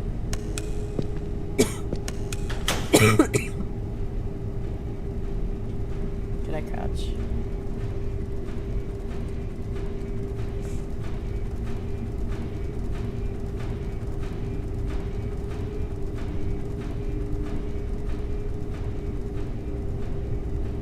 Going.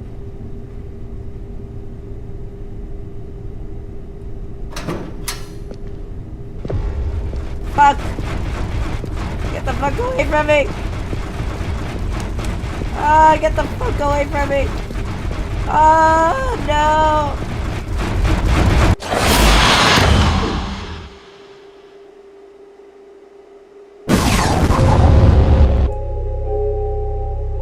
That. Okay, so I basically get it now. Okay, so we'll save this for sure next time. But there is another game I wanted to share with you all. Let me just get it up.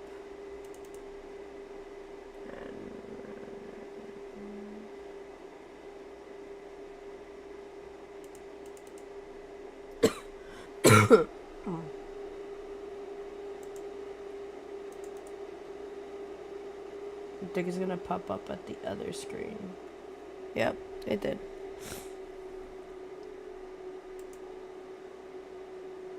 I have to move this screen. Put it right there. And then I would have to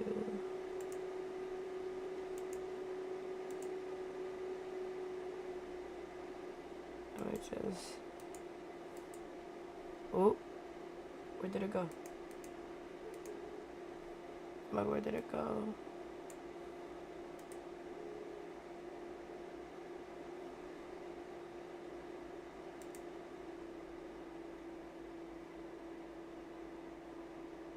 It should show.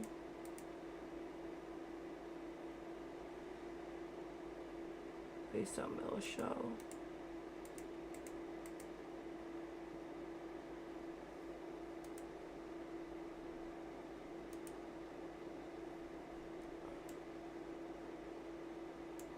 Audio down.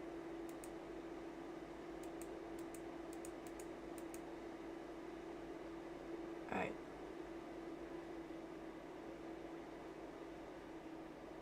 This one we're probably gonna have to use window capture.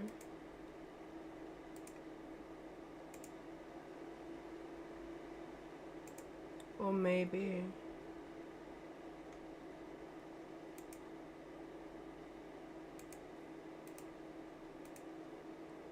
alright, there we go. This is what I was trying to show you, chat. Let me just expand it up. I don't know why now it's like all short, but anyways. Yeah, this is what I was gonna show you.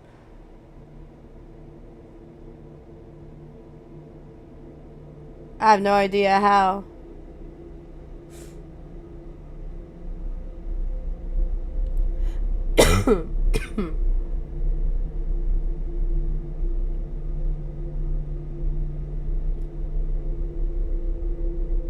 You're just another homeless customer, just like before. You only have to stay 5 nights. You know it's going to be fine. It always has been.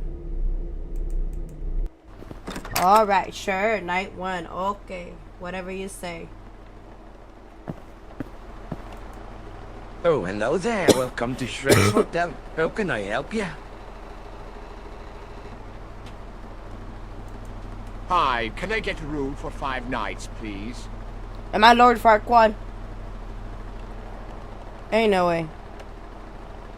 Sure, we have an empty room on the 2nd floor. Yeah, this game.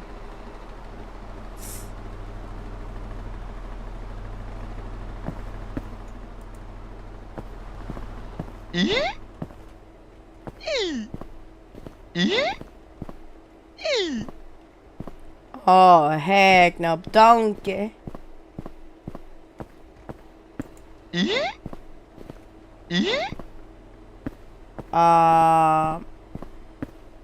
Sir?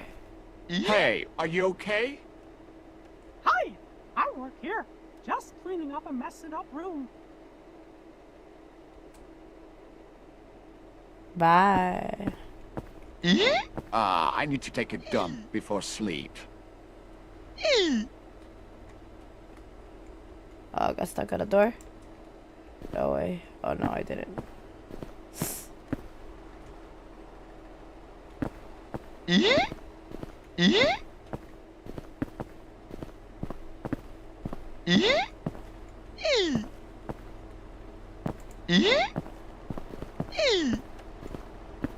Excuse me, where is the toilet? The toilet is over there. Don't you dare pissing on the walls. Damn! Don't look at me like that.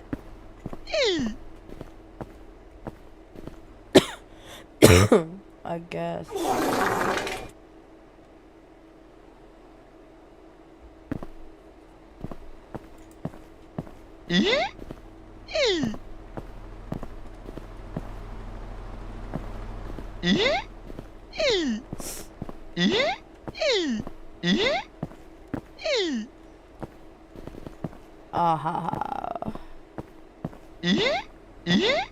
Hey.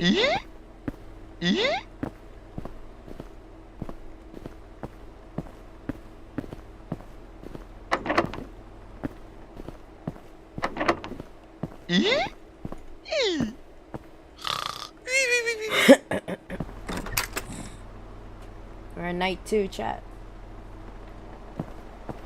Last night you took a big dump in my toilet. Took me a long time to clean it. Now you have to help clean up the toilet floor. Did that door say yeet? Did that door just say yeet? Yeah, it did. I'm sorry, Gingy. I guess I have to clean up the floor.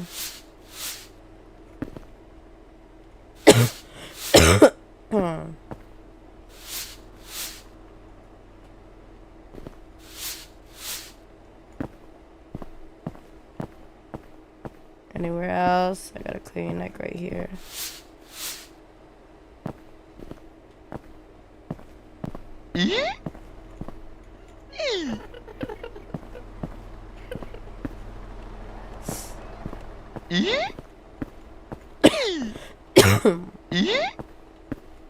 Rude Shrek.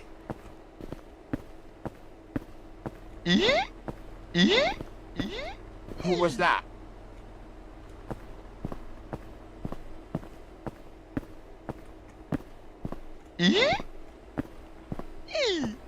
I don't feel sleepy.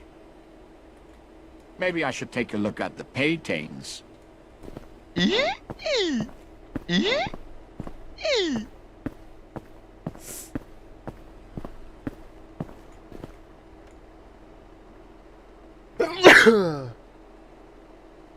Oh no, what have I done? I should do something.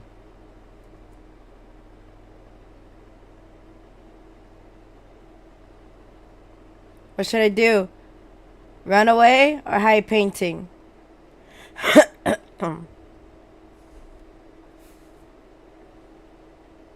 I think I should do, chat.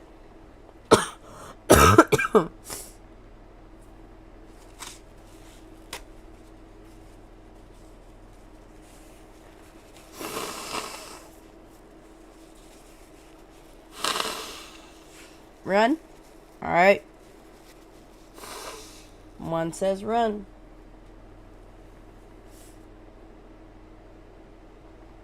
And I say...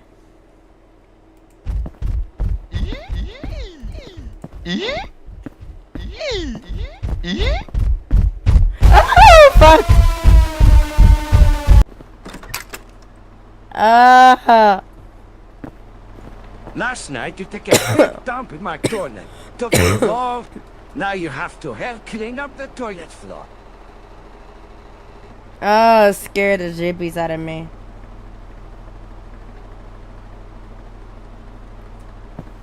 I'm sorry, Gingy. I guess I have to go clean again.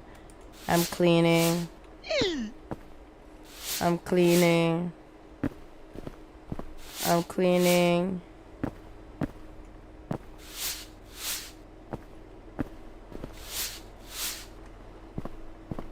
You guys could even clip anything that you see funny or see that it's messed up or jump scared.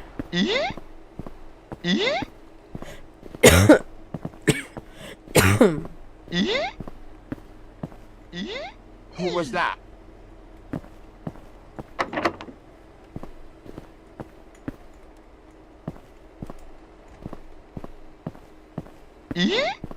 I don't feel sleepy.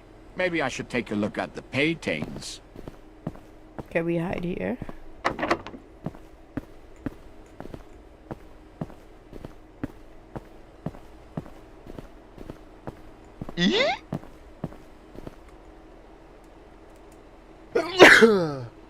I'll try to run away again. Oh no, what have I done?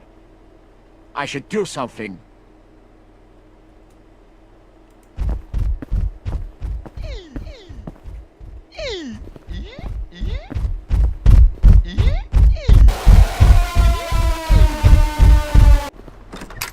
That was it.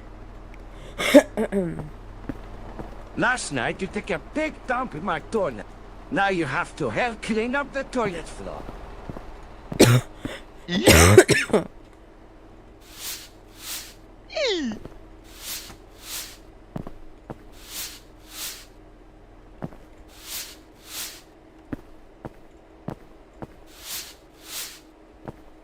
So running away doesn't help.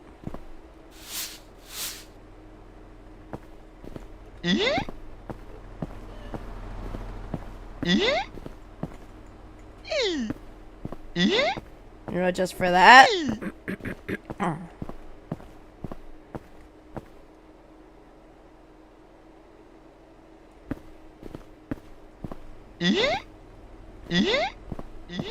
Who was that?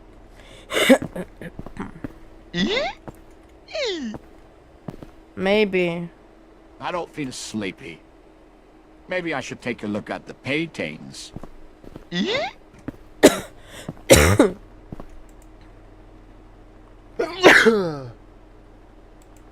Oh no, what have I done? I should do something.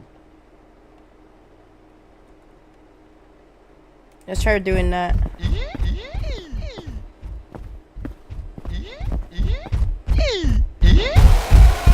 No. Gotta clean the bathroom Last again. night you took a big dump in my toilet. Took me a long. Now you have to help clean up the toilet floor.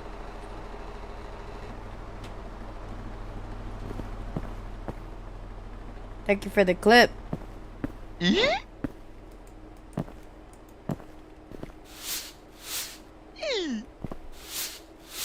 We're cleaning up the bathroom. We're cleaning up the bathroom.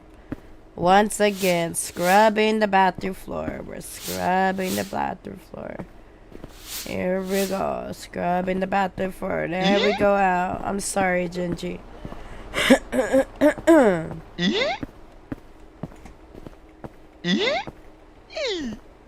I'm gonna try hiding it.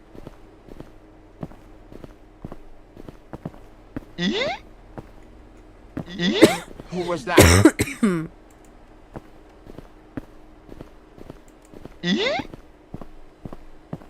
I don't feel sleepy. Maybe I should take a look at the paintings. He's so fast.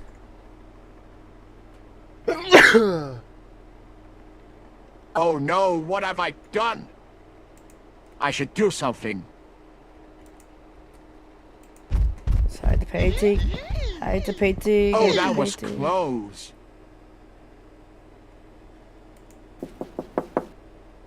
Who could it be? Hi, how could I help? Just checking in. There's some noise coming from upstairs. I didn't hear anything. Are you sure? Yes, everything is fine. All right. Good night, then.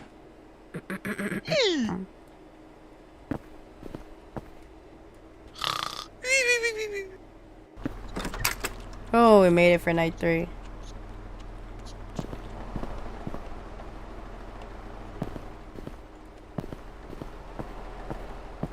feel very hungry. I should go to the food court.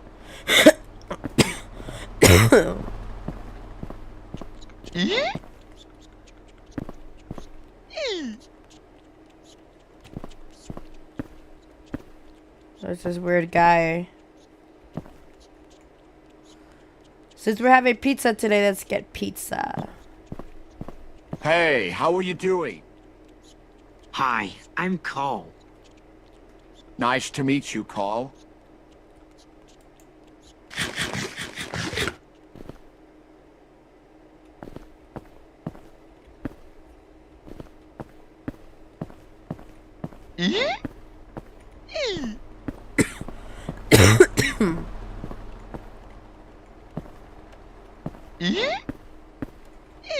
I was like, why can I not interact with it? Food.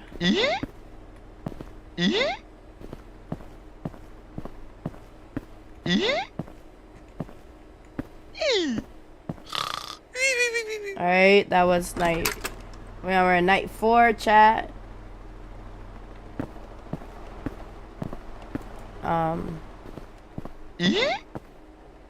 No?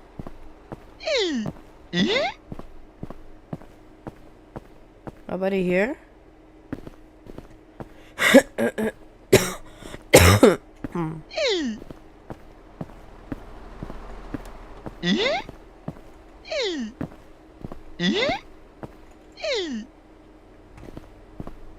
Nobody there. Did you do this to my great-great-grandpa picture? I have had enough of your troubles. Now you must pay this off by working a night shift for me. Go downstairs and bring the boxes upstairs, then put them in the warehouse.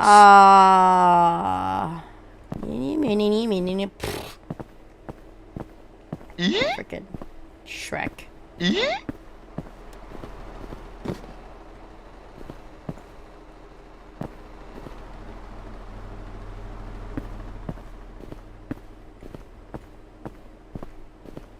Put him in the warehouse. Going to the warehouse. Dropping them in the warehouse. And then we're going back downstairs. Maybe more boxes. Hey, how are you doing? Hello, I'm fine. Do you need any help? Thanks. It would be great if you could bring a box upstairs.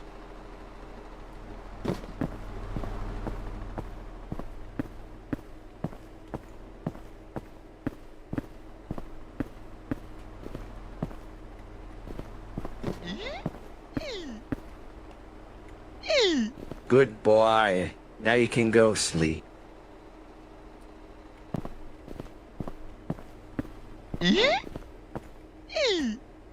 What a jerk. Midnight. Ah.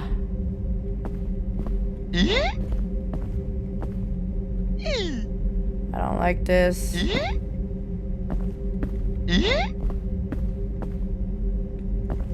What happened? Oh no. Oh fuck!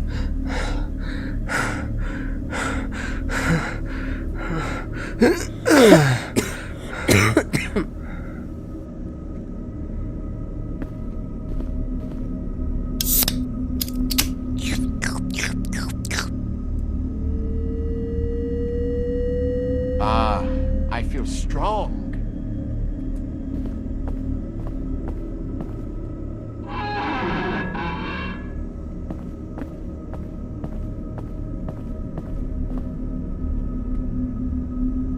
I feel weak again.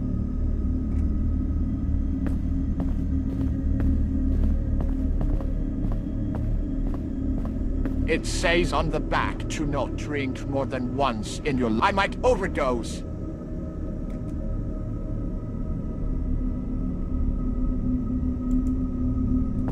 Take one, but don't drink.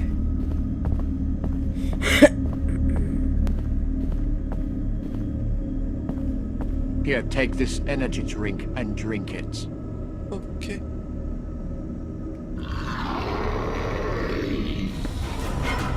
Oh, you fucking Shrek.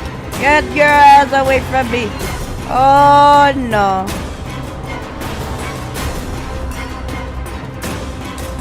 Ah, no. I looked back, chat. Alright, hold on. Because they had DoorDash had confirmed my order. Well, the place where I got my order.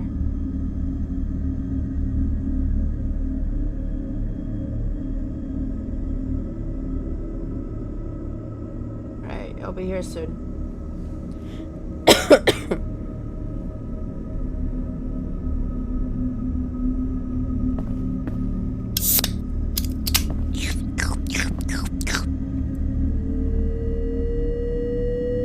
Ah, I feel strong.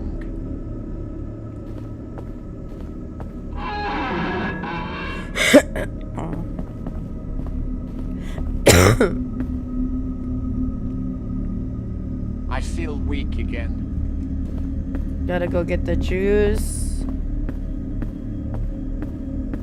It says on the back to not drink more than once in your lifetime. I might overdose.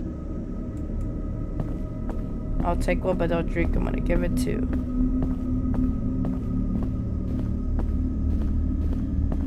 Here, take this energy drink and drink it. Okay. Time to run. Now looking back, that's the worst mistake I ever did. Looking back. Ah, the ogre is chasing me.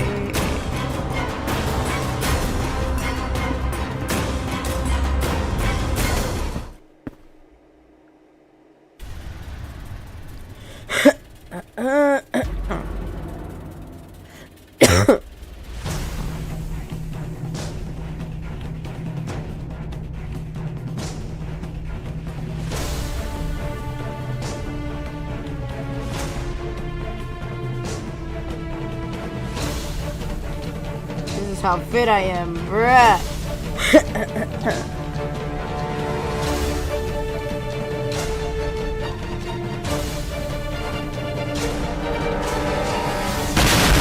Boom. That's it. Says thank you for playing. Nice. Thank you for playing. I hope you enjoyed the game. Don't you dare to not subscribe to our website. Alright, but that's a really cool game. Alright, well, I'm gonna play some Phasmophobia. I get the game up and ready. Because the game has begun.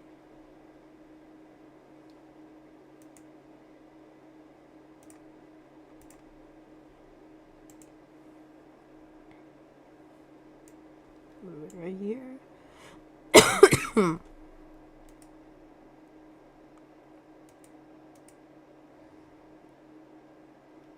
Ray Shady, do you want to join in Phasmophobia? Because I know you do have the game.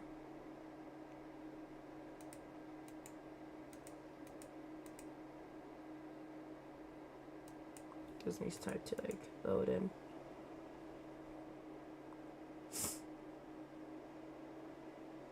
And a little bit I have to go out and get the pizza like until they said, oh, the Dasher's on our way.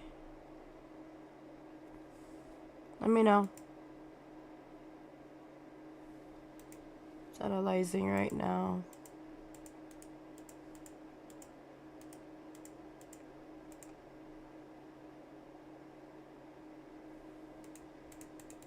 But yeah, let me know if you're down.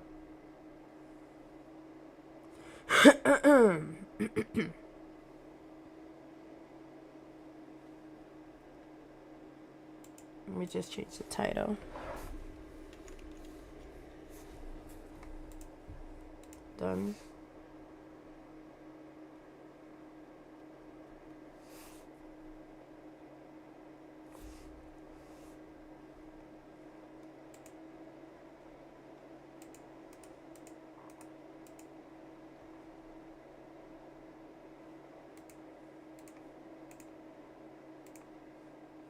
There we go. What do you mean you don't know?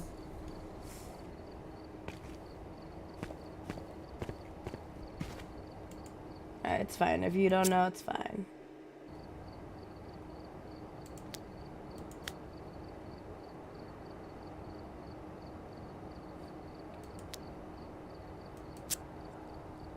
That's special badge. We are doing Nell's Diner. I don't have a lot in my thing.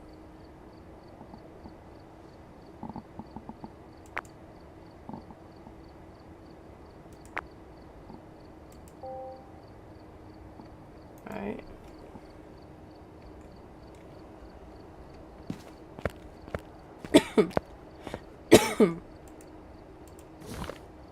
There's more than this space abandoned.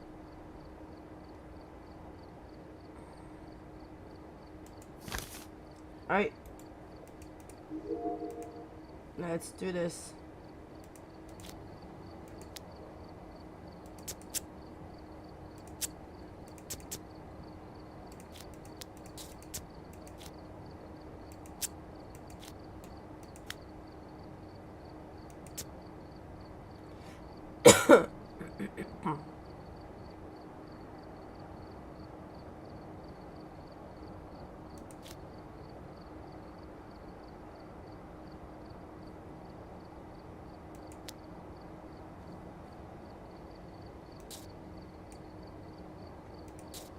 Alright, let's do this. Oh, you are? Makes sense.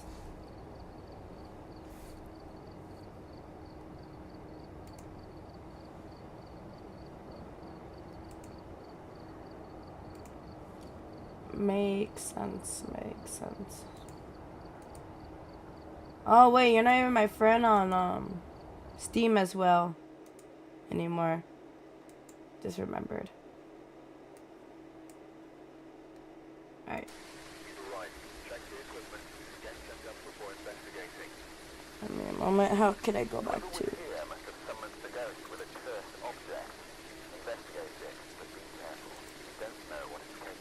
Well, if you ever want to add me, it's the same gamer tag.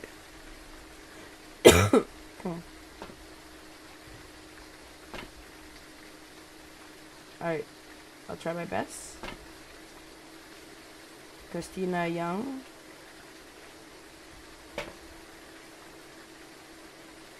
Okay. I guess. Alright.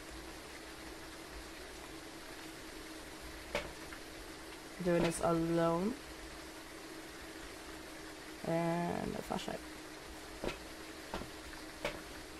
Please.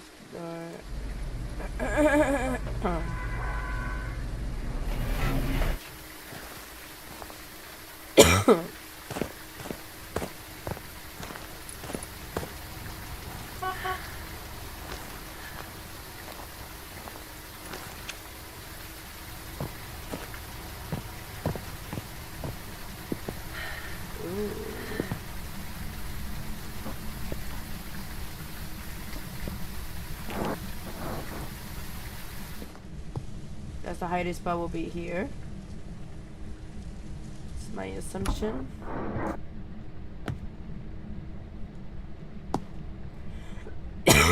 Oh my god.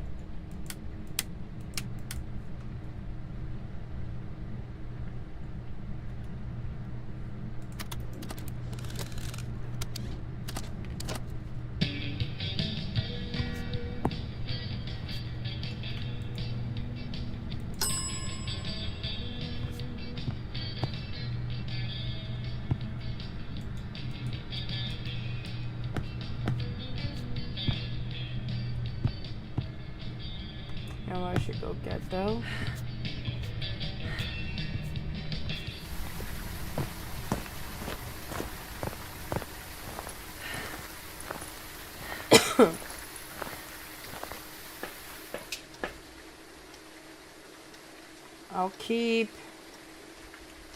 I'll leave this. This is the UV light. Yep, it is. Alright.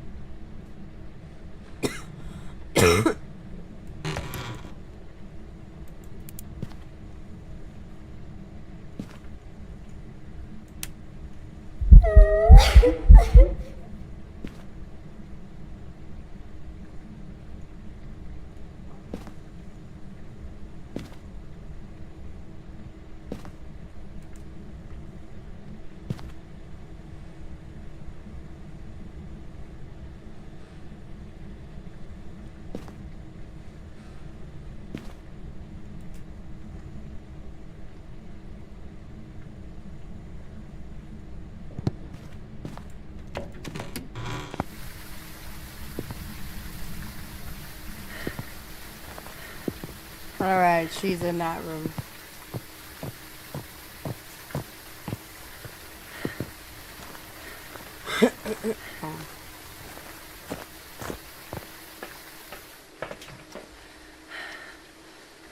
I'm gonna have her talk.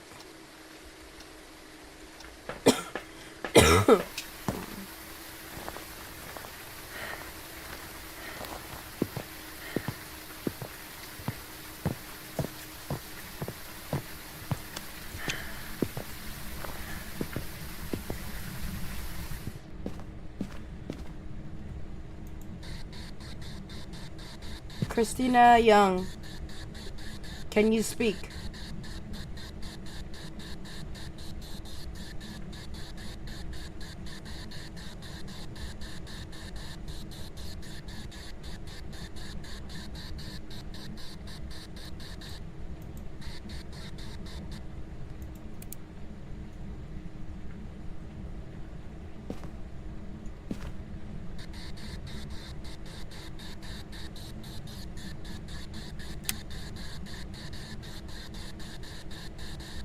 Christina Young, are you here?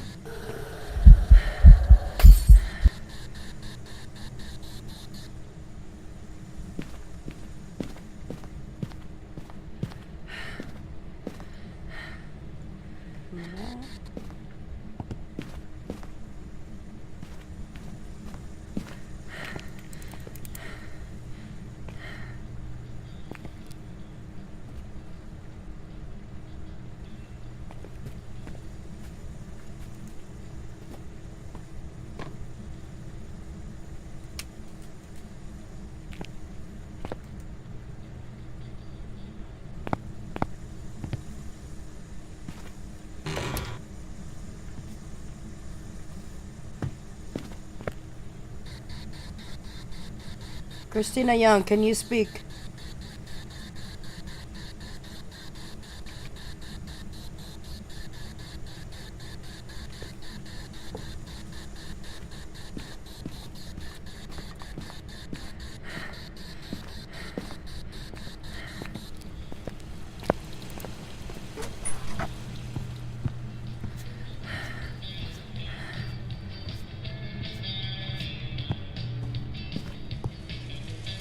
I'll cover that door if you say something.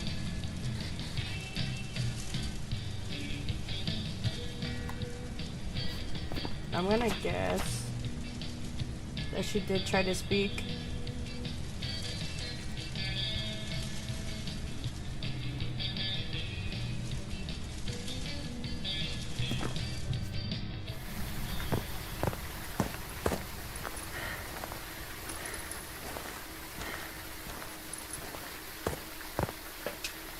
Oh, my phone died. I have to keep track of the food. Chat.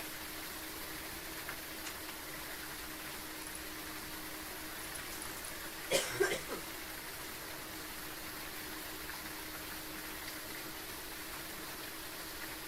me a second.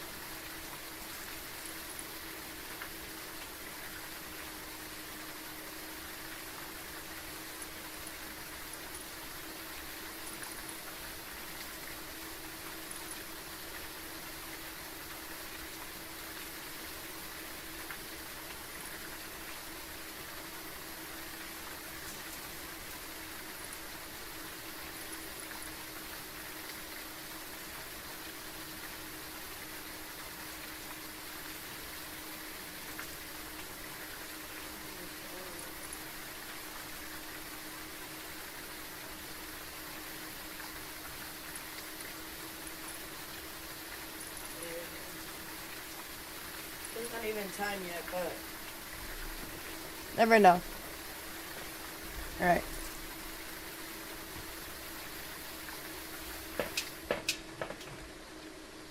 We're gonna lost my sanity.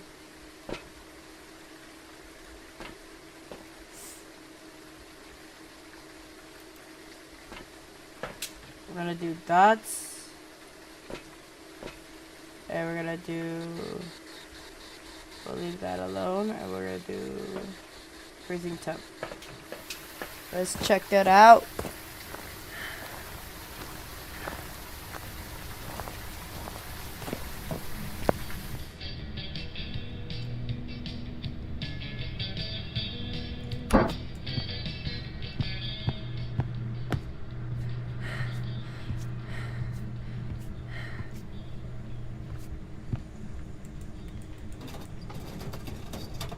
Look at that. I really wish that works. It was through here, huh?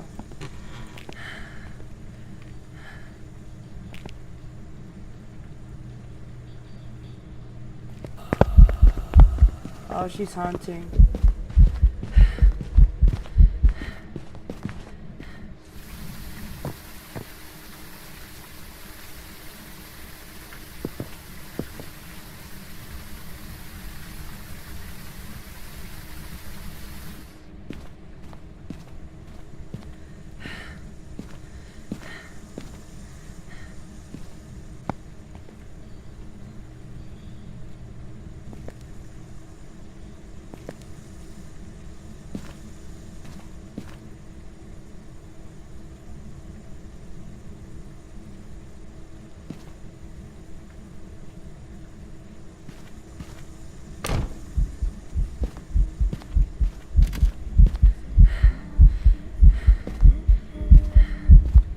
Oh, fuck.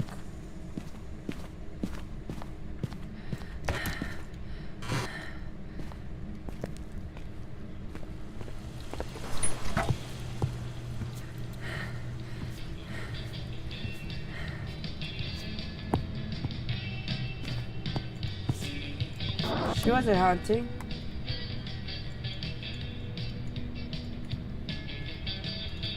Alright, so I might be wrong.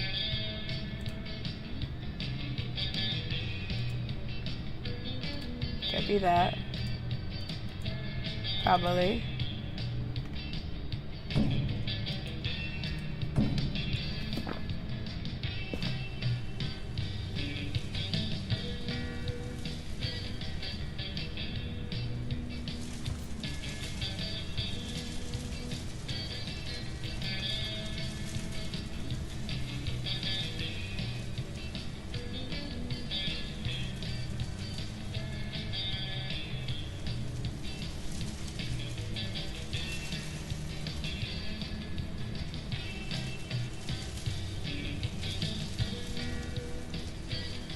She's haunting for sure.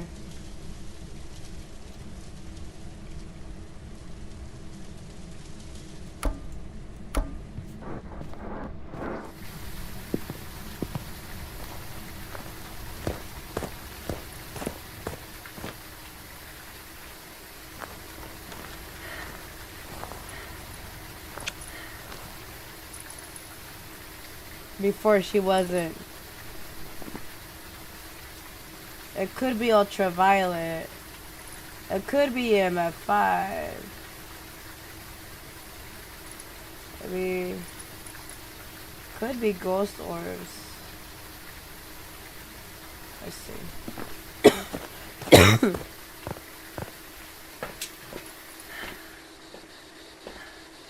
Alright, so I'm gonna take my hunch. I don't know how to drop this, so I would have to. See, I only know how to throw it. I think it's J. No, it's K, right? Or is it? Oh, G is a drop. F. Oh, it's walking. That's talking. I don't know what.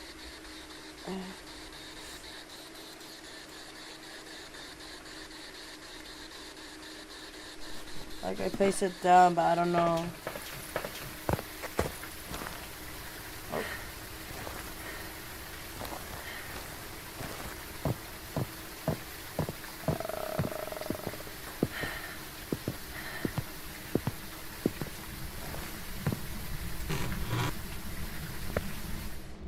Where's the light switches for this?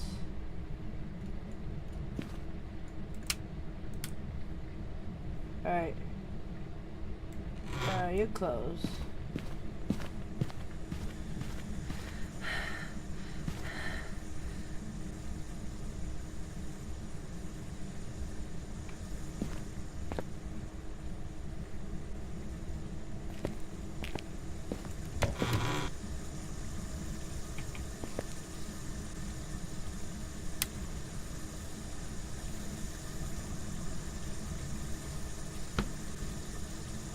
Guess I just drop it.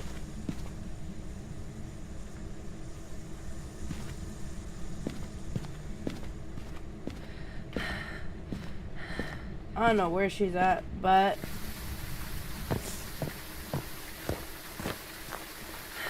welcome home.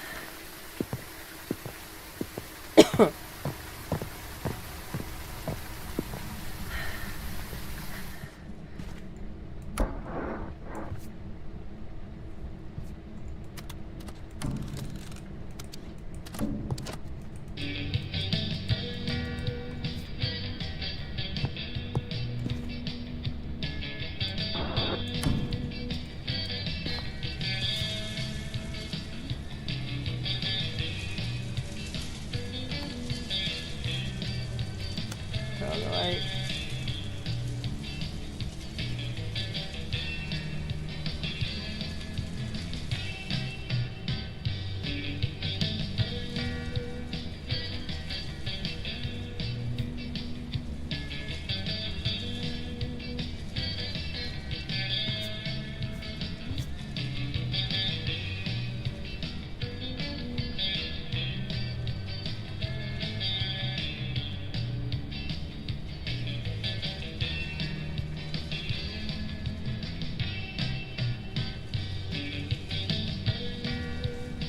I'm trying to see who would it be.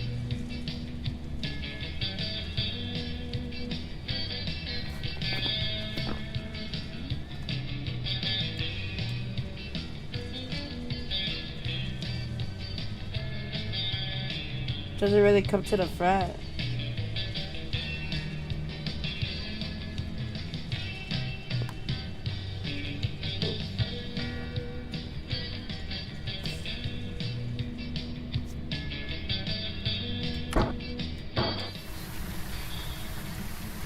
She was hunting. I'm just gonna guess that it is not this. I'm gonna say it's a DLJ. I'm gonna guess it. But for sure, my dear friends, we should play together if you guys have this game. I'm gonna guess it's a DLJ. It's not. Oh well.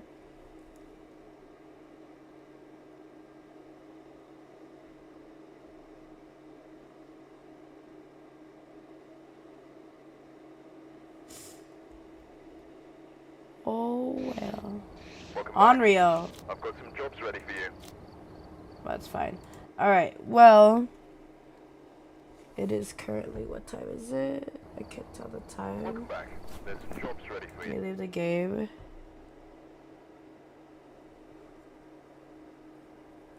$2:34, 4:34. Let me check.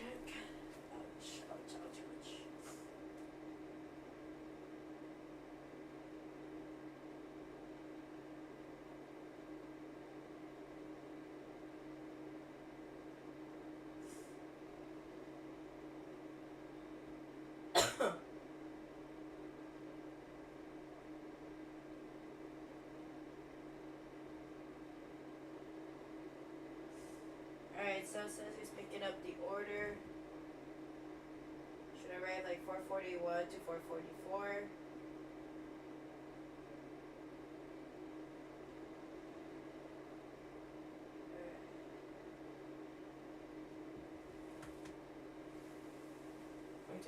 the line.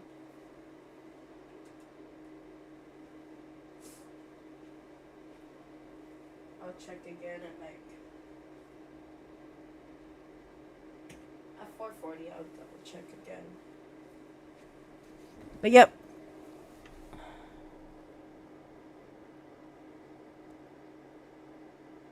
That's one of the games I want to share with you guys, that they released a new map. Yeah.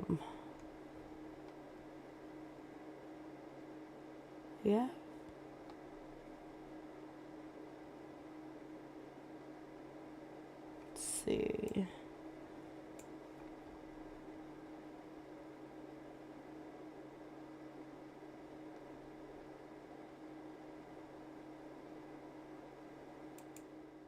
Oh, I made a quick start. You said, all right, guys.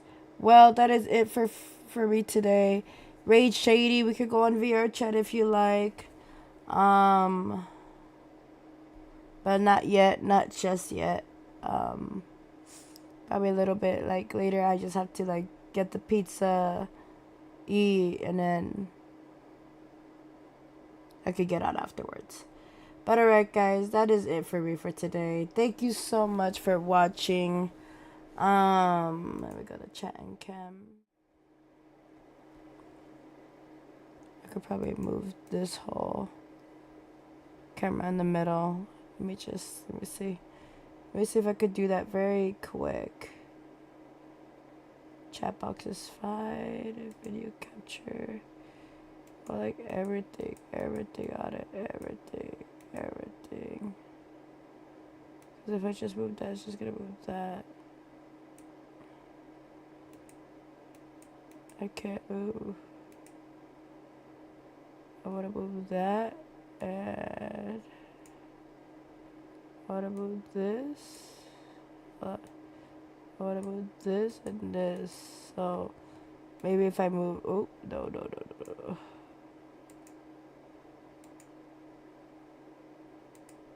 I can't move it. I have to move. That's the overlay. That's fine. Oh well. Alright guys. Well, that is it for me for today. I am going to raid a channel. We will stream more probably later on today. If not, tomorrow morning. I'll wake up earlier. We'll play Roblox. We'll play more of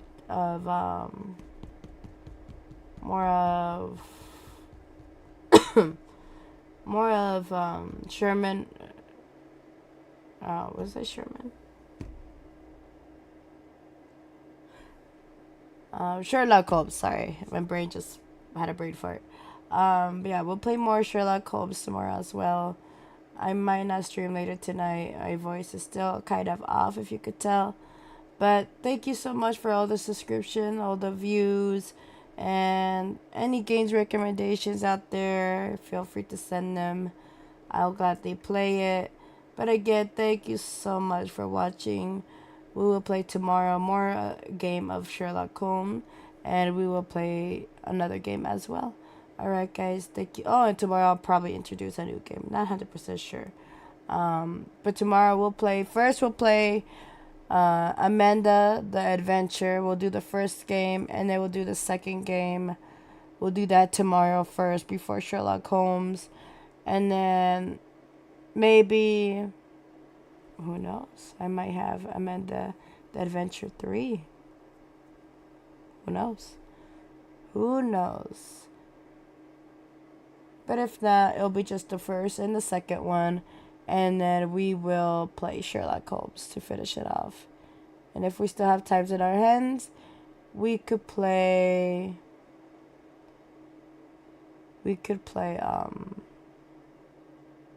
Roblox for sure.